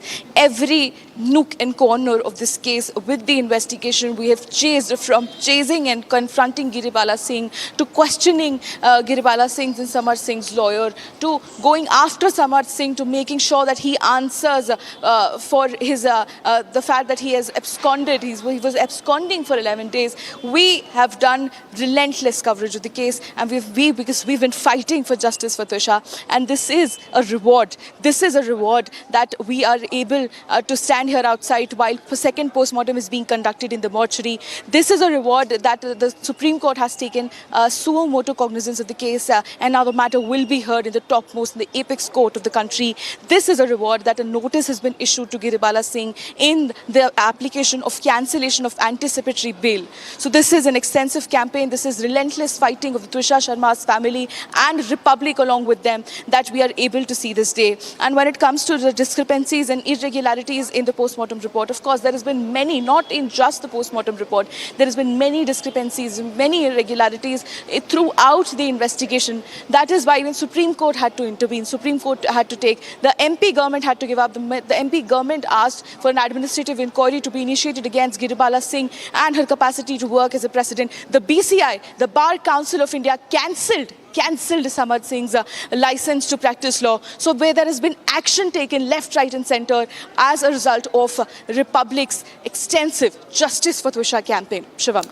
Yeah, and Shambhavi, that's clearly the reason why we need media trials. Thanks a lot, Shambhavi. Keep tracking the latest developments. We'll keep coming back to you as more details unfold in the story. Now, shifting our focus to another important story. In yet another security scare at the White House, a 21-year-old man identified as Nasir Best from Maryland approached a Secret Service checkpoint near the complex, pulled a weapon from his bag and opened fire on officers. Now, the US Secret Service swiftly returned fire, fatally shooting the suspect. A bystander bystander who was also injured in the exchange. President Donald Trump was inside the White House at the time and remained unharmed. The incident, which occurred nearly a month after an alleged assassination attempt on Trump on April 25, 2026, triggered a full lockdown of the White House. Journalists on the North Lawn ducked for cover as gunshots rang out, while law enforcement officials later barricaded the crime scene with tape and evidence markers. Watch this report. Far apart.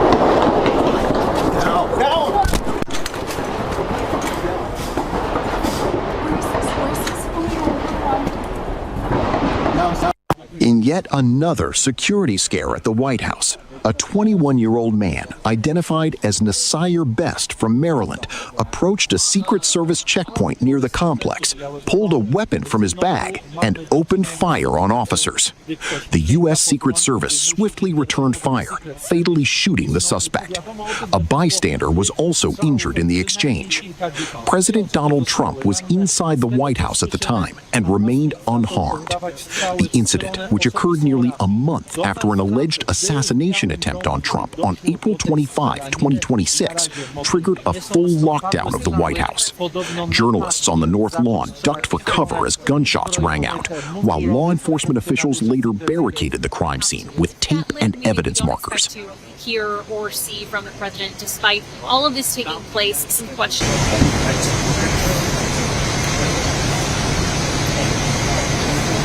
How are you? Apparently so.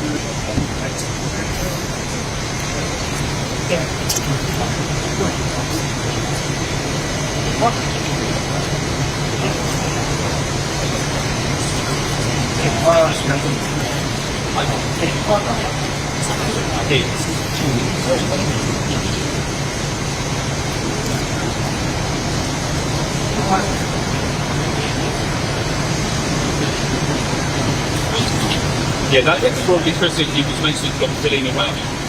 You can hear very clearly the gunshots right now. They sound close by because it is very close. I'd estimate around 50 feet.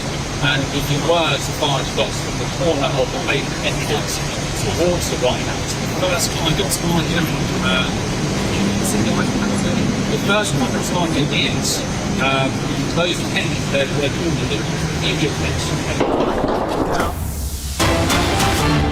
All right, viewers, we're getting a big breaking news development. Now, this is coming from Quetta, Pakistan, where in Pakistan, a suicide blast in Quetta has killed 23 people. Big breaking news development coming in on your screen, ladies and gentlemen. We'll also show you the shots of the chaos. These are the exclusive shots on your screen, ladies and gentlemen. We were waiting for the confirmation because the death toll has risen to 23. 23 people have died in this Fidain attack. The Baloch Liberation Army, that is the BLA, has taken the responsibility of the Fidain attack on Pakistani army personnel in Quetta. The BLA claims responsibility for the Fidain attack on train carrying military personnel from Quetta. This is the exclusive visual, ladies and gentlemen. You can see the train has been derailed because of the explosion and the chaos, the aftermath of the fire that is the smoke that is billowing out from that location, and they're trying to douse the flames, but they can't do anything because the damage has already been done. This blast in Quetta has killed 23. 23 has been killed. And possibly these are the 23 army personnel which have been killed by the BLA. This is the blast in Quetta. Big breaking news development on your screens. This is the Majid Brigade of the BLA, the Fidain Brigade, that is the self-sacrificing unit of the Baloch Liberation Army, who has targeted a train transporting personnel of from the Quetta camp. They call the Pakistani army the occupying forces, which is exactly the truth in this case. And in this highly organized Fidain attack, the Baloch Liberation Army, the Baloch fighters accept the full responsibility for this operation. They have released a letter, they have released a statement, they have released a post in this case, and they are saying the detailed information regarding the operation along with specific material and human casualties inflicted upon the enemy as a result of the attack will also be released shortly. But these are the reports that the damage is 23 people killed, and I repeat that this damage will further escalate. That means that there might be more casualties in this case. Big blast in Pakistan, very big blast in Pakistan. All right, viewers, now it's time to slip into a short commercial break after this big breaking news development from Pakistan. Coming up after the break, this is Kyiv came under a massive Russian drone and missile attack early Sunday, hours after President Volodymyr Zelensky and the US Embassy warned of an imminent strike. Coming up next.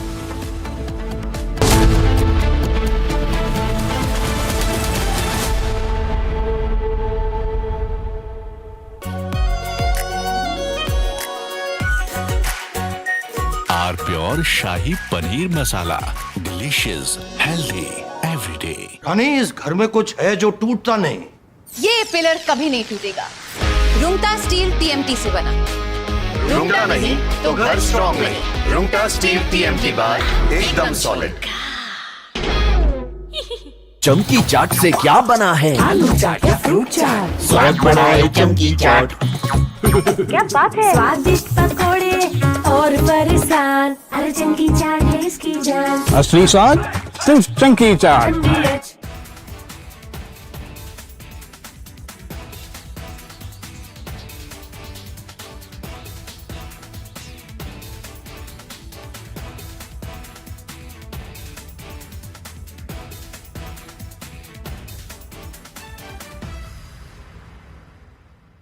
I want to start with some very disturbing pictures that have come in of a so-called right-wing leader. His name is Sushil Prajapati. He's accused of rape. After being in jail for 9 months, he gets bail, which means he's still an accused.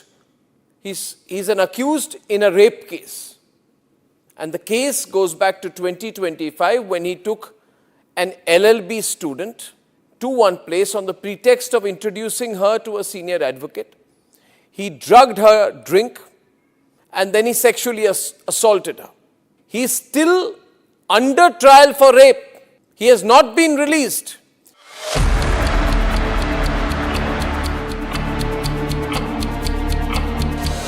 Within hours of Twisha's death, as per the call detail records of this terrible person called Giribala Singh, some judge who thought she's a judge, judges will get away. She made over 40 calls after the death of her daughter-in-law, many of them to judges. Why was she calling judges?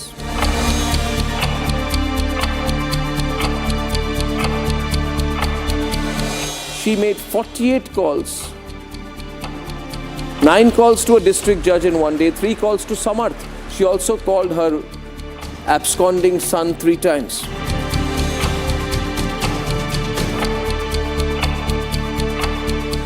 Court orders Samarth to withdraw his bail plea. That's the big breaking news that's now coming in. His counsel submits he will surrender before the concerned court in 5 days. Examined at that time, now finally after Republic's pressure, Samarth Singh is going to finally be surrendering.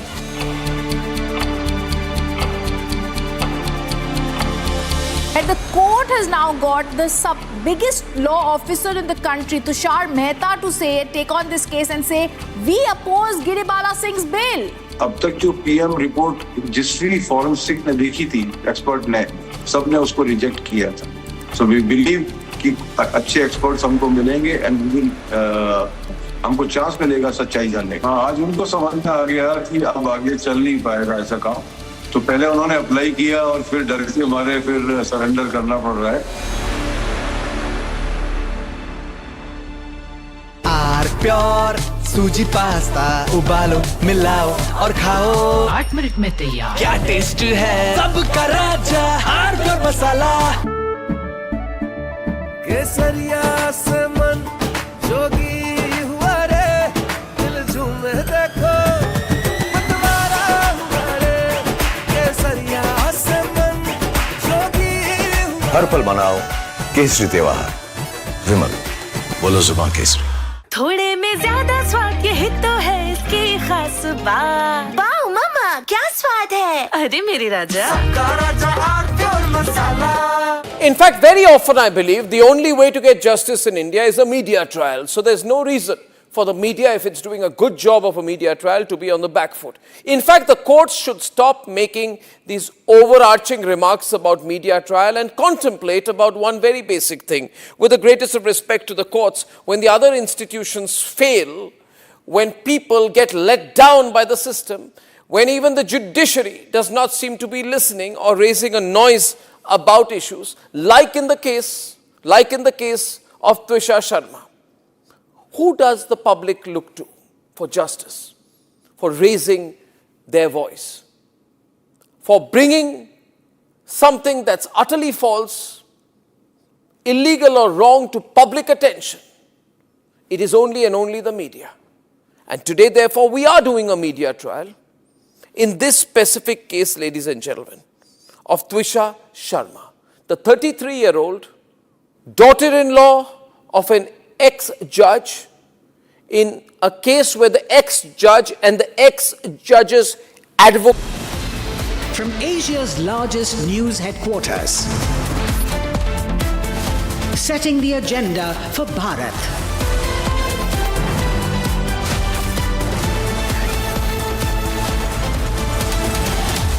You're watching Republic.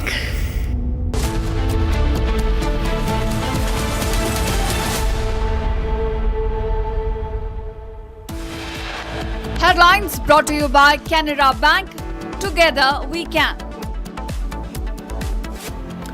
And the second autopsy begins. The panel of doctors from Delhi AIIMS arrived in Bhopal AIIMS and they have begun the autopsy.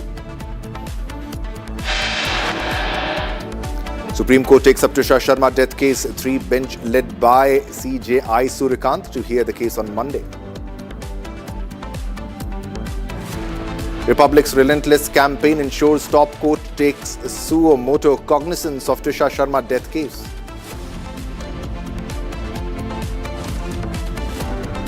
Big win for Twisha Sharma's family as Supreme Court takes up the case.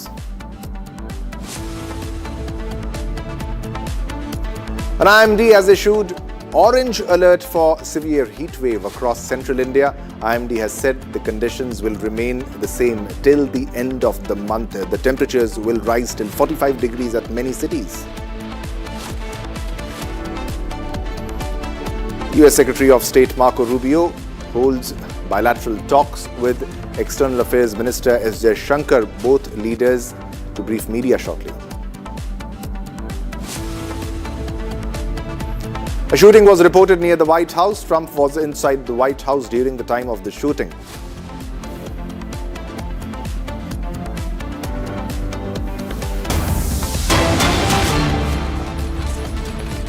Looking forward to it. We have a comprehensive global strategic partnership, which I think in plain language means that we have a very deep, very broad-based cooperation and a relationship that impacts and influences other regions and the world. And that is because we have converging interests on many issues and in many parts of the world. So I look forward to our conversation today. These are complicated times, but as strong partners, I'm very confident we'll have very open and productive discussions. Once again, a very warm welcome. All right, so this is very important. Marco Rubio is in India and he has met Dr. S. Jaishankar and the meeting has begun. These were the latest visuals of that. Now let's shift our focus back to a top story, that is Twisha's death mystery, in which the second autopsy has already begun. Big breaking news development. The team from AIIMS Delhi is ready and they have begun already the second autopsy, that is the second post-mortem, as that was the demand of the family of Twisha. And the AIIMS Bhopal, the Delhi doctors team is conducting the second autopsy, the second post-mortem. The second post-mortem on Twisha's mortal remains is underway as we speak because there were many inconsistencies in the previous autopsy. And the Delhi doctors team is conducting the second autopsy, and many inconsistencies in the previous autopsy were highlighted in the Republic investigation also, where we clearly highlighted that and the reports also suggested that the belt that was allegedly used in hanging was not given by the investigative officer to the team of doctors who were conducting the first post-mortem in the first case, and also the height difference, which is clearly highlighting the kind of lapses, the cover-up, the botch-up in the entire case. because the height difference was around 10 centimeter, 166 centimeter and 176 centimeter in this entire case. And also the marks on the body, the marks on the ligature, marks on the neck clearly highlight this as a case of strangulation or suffocation rather than hanging. We also have the graphics on the key lapses that were there in the previous case in the first autopsy. We'll play that also, but this is a very big breaking news development. The second autopsy has begun in AIIMS Bhopal. Big breaking news development. Now, ladies and gentlemen, the Delhi AIIMS team is ready, and they have begun the autopsy, the post-mortem, second post-mortem today. And Republic earlier spoke to forensic expert, that is Dr. Dinesh Rao. Now, Dinesh Rao was mentioned in the court order as a recommended expert who could do the second autopsy. Let's take a listen as he flags the gaps present in the first post-mortem. There was clearly a cover-up, sir. It's also exposed by many forensic experts, including you, that there are many inconsistencies in the previous autopsy that happened. Now, what is going to be happening today? If you can put that into perspective and share the details on the procedure that will be followed by the specialists today, sir. Yes, actually, I'm not aware because I'm not part of the team, actually, because so far I haven't got any confirmation from the AIIMS director about me in the team. So I'm not in the team, but definitely I can tell you the procedures which usually we follow in doing second autopsy. It's a duty of the doctor who wants to do the second autopsy to gather all those documentations which has been part of the first autopsy, right from the post-mortem report to the photographs, the videographs, the crime scene examination reports about the ligature material and any evidences like tox or ancillary investigation evidences, the details which has been or the outcome of those investigative results. All those things need to be collected from the doctor's team who are supposed to conduct the second autopsy. Yeah. And subsequently, they should make adequate planning and then get into the second autopsy process. I think the team, whoever the AIIMS director has planned, so I think they are likely to do it in the most standardized way. I'm confident they will come out with a good results. Yeah. Dr. Rao, what exactly was the communication between you that happened with AIIMS, you and AIIMS, sir? No, actually, I've just received a message in the night at around 10 o'clock. I saw it because when I woke up in the morning, I saw those messages that they wanted to include me in the team, for which I said, yes, of course, I'm eager to join the team. That's what, because anytime I'm ready to assist the Madhya Pradesh government on behalf of our AIIMS Jammu. I'll be in fact glad and I'll be more interested to join the team and try to assist the government. And so far from the director of AIIMS Delhi, who is supposed to form the panel, I haven't got any information from Director AIIMS. Yeah. But Dr. Rao, as a forensic expert, if just to put this into perspective for our viewers, the main belt that might have been used to strangulate the person, if that is not submitted by the investigating officer, that clearly establishes the lapse, number one. Also, the height difference, earlier the height that was mentioned and the real height of the person. So there is clearly a cover-up in this case. Can you give us the procedure exactly in the previous autopsy that it should have been followed, which were missing in the previous case, sir, as you came to know from the reports that you gathered, sir? Yeah, see, definitely the lapses which you have pointed out, definitely there are something which is really concerning.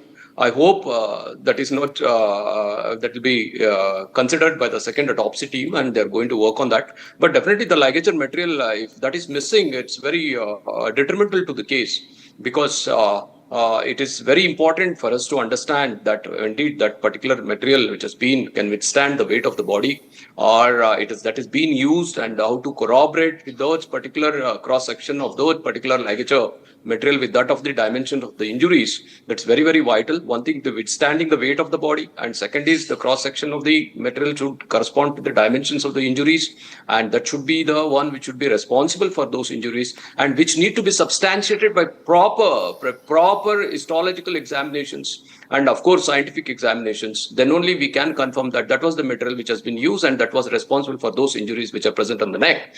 And I'm very sure the second autopsy team will take all into consideration because they're also good experts and they are going to do a very good scientific examination.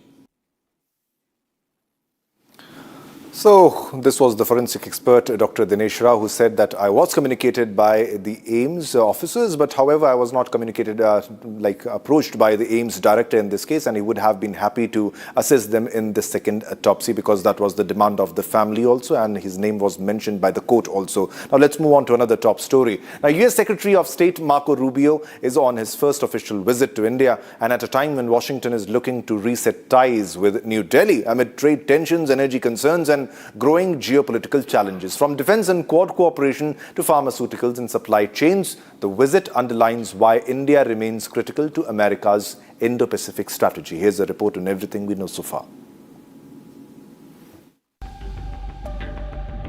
US Secretary of State Marco Rubio began his first official visit to India, with Washington looking to strengthen ties with a key strategic partner in the Indo-Pacific.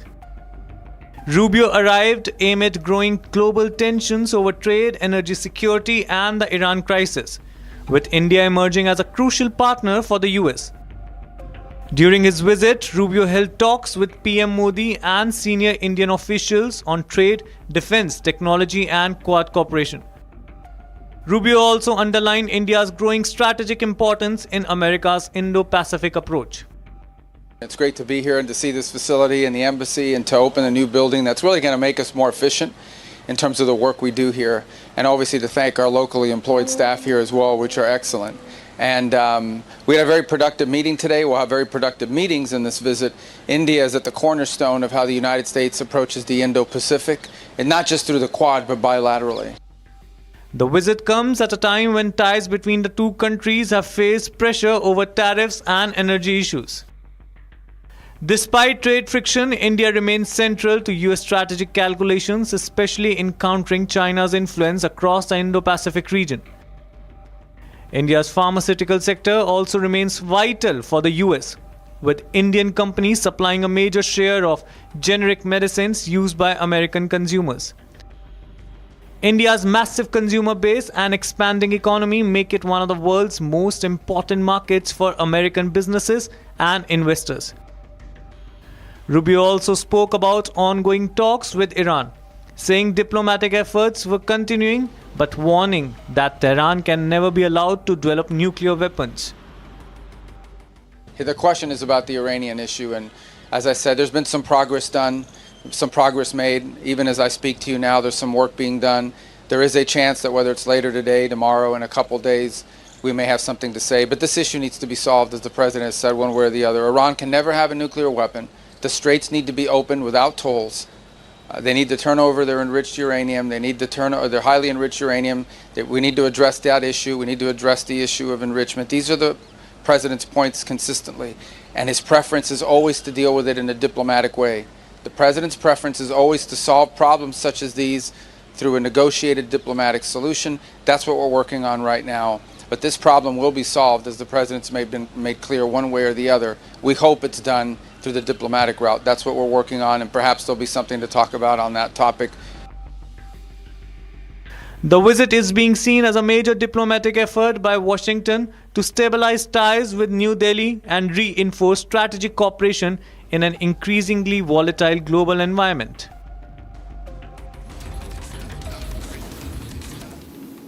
All right, viewers, now let's move on to another top story. Now, the fragile ceasefire between Iran and the United States remain under intense strain. Even as diplomatic channels stay open, the US Secretary of State Marco Rubio says progress has been made in negotiations aimed at preventing Iran from acquiring nuclear weapons. Now, as back-channel diplomacy intensifies, tensions across West Asia continue to rattle global energy markets and raise fears that the conflict could reignite once again. Here's more on the story.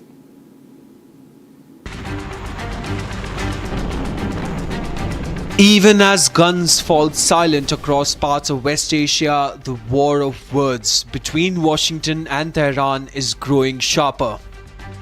US Secretary of State Marco Rubio says negotiations with Iran are showing signs of movement, but he remains firm that Iran can never be allowed to obtain a nuclear weapon. The question is about the Iranian issue, and as I said, there's been some progress done. Some progress made. Even as I speak to you now, there's some work being done. There is a chance that whether it's later today, tomorrow, in a couple days, we may have something to say. But this issue needs to be solved, as the president has said, one way or the other. Iran can never have a nuclear weapon. The straits need to be opened without tolls. They need to turn over their enriched uranium. They need to turn over their highly enriched uranium. We need to address that issue. We need to address the issue of enrichment. These are the president's points consistently. And his preference is always to deal with it in a diplomatic way. The president's preference is always to solve problems such as these through a negotiated diplomatic solution. That's what we're working on right now. But this problem will be solved, as the president's made clear, one way or the other. We hope it's done through the diplomatic route. That's what we're working on, and perhaps there'll be something to talk about on that topic. But even as Washington talks about diplomacy, Iran's leadership is sending a very different message. Iranian Parliament Speaker Mohammad Bagher Ghalibaf accused the US of acting in bad faith during negotiations, while also declaring that Iran wouldn't compromise on what it calls legitimate national rights. According to Iranian states media, Ghalibaf told Pakistani Army Chief Asim Munir that Iran no longer trusts Washington after weeks of conflict that pushed the region dangerously close to a wider war. The conflict severely disrupted shipping through the Strait of Hormuz, sending shockwaves through global energy markets and triggering fears of supply shortages. Adding another layer to the rhetoric, Trump posted an image on social media showing Iran painted in the colors of American flag. The post comes as Washington attempts to balance military pressure with diplomacy to reassure allies while also keeping the door of negotiations open. With tensions still simmering across West Asia, the world is watching closely to see whether diplomacy can hold or whether the region is heading towards another dangerous escalation.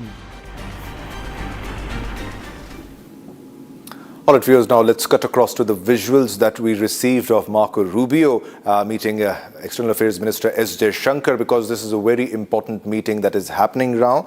He is on a key visit to India. He landed in Kolkata. He went to the Terrace House, and then he went to New Delhi. He came to New Delhi. He met Prime Minister Narendra Modi, and this was the crucial meet that everybody was waiting for. The meeting between Marco Rubio and Dr. S. Jaishankar, External Affairs Minister Dr. S. Jaishankar. And in that meeting, he clearly highlighted the fact, he made a statement that we have a lot to discuss and a lot to work on, and we are the two largest democracies in the world, and so that alone is a baseline for incredible cooperation in this case. Now, this is the first statement by Marco Rubio during the key meeting, and we have so many common interests. All right, let's go across to Ambassador Deepak Vora. It's always a pleasure, Mr. Vora, to have you on a debate, on a discussion. This is not the first time we have been having a discussion, Mr. Vora. Always a pleasure. Mr. Vora, what's your first take on the visit? Who's here to repair the ties? Is India in requirement of repairing the ties, or is it America this time? Because it is engaged in a conflict in West Asia, and they are not finding an exit, and they are here to sell the Venezuelan oil. It's what we are being told. Yeah. Well, thank you very much. Always a pleasure to be with you, son. It's great. I'm right now in a place called Dibrugarh in Assam, where it's raining heavily, so I'll bring some rain to Delhi. Pack it up in my suitcase. I'm leaving in a little I'm from Assam, sir. You're most welcome. You can go to North Lakhimpur also. It's the tea belt. At least you're having nice tea there. I'm having a lot of tea here. You know, this fellow has come to India. The question is, you've told us that he's here. I asked myself why. First item on our agenda is energy. We're going to talk about energy. And then that lady, the acting president of Venezuela, Delcy Rodriguez, she's also coming. She's going to be here in 2 or 3 days. So they're going to talk about this. That's extremely important. Sir, all this business about the two largest democracies, I've heard that fairy tale before. It doesn't mean anything. You have kicked us in the street and the teeth, and I'm telling this to the United States, whenever you have wanted to. You've hurt us badly on many occasions. We haven't hurt you at all. Not that it's in my capacity to hurt you badly, but it is in yours to hurt me. So all this thing about we are wonderful people, we are great guys, I love you, etc., I love your food, it's meaningless. I think we are going to discuss energy, which is the primary thing for us. Then we are going to talk about security, we're going to talk about terrorism, we are going to talk about critical minerals, we are going to talk about Quad unity against China, which you are highlighting, and I'm glad you are, because the Quad was formed in 2004. It was a humanitarian thing. At that time we had the tsunami, so India, Japan and Australia, their navies got together and said, well, let's coordinate our humanitarian response to the affected area. And the United States later jumped in, saying, I'm everybody's neighbor, so I'm also part of the Indian Ocean region. That, sir, was formed for humanitarian purposes. China was very upset, said it's going to dissipate like foam on the sea, etc. Let's take it, so let's be clear about this and honest about this. We may talk about Quad as humanitarian agenda, we may talk about vaccines, we may talk about development, high technology, green energy, whatever else we want to talk about, climate change. The reality is the exoskeleton is security. Whenever China misbehaves in the South China Sea, which it thinks it owns, Quad becomes active. When China behaves itself, Quad probably continues to be there, focus on other areas, but security then becomes relatively not unimportant, but goes down one notch on the scale. Basically, I think that after Donald Trump's visit, and then, of course, Shri Vladimir Putin went off to China, I believe that the Indian Prime Minister and the US President will be meeting in July at the G7 meeting. And I think probably, to put it in cricket terminology, I think Marco Rubio has come to set the field to see what is going to happen. Then we're going to discuss these issues. And I wouldn't be surprised, sir, if, again, this is a guess, I have no reason to say this, if there is any further talk on this so-called nonsensical ceasefire between Iran and the United States, and that there will be further discussions in Islamabad, he might even go to Islamabad from here. Last month it was the Vice President, we don't know who's going to go this time. But my own feeling, and landing in Kolkata has its own significance. He went on to the Missionaries of Charity, a hardcore Christian organization. And America also has been bombing these jokers in Nigeria, saying that you have been hurting Christians, so we'll bomb you, the Islamic fellows over there. So I think this was meant to be a statement that you have removed their FCRA, foreign currency regulation account, funding these to get money from all over, because we had some suspicions about what these people were up to. So he may have made... Ambassador Vora, do you think there was a message that Rubio wanted to convey during his first visit, that the first venue he chose to visit in Kolkata was the Mother Teresa house? Is there a message? Oh, absolutely. There is no question about it. We've had some information. You've reported it yourself. We've had inputs about what they were up to, about conversions and so on and so forth. And, maybe all the goody fellows were, no, they're such wonderful people. They don't do this kind of, but they're wonderful people, but that doesn't stop them from doing what we think they were up to, which is why their foreign currency thing was withdrawn, along with thousands of other agencies that are funded from overseas. So that was a message, certainly, that, we are a Christian civilization, maybe even a Judeo-Christian civilization, and we would like to make sure that Christians are not hurt any. We're not hurting any Christians, we're not persecuting them. It's just that we had stopped their funding from overseas, and he probably wanted to say, well, we are here. So basically, I think energy we will discuss, Quad we will discuss. We will also discuss cooperation in certain areas. For example, they took money from me but haven't supplied me the aircraft engines. Now, this is America. I love you, sweetheart. That's what they tell everyone, and then go give them a tight slap. So I think we will take this with a pinch of salt. We will tell Mr. Rubio that we love you. This is your first visit. You're a great guy. But beyond that, let's see what you are able to deliver. And let's get ready for the meeting between our Prime Minister and your President. We understand that you're in difficulty. You're stuck in Iran. Nobody really supports you too much at this time because of your cavalier cowboy approach. But you need India. And we want you to also treat us as an equal. We're not going to bow before. And also, Ambassador Vora, because Donald Trump is known to make many U-turns, and because you can't trust America in this case. But it's always a pleasure to have you on the show. Thanks a lot, Ambassador Vora. I just wanted to say, when their ambassador said India, Sergio Gore, India is a trusted partner, sure, for you. But for us, America is not a trusted partner. Your flip-flops are definitely a trust deficit between India and US, especially after Donald Trump. Thanks a lot, Thank you very much, son. Thank you. Always a pleasure. Yeah, thanks a lot. All right, viewers, now it's time to slip into a short commercial break, but don't go anywhere because we have a lot more lined up after the break. Coming up next, key media briefing by Marco Rubio and Dr. S. Jaishankar. Coming up next.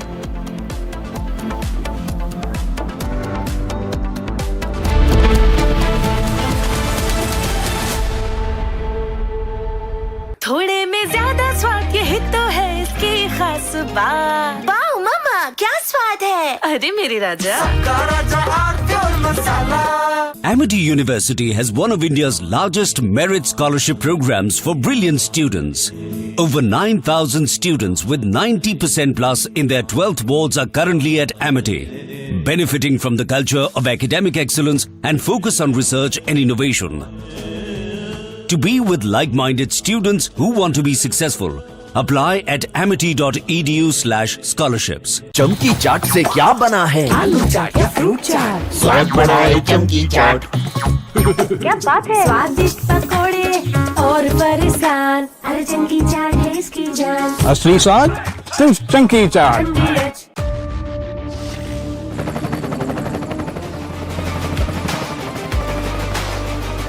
Character, the taste of success.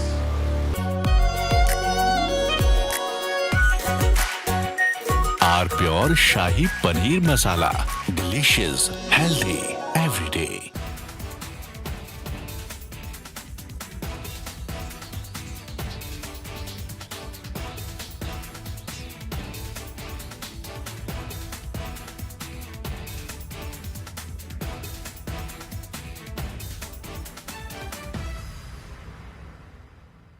I want to start with some very disturbing pictures that have come in of a so-called right-wing leader.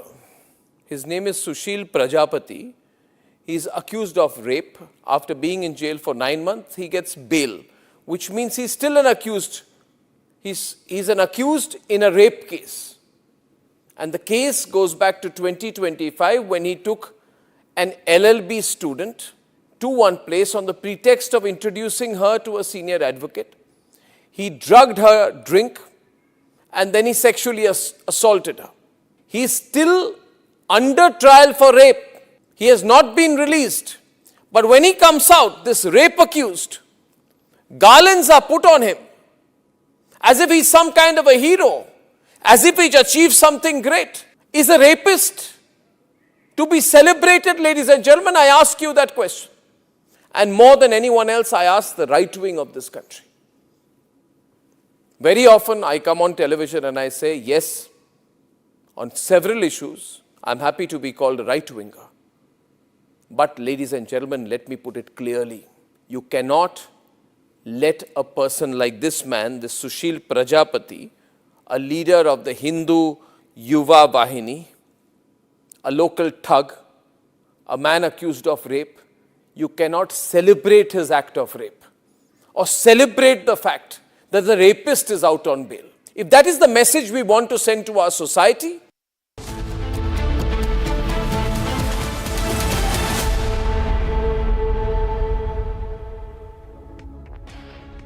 Viewers, so these are the live visuals coming in of the press briefing, which will begin shortly. In a short while, you'll have the press briefing that will begin on your screen, ladies and gentlemen. These are the live visuals coming in from the event, live from New Delhi.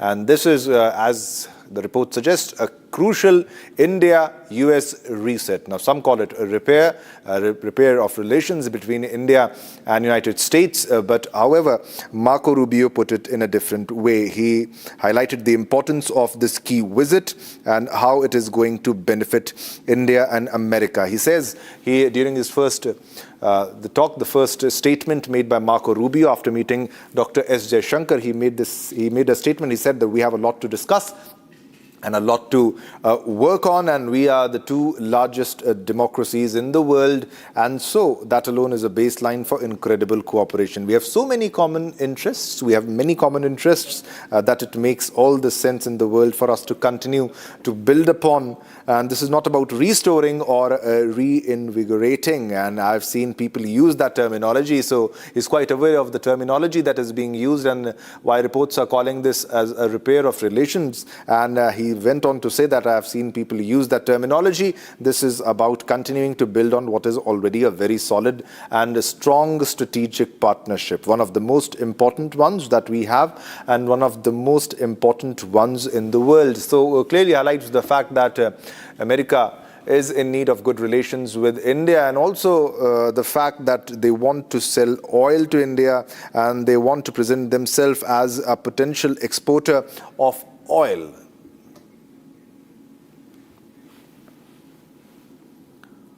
Well, viewers, now U.S. Secretary of State Marco Rubio is on his first official visit to India at a time when Washington is looking to reset ties with New Delhi amid trade tensions, energy concerns and growing geopolitical challenges from defense and Quad cooperation to pharmaceuticals and supply chains. The visit underlines why India remains critical to America's Indo-Pacific strategy. Here's a report on everything we know so far.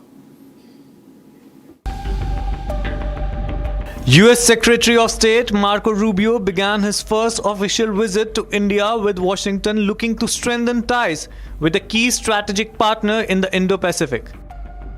Rubio arrived amid growing global tensions over trade, energy security and the Iran crisis, with India emerging as a crucial partner for the US. During his visit, Rubio held talks with PM Modi and senior Indian officials on trade, defense, technology and Quad cooperation. Rubio also underlined India's growing strategic importance in America's Indo-Pacific approach. It's great to be here and to see this facility and the embassy and to open a new building that's really going to make us more efficient in terms of the work we do here, and obviously to thank our locally employed staff here as well, which are excellent. And we had a very productive meeting today. We'll have very productive meetings in this visit. India is at the cornerstone of how the United States approaches the Indo-Pacific, and not just through the Quad, but bilaterally. The visit comes at a time when ties between the two countries have faced pressure over tariffs and energy issues. Despite trade friction, India remains central to US strategic calculations, especially in countering China's influence across the Indo-Pacific region. India's pharmaceutical sector also remains vital for the US, with Indian companies supplying a major share of generic medicines used by American consumers. India's massive consumer base and expanding economy make it one of the world's most important markets for American businesses and investors. Rubio also spoke about ongoing Secretary of State of the United States of America, His Excellency Mr. Marco Rubio, Honorable External Affairs Minister of India, Dr. S. Jaishankar, Excellencies, distinguished guests and friends from the media. Namaskar and good afternoon to all of you. I welcome you to this press conference. We will first have remarks by the ministers, after which we'll take some questions. First, I invite External Affairs Minister of India to make his remarks to the media. Sir. Thank you, Randeep.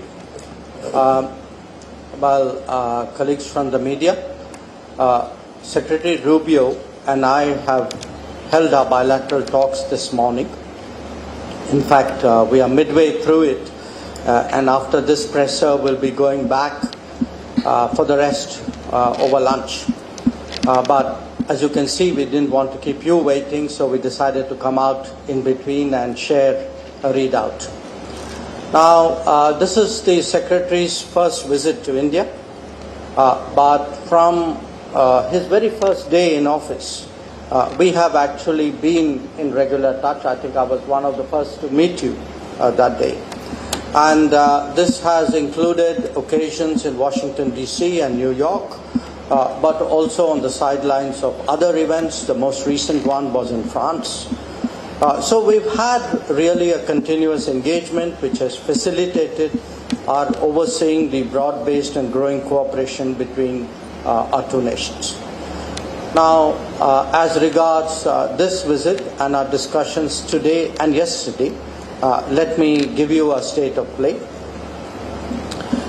In terms of the political understanding between India and the United States, I think we have a strategic partnership which emanates from a convergence of national interests in many areas. Yesterday, during the Secretary's call on the Prime Minister, some global and regional issues were discussed, and in our subsequent meeting at the embassy, we took up developments pertaining to West Asia, Middle East, to the Indian subcontinent and to East Asia.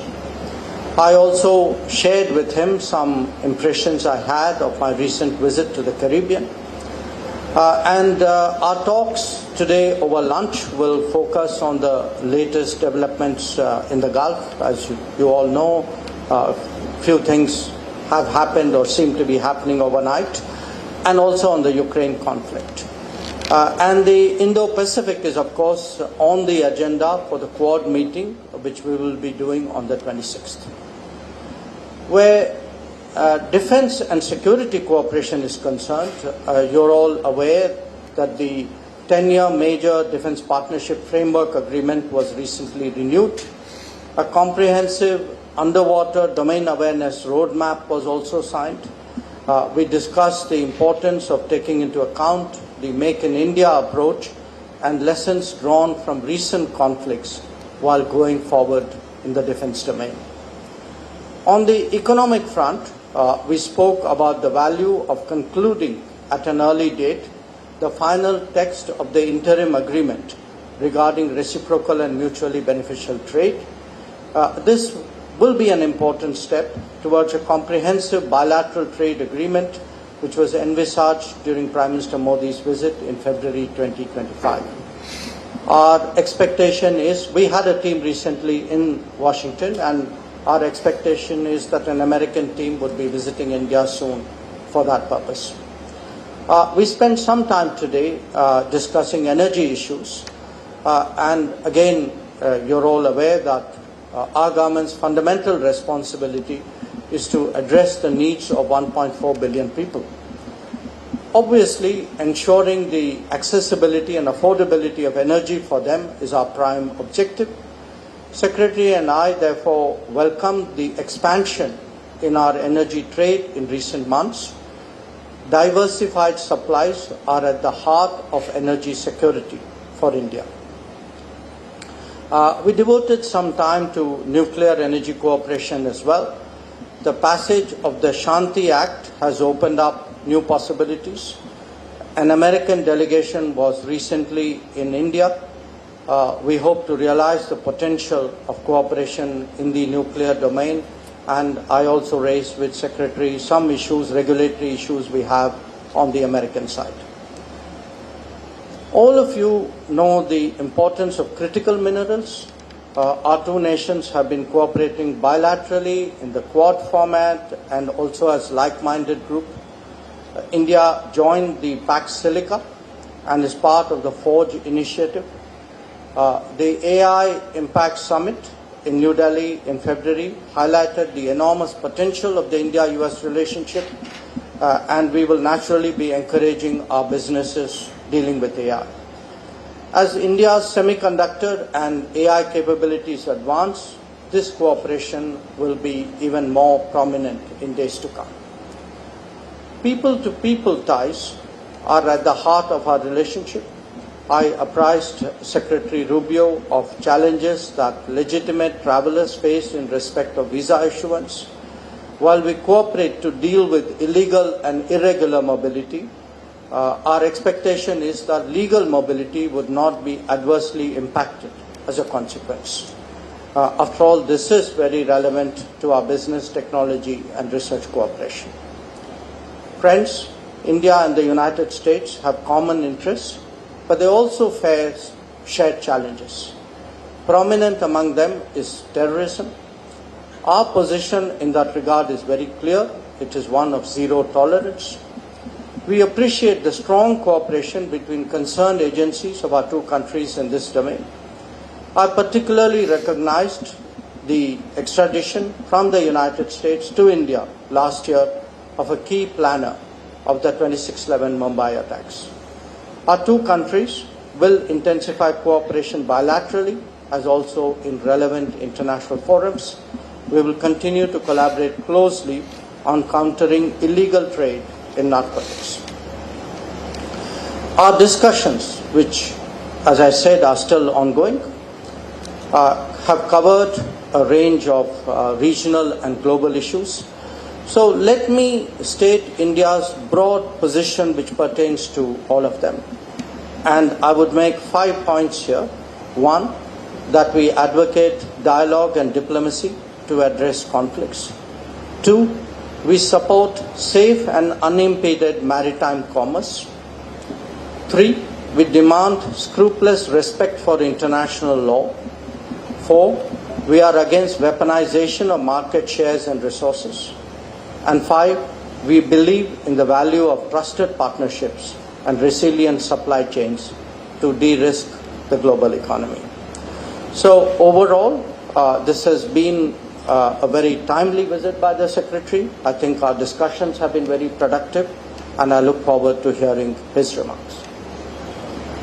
Thank you, sir. I now invite U.S. Secretary of State for his remarks to the media. Thank you. Well, first of all, thank you for your very warm welcome.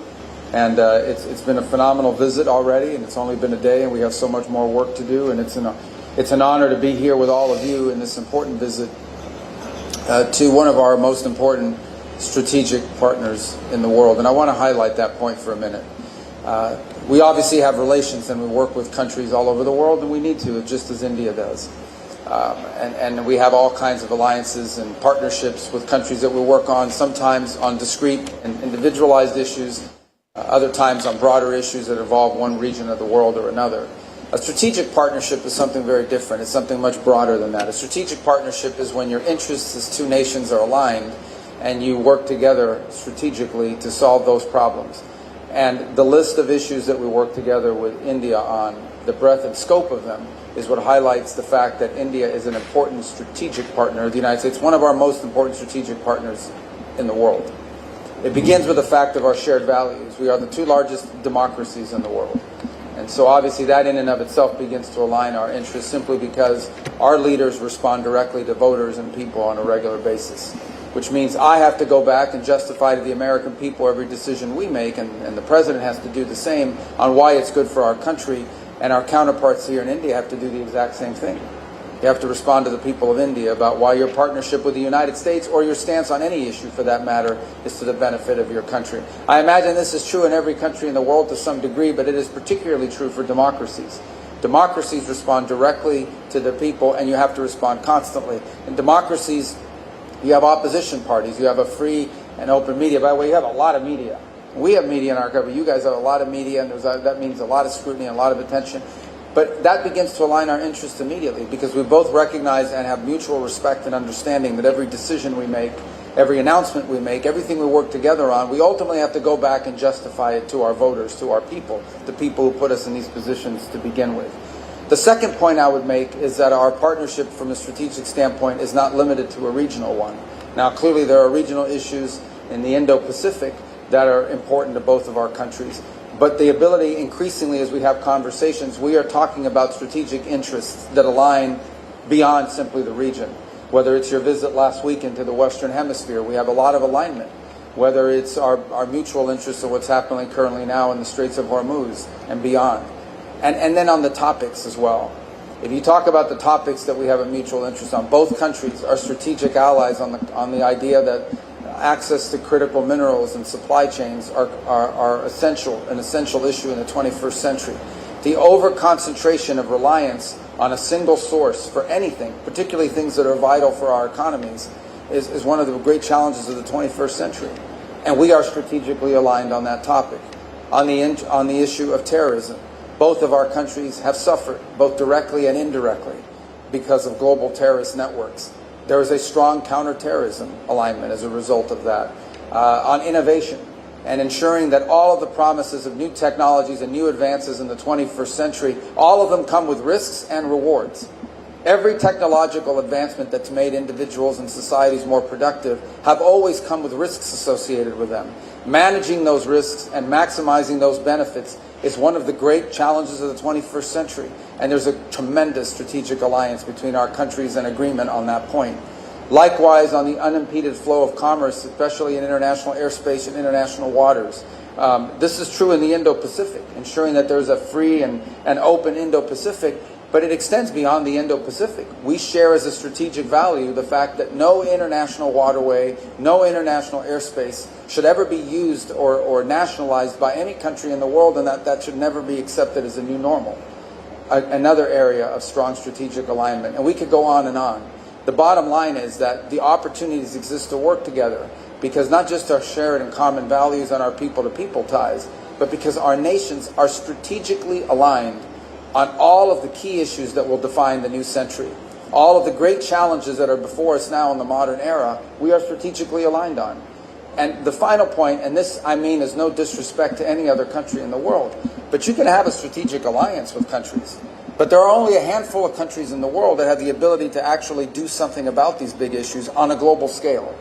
There are only a handful of countries in the world that have both the economic and diplomatic power to be influential on strategic issues from a global perspective, and India is one of them, which is what adds the finishing touches on the importance of this strategic alliance. Is we have a strategic alliance between the United States and India. It's a strategic alliance between two countries that have global influence and the ability to influence global events.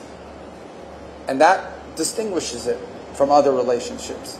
And so that's why this is an important visit to be here today. It's why we hope that later this year the Prime Minister will visit us in Washington. It's why I hope our leaders will have a chance to interact in other forums. And I also want to thank you, by the way, for hosting the latest meeting of the foreign ministers of the Quad, which will be happening the day after tomorrow, I believe, right? Day after tomorrow. Another important mechanism and of joint cooperation. And one more example of our strategic relationship between our two countries. Because the Quad is a form of alignment between four countries who are not just strategically aligned on a bunch of key issues, but four countries that have the ability to varying degrees to influence global events on these topics of mutual interest. So there's a lot of details and things we can talk about. I didn't mention energy, but we also are strategically aligned on energy. You know, energy is, and the ability to generate power is the key behind all of the great industries out there. Whether it's data centers, whether it's artificial intelligence, whether it's the ability to modernize and continue to advance economically, all of it begins and ends with the ability to generate the power necessary, not just to raise standards of living, but beyond that, to expand into new industries. And both of our countries are strategically aligned in ensuring that we have a world that can not just produce but deliver the energy resources that are necessary to power a modern economy. So I'm not given the breadth and scope of areas of alignment. One visit alone will never solve or be able to address all of these. But this continuing dialogue and engagement between our countries is important because, as I said, I think it's not just evidence of the importance of our strategic alliance, but it's necessary in order to continue to advance on all of these topics. So thank you for your warm welcome. Thank you all for covering these events here today. And I look forward to returning many times. You know, 4 days for a country of this size, of this beauty, and of this diversity, and all the things you have to show us. We can't possibly see it all in 4 days, but we're going to try, or we're going to die trying, because it's a pretty packed schedule. And I appreciate everything you facilitated for us in our time here together. Thank you. Thank you, sir. We now open the floor for some questions. Please be brief as you ask your question, and please do introduce yourself and your organization. We'll begin there. Kadambari, this side, please. Good afternoon. I'm Kadambari Sharma. I'm an independent journalist. I have a question for both of you. First, Secretary Rubio, to you. Indian students, engineers, doctors, researchers have contributed enormously to US economy and innovation ecosystems. But the recent changes in J1 visa, F1, H1B visa are being seen in India as hurting the core pillar of people-to-people relationship. What does your administration have to say about this in regard to Indians and the message to Indians in this regard? Dr. Jaishankar, to you, my question is, India today has strong relations with UAE, the Gulf countries, Israel, Iran, and of course US here. And how confident are you of managing all these relations at this time in the current situation? Would you say it is an example of multi-alignment? Thank you. Thank you. Let me just handle on the first of all, I take and accept what you've just said about the contribution that Indians have made to the U.S. economy. Over $20 billion have been invested in the U.S. economy by Indian companies. We want that number to continue to increase. And obviously the expertise as well that they've provided into our economy has been very, very valuable. I don't want you to view, or anyone, I made this point yesterday in an interview, the changes that are happening now, or the modernization of our migration system into the United States, is not focused, it's not India specific, it is global, it's being applied across the world. We are in a period of modernization. And I'll be frank and honest with you because it's important to talk about this. We've had a migratory crisis in the United States. This is not because of India, but broadly, we had over 20 million people illegally enter the United States over the last few years, and we've had to address that challenge. In addition to that challenge, and I think this is true for India, this is true for every country in the world, okay? Everything that you do as a country needs to be in your national interest, and that includes your immigration policy. The United States, I believe, is the most welcoming country in the world on immigration. Every single year, 1 million people, roughly, become permanent residents of the United States and contribute greatly. My parents entered the United States as permanent residents in 1956 from Cuba, and so it's a process that's enriched us. But it has to be a process that's adjusted in every era to the realities of the modern times in which you live. And it's long overdue. So the United States is currently undergoing a process of reforming the system by which we choose how many people come into our country, who comes in, when they come in, etc. Anytime you undertake a reform, anytime you undertake a change in the system by which you admit people, or frankly, anytime you undertake a reform in any system, not just on immigration, there's going to be a period of transition that's going to create, some friction points and some difficulties and so forth. Ultimately, we think when this process is in place, once this process has been modernized, and that's really what it is, we are modernizing the U.S. immigration system for the 21st century so that it is an immigration system that's not just good for the America, but it's also good for the people that are coming. Once we are complete and once we've done the work of modernizing that system, I think we're going to come up with a system, we're going to wind up with a system that's more efficient and even better than the previous system, and in some ways may prove to be even more beneficial than the previous system was to people from India that seek to enter the United States to work and innovate. But obviously there's going to be a period of adjustment along the way. So what I want to leave clear is that the changes, while they may be having a disproportionate impact on a place like India that provides so many high-skilled workers to the U.S. economy, it is not a system that is targeted at India. It is one that's being applied globally. But we're in a period of transition, and like any period of transition, there's going to be some bumps on that road, but we think ultimately our destination is going to be a better system, a more efficient system, one that works better than the one that we had in place previously, and more sustainable, by the way. Your question on the Iran Gulf, the conflict which is going on. Well, look, India would be one of the very few countries who has very good relations, very strong relations with the United States, with Israel, with Iran, and with the Gulf countries. So we have, and we have real interest there. So for us, the challenge in this situation is how to maintain all these relationships, how to protect our equities, how to advance our interests. And we don't look at it as a zero-sum game. We have to manage and actually take care of all these accounts.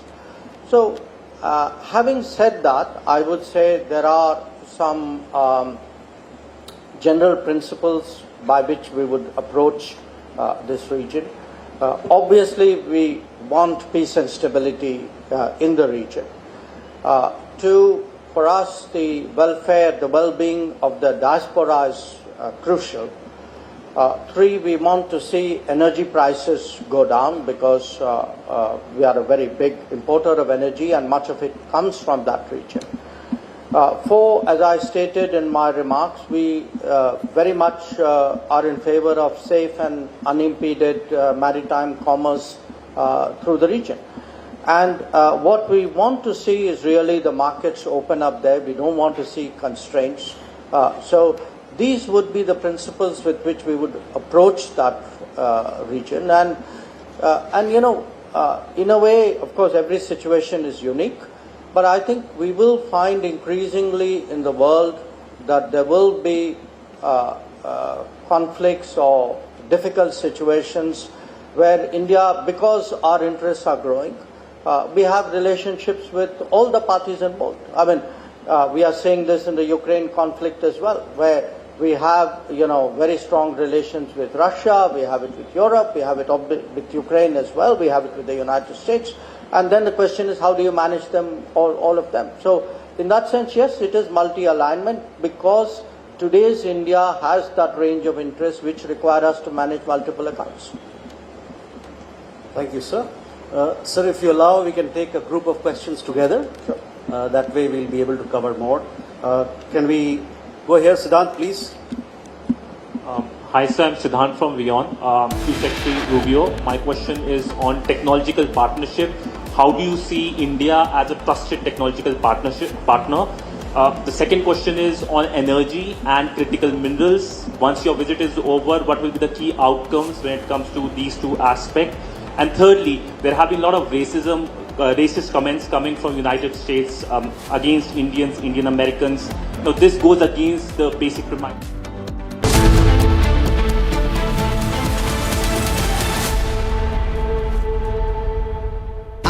Pure सूजी pasta उबालो मिलाओ और खाओ 8 minute में तैयार क्या taste है सबका राजा hardware masala Amity University has one of India's largest merit scholarship programs for brilliant students. Over 9,000 students with 90% plus in their 12th boards are currently at Amity, benefiting from the culture of academic excellence and focus on research and innovation.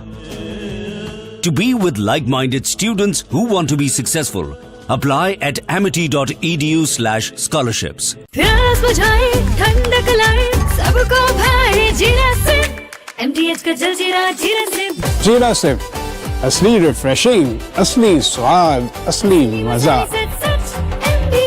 MTH कोशिश को कामयाबी, कामयाबी को शोहरत बनते देखा है। हाँ, पिछले 60 सालों में मैंने देश को बनते देखा है।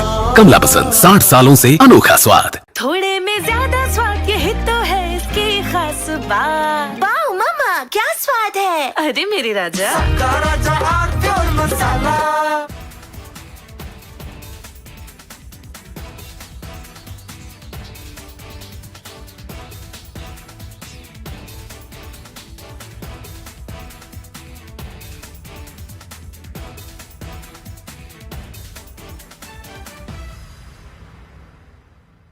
I want to start with some very disturbing pictures that have come in of a so-called right-wing leader.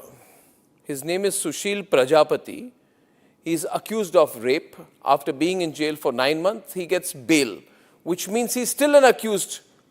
He's an accused in a rape case. And the case goes back to 2025 when he took an LLB student to one place on the pretext of introducing her to a senior advocate. He drugged her drink and then he sexually assaulted her. He is still under trial for rape. He has not been released. But when he comes out, this rape accused, garlands are put on him as if he's some kind of a hero, as if he's achieved something great. Is a rapist to be celebrated, ladies and gentlemen? I ask you that question. And more than anyone else, I ask the right wing of this country. Very often I come on television and I say, yes, on several issues, I'm happy to be called a right-winger. But ladies and gentlemen, let me put it clearly. You cannot let a person like this man, this Sushil Prajapati, a leader of the Hindu Yuva Vahini, a local thug, a man accused of rape, you cannot celebrate his act of rape or celebrate the fact that the rapist is out on bail. If that is the message we want to send to our society, and if all the BJP leaders want to be quiet about it, I want to ask them, why are they quiet about this? Why are they quiet? In the silence of the BJP leaders, is there a tacit support to this person? Is there a feeling that anyone who wears or puts a, proclaims that he is from a so-called Hindu organization, that he will be allowed to get away with absolutely everything, including an act of rape? Is there a feeling that this man, do right-wingers feel, this man, this accused rapist is one of our own? So hence, regardless of what happens, one of our own should never be accused. It's like all those people, those radical Islamists who say that as long as the act of murder or crime of terrorism is carried out by a Muslim, it must be defended. This very thought, ladies and gentlemen, is completely unacceptable. And we need to make the point more strongly because it's not the first time this has happened. This happened in the case of Bilkis Bano. When in Gujarat, the rapists of Bilkis Bano came out, they were greeted with tikas and sweets. And it was happening openly. This was an act of defiance, a manner of saying, so what? It is a Hindu who carried out the act of rape, and hence we will celebrate him, we will forgive the person. Ladies and gentlemen, we are nobody to forgive, and the last thing we should do is celebrate rapists. This was a shameful moment then, this is a shameful moment now. Sengar was another shameful moment when some people said, oh, Sengar is from the BJP, and hence he can be seen smiling after carrying out the act of rape, and people would celebrate him and say, no, our leader can do no wrong. That was another shameful moment for the right wing. And ladies and gentlemen, Jayant Sinha, remember, son of Yashwant Sinha, stood there, ladies and gentlemen, and garlanded people accused of lynching. And he had come to my studio and I had told him, Jayant, I think you should...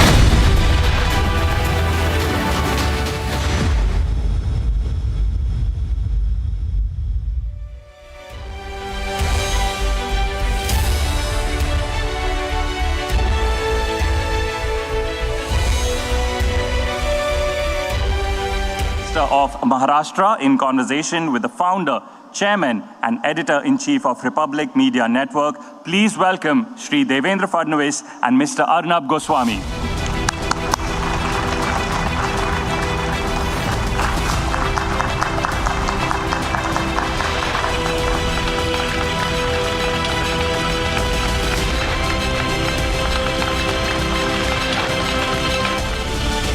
Let me first start by thanking our dear Chief Minister of Maharashtra, Mr. Devendra Fadnavis, for taking the time from his super busy schedule to keep up his promise to be with us all of you here at ImagineNext. Really happy to see you again. Thank you so much. It's always a pleasure to have a conversation with you. Yes. And that is also one point which brought me here. Oh. Usually people don't want to do that. They don't want to do that. But see, I've come prepared with all these notes. My team has told me stay with the script because I tend to go off script too often. But on a personal note, let me say that the man sitting to my left, and I am not prone to flattering politicians, I think Maharashtra is blessed to have him as a chief minister. He is one thing about him, he works 24/7. Perhaps in my journalistic career, one of the most meticulous, hardworking, and he constantly educates himself on technology. So you are probably one of the finest people to speak at this event. Usually, Mr. Fadnavis, when people have to talk about technology, science, investments, politicians don't like it, but you have it on your fingertips, so you're ideal. So thank you very much. Thank you so and much. What you're doing for Maharashtra is brilliant. Brilliant. I just want to start by saying that on the 29th of April, the Maharashtra cabinet, chaired by Mr. Fadnavis, approved the Maharashtra AI Policy 2026. And I wanted to start by talking a little bit about it. The headline commitments are an investment target of more than 10,000 crores and over 1.5 lakh jobs by 2031, 6 AI centers of excellence across health, education, agriculture, urban development, Marathi language and culture, and finance, 5 AI innovation cities, a 500 crore AI startup fund, 12 AI incubators, AI skilling for 2 lakh young people and professionals, and a shared compute backbone of 2,000 GPUs delivered as a computer as a service to government departments. This level of thinking on AI, this level of detail, and I would say commitment to AI, perhaps you would be number one across the country if there were to be a ranking of states.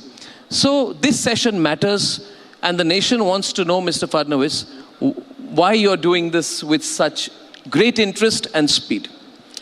No, thank you. I think that's the most important question because, we are into an era where AI is revolutionizing every single thing.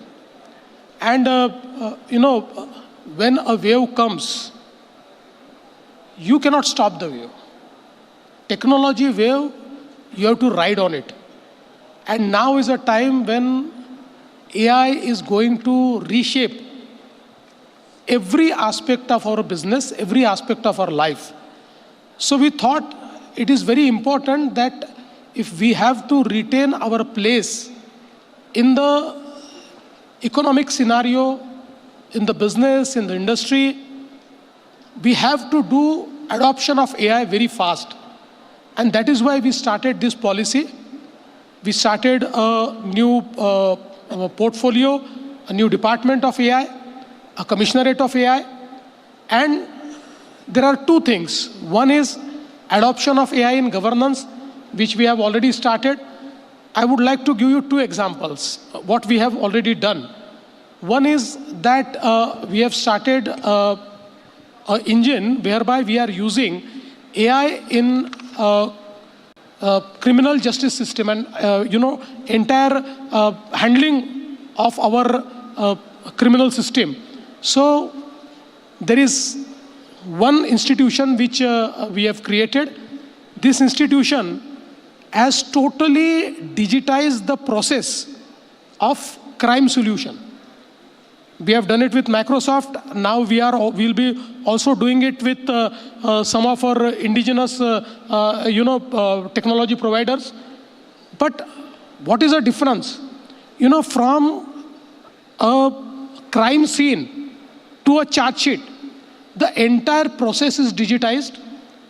The entire process is in blockchain. So that will reduce the time to a large extent. And in criminal justice system, there are so many miscarriages. There will be no miscarriage once this entire system is under a blockchain. And, AI is revolutionizing it so fast that now we are also using a model where, when we interrogate somebody, all the interrogation is captured and it's put in the perspective whereby, how a criminal justice system requires somebody, being interrogated.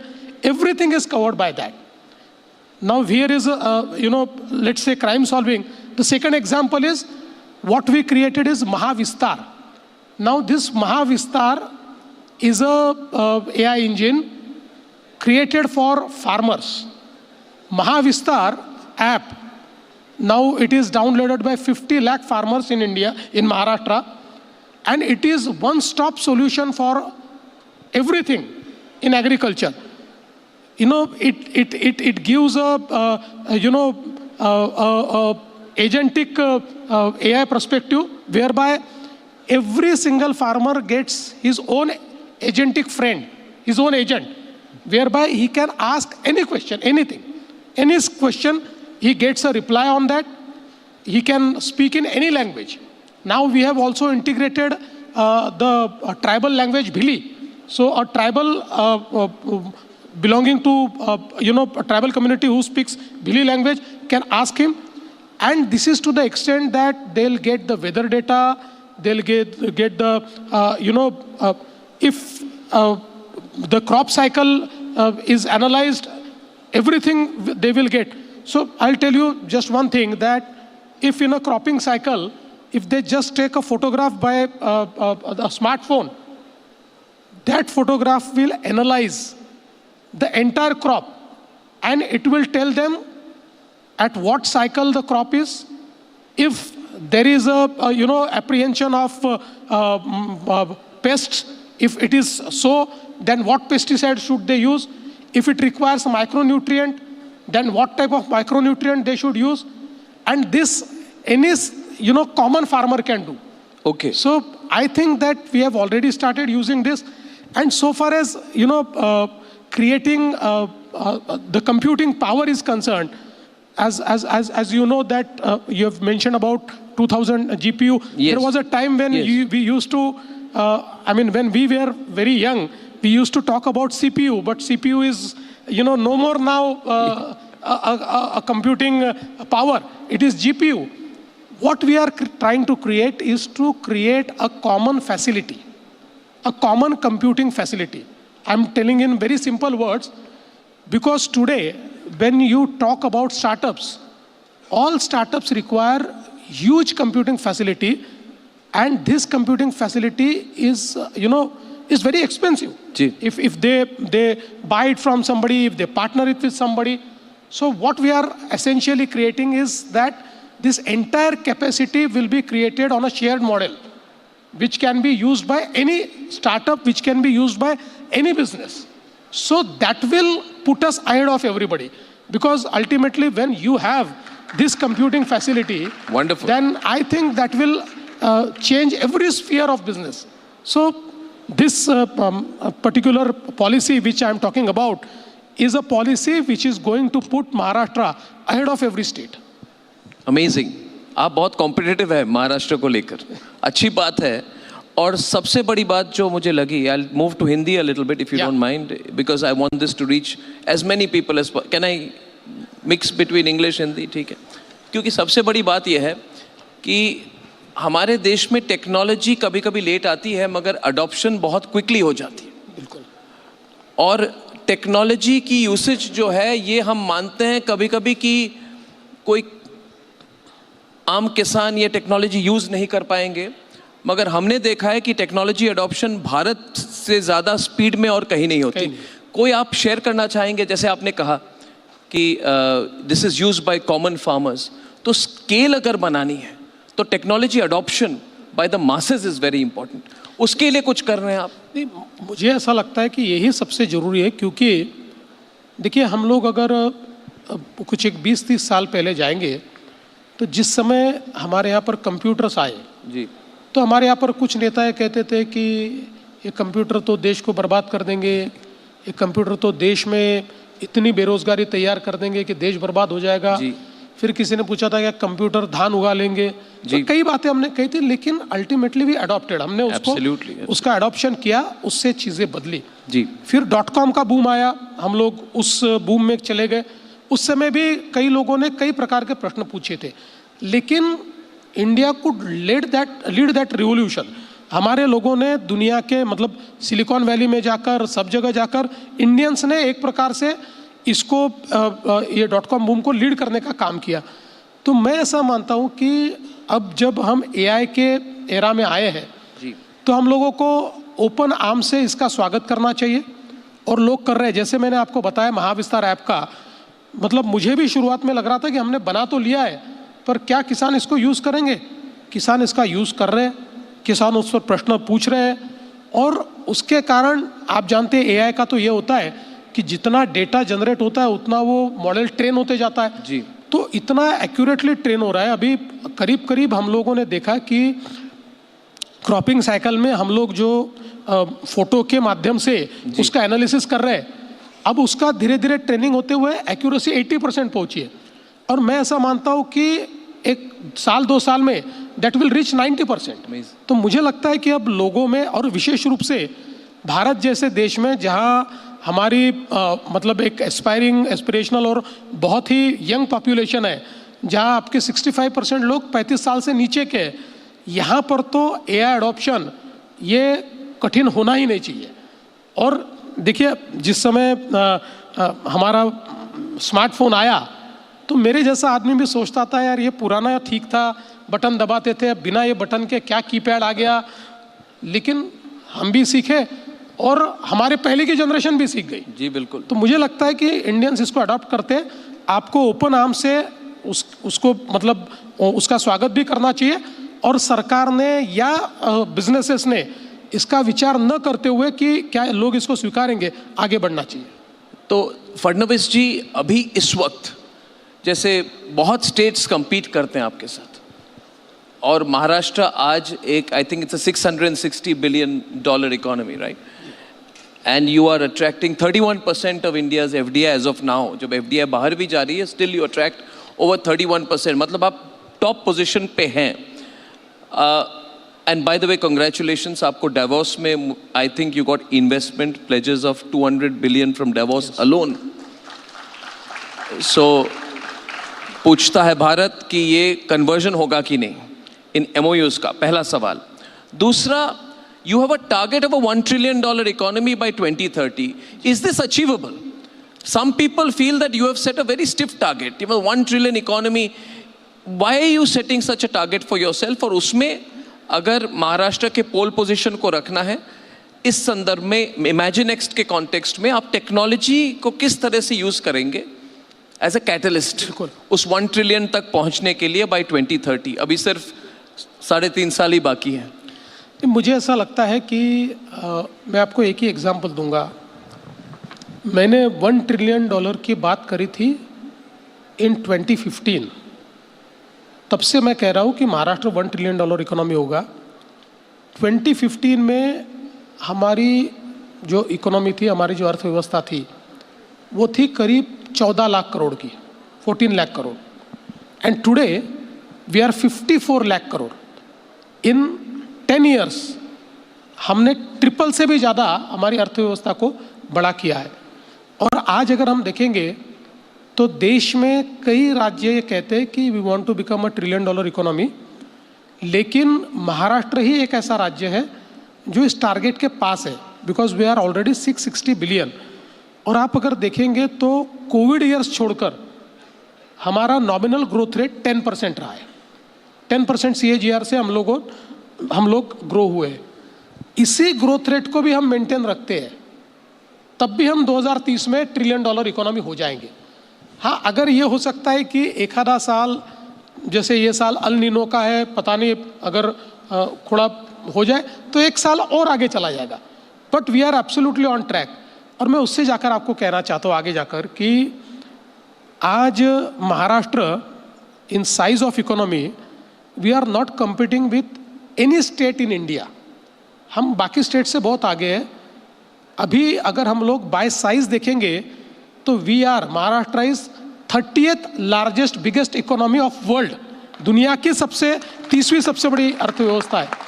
और Arnab ji, in next 2 to 3 years we will surpass the economy of Singapore and UAE। उनकी economy को हम सरपास करेंगे। इसलिए ये जो target हमने हाथ में लिया है, ये बिल्कुल अचीवेबल टारगेट है। और जो आपने कहा ये अचीव क्यों होगा, केवल टेक्नोलॉजी के कारण अचीव होगा। देखिए, टेक्नोलॉजी ये फोर्स मल्टीप्लायर है, AI ये फोर्स मल्टीप्लायर है। आप लीप फ्रॉग कर सकते हैं, वो हम लोग कर रहे हैं। आज अगर हम लोग देखेंगे तो इतनी तेजी के साथ, मतलब आप देखिए कि महाराष्ट्र बना तब से लेकर 2014-15 तक आपकी अर्थव्यवस्था 13 लाख करोड़ की, और 10 साल में आपकी अर्थव्यवस्था अगर 13 लाख करोड़ से 54 लाख करोड़ पर जाती है, तो इसका मतलब है कि ये लीप फ्रॉग हो रही है। और मेरा पूरा विश्वास है कि हम लोग इसको कर पाएंगे। और हम लोगों ने केवल टारगेट नहीं रखा है, हमने उसका एक प्लान तैयार किया, एक इकोनॉमिक एडवाइजरी कमेटी तैयार की। उस कमेटी ने सारे सेक्टर्स के साथ बैठकर हर सेक्टर में हमको क्या करना है इसका निर्णय हमने किया। उसके बाद हमने विकसित महाराष्ट्र 2047 ये विजन तैयार किया। इस विजन में 2030 का विजन जो शॉर्ट टर्म है, 35 का विजन जब महाराष्ट्र 75 साल का होगा, ये मिड टर्म है, और 47 is a long term vision. और केवल विजन तैयार करके हम रुके नहीं, तो हम लोगों ने 2000 डेटा पॉइंट्स तैयार किए, 2000 डेटा पॉइंट्स, कि जिसको हम लोगों को अचीव करना है। उन डेटा पॉइंट्स को वापस हम लोगों ने एक एक डिपार्टमेंट को दिया और एक विजन मैनेजमेंट यूनिट तैयार किया है। जो विजन मैनेजमेंट यूनिट ये डायनामिकली एक एक डिपार्टमेंट के डेटा पॉइंट्स को ट्रैक करता है कि आपने इस साल कौन से डेटा पॉइंट करने हैं, अगले साल कौन से करने हैं, कितने आप कर पाए। और मुझे इस बात की खुशी है कि हम लोगों ने जो भी चैलेंजेस दिए, हमारा इसमें जो मतलब एक सक्सेस रेट जो रहा, तो डिपार्टमेंट्स ने, जो लोएस्ट भी डिपार्टमेंट था वो भी 75% था, जो हाईएस्ट था वो 95% था। तो मुझे लगता है कि it is not a mere figure या it is not a mere number. तो एक बहुत ही सोची समझी स्ट्रैटेजी के तहत हम लोग जा रहे हैं, और इसमें कंप्लीटली ये टेक्नोलॉजी ड्रिवन है। इसमें हम AI का उपयोग कर रहे हैं, इसमें हम जियो स्पेशियल डेटा का उपयोग कर रहे हैं, इसमें हम डेटा ट्रैकिंग का उपयोग कर रहे हैं, इसमें हम डेटा पूल का उपयोग कर रहे हैं। इसलिए मुझे लगता है कि ये बिल्कुल संभव है। और दूसरा जो आपने कहा कि MOUs के बारे में, और ये बिल्कुल लोगों में हमेशा ये भावना होती है कि you talk about the numbers, आप कहते हैं इतने MOU हो गए, ये ट्रांसलेट हो गए कि नहीं। मुझे एक चीज़ बोलनी है कि इंडिया में अगर पैन इंडिया हम देखें तो जितने हम लोग MOUs करते हैं उसका रियल ट्रांसलेशन का जो रेट है वो 35% है। महाराष्ट्र में वो हिस्टोरिकली 55 to 60% है। लेकिन हमने जो डावोस में MOU किए उसका जो ट्रांसलेशन का रेट है इट इज़ 85% हम लोग कर पाए, और जो 15% भी हम लोग नहीं कर पा रहे वो ग्लोबल हेडविंड्स के कारण, आज जिस प्रकार से सप्लाई चेन शिफ्ट होती है उसके कारण, या कोई देश बैरियर्स तैयार कर देते हैं तो आज हम लोग तय करते हैं और उसके बाद वो बिजनेस अनवायबल हो जाता है, ऐसे ही 15% है। तो मुझे लगता है हम लोगों ने किए हुए, क्योंकि हम लोगों ने हर MOU के पीछे रिलेशनशिप मैनेजर रखा हुआ है, हर MOU के पीछे ट्रैकिंग सिस्टम रखी हुई है। मैं खुद मेरे वॉर रूम में MOUs के बारे में मीटिंग्स लेता हूँ, जो इन्वेस्टर्स है उनको बुलाता हूँ, उनको मैं पूछता हूँ उनके प्रॉब्लम्स क्या है, उनको सॉल्व करने की कोशिश करता हूँ। तो निश्चित रूप से मैं ऐसा मानता हूँ कि इनको हम इन्वेस्टमेंट में ट्रांसलेट कर पाएंगे। ऑफ ट्रैक एक सवाल। जी बिल्कुल। आप पॉलिटिक्स और गवर्नेंस को कैसे सेपरेट करते हैं? पहला सवाल। आपकी 3 पार्टी की कोalition गवर्नमेंट है, इससे नुकसान होता है कि फायदा? आपकी गवर्नेंस मॉडल स्लो हो जाती है क्या कभी कभी? आप सेपरेट कैसे करते हैं? आप किस चीज़ को ज़्यादा एंजॉय करते हैं देवेंद्र जी? आप पॉलिटिक्स को ज़्यादा एंजॉय करते हैं कि गवर्नेंस को ज़्यादा एंजॉय करते हैं? ये देखिए, ये सब सवाल जो है देवेंद्र जी, आपको मैं 20 साल से जानता हूँ, I can take liberty with बाकी कोई रिपोर्टर तो आपको पूछ नहीं सकते। What do you enjoy more? सच बात तो है कि आपने मेरा स्वभाव देखा है तो आई एंजॉय गवर्नेंस मोर। मैं मतलब पॉलिटिक्स इज़ इनएविटेबल, सो उस पॉलिटिक्स में मुझे ज़िंदा भी रहना पड़ता है, संघर्ष भी करना पड़ता है, और कई बार ऐसी भी चीज़ें करनी पड़ती है कि जो मतलब which is not my nature, which I don't belong to that you know that part. But ultimately आप पॉलिटिक्स में जीवित रहेंगे तो ही गवर्नेंस कर पाएंगे, तो मैंने इसको समझ लिया है। लेकिन आई एंजॉय गवर्नेंस। और आपने जो बात कही, इसमें एक गवर्नेंस का जो मॉडल मैंने तैयार किया है, देखिए मैं आपको एक बहुत मज़ेदार बात कहना चाहता हूँ कि when I became chief minister first time, तो उस समय एक बहुत ही सीनियर IAS ऑफिसर मुझे मिले और उन्होंने मुझे कहा कि सर मैं आपको एक बात कहना चाहता हूँ। मैंने कहा बताइए। कहा मैंने कई चीफ मिनिस्टर्स के साथ काम किया है सर, चीफ मिनिस्टर का समय अपना नहीं होता है, लोग आपका समय जो है वो हाईजैक कर लेते हैं। इसलिए मैंने देखा है कई chief minister they were well meaning लेकिन वो कुछ कर नहीं पाए। सर आप कुछ करना चाहते हैं तो मैं आपको ये कहना चाहूँगा कि आप जो गवर्नेंस में ऑफिशियली जो करना चाहते हैं रात में तय कीजिए, दूसरे दिन कुछ भी करके वो कीजिए, और बाकी बचा हुआ समय आप पॉलिटिक्स को दे दीजिए या लोगों को दे दीजिए। तो मुझे वो बात अच्छी लगी और तब से मैंने बिल्कुल वो एक प्रकार से मेरा वे ऑफ लाइफ हो गया कि जो चीज़ें करनी है वो चीज़ें उस दिन करना ही है, बाकी फिर। और ये बात सही है क्योंकि सुबह उठने के बाद कहीं कोई एक्सीडेंट हो गया है तो हमारी सारा अटेंशन उसकी तरफ हो जाता है, कहीं कोई इंसिडेंस हो गया है, तो रोज़ के चैलेंजेस है, उन चैलेंजेस में आप अगर अटक गए, और ये चीज़ मैंने बहुत करीब से हमारे प्रधानमंत्री जी की भी देखी है, दुनिया में कुछ भी हो जाए प्रधानमंत्री जी अपना एजेंडा कभी छोड़ते नहीं, वो एजेंडा कंप्लीट करते हैं फिर दुनिया की चीज़ों में जाते हैं। तो मैंने भी उसको हमेशा उसी प्रकार से किया है। और जहाँ तक 3 पार्टियों का सवाल है तो मुझे लगता है कोई बहुत प्रॉब्लम नहीं आता है। देखिए पॉलिटिकली प्रॉब्लम आता है, गवर्नेंस में नहीं आता। गवर्नेंस में और mostly both the parties are aligned with my vision.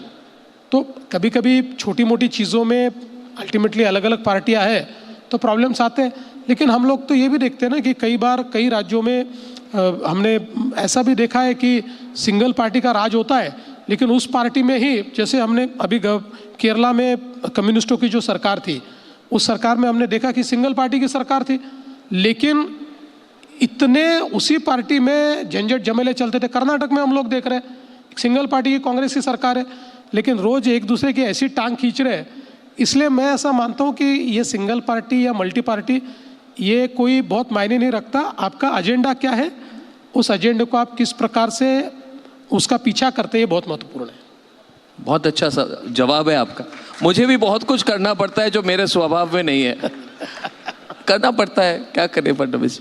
But एक चीज़ मैं अप्रिशिएट करता हूँ, व्हेनेवर जब भी आपसे बात हुई है, जब बड़ी राजनीतिक असमंजस चल रही है, there is a lot of political tension, he comes, कभी भी हमारे सामने आते हैं, ही स्माइलिंग जैसे कोई स्पा या सोना से निकले हैं, बिल्कुल फ्रेश, रिलैक्स्ड। दुनिया भर में टेंशन है, सारे रिपोर्टर्स इधर सब खड़े हैं आपके पीछे, अलीशा नायर आपके पीछे भागती है, आप ऐसे स्माइल करके आते हैं just you have just come from a spa.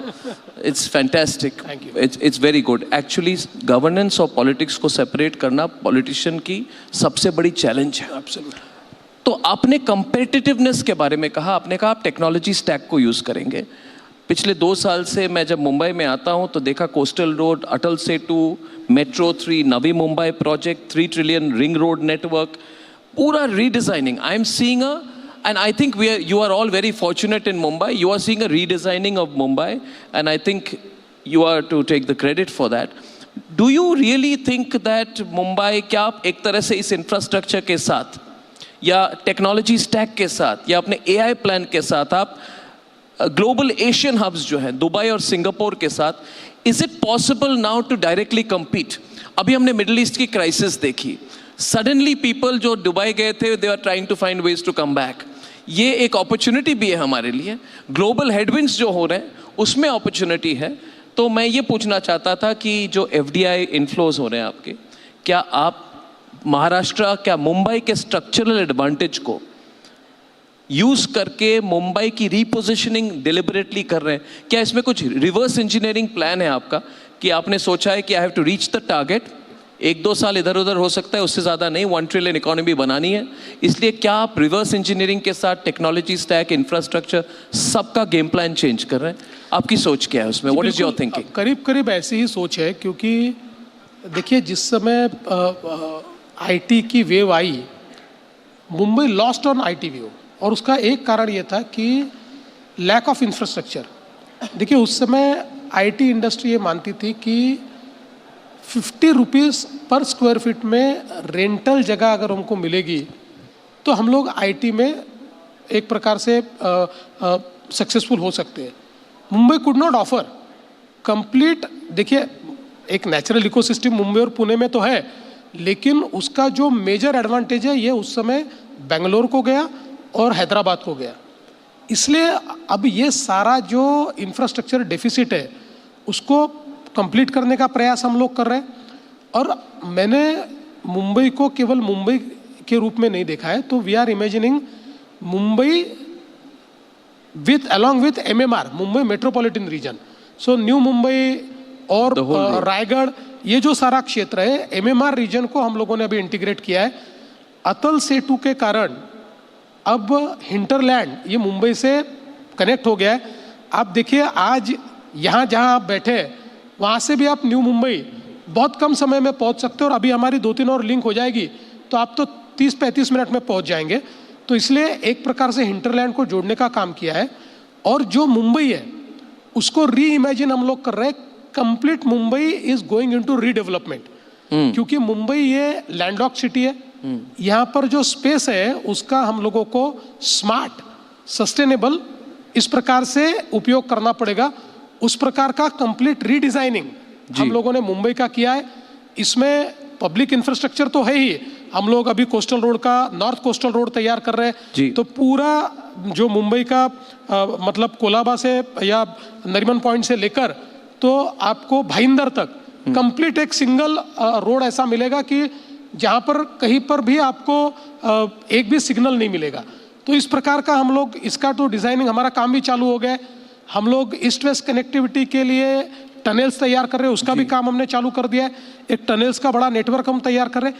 इसके साथ साथ जो पुराने मुंबई के लेआउट्स हैं 50 साल 60 साल 70 साल पहले तैयार हुए, माड़ा ने 56 लेआउट्स तैयार किए हैं अलग, इसका कंप्लीट रीडेवलपमेंट कर रहे हैं। इस रीडेवलपमेंट के कारण यहाँ पर हाउसिंग स्टॉक भी मिलेगा, कमर्शियल स्पेसेस भी मिलेगी, और साथ में मुंबई को जो ओपन स्पेसेस चाहिए, मुंबई को जो सांस लेने के लिए जगह चाहिए, वो जगह भी उसके कारण क्रिएट होगी।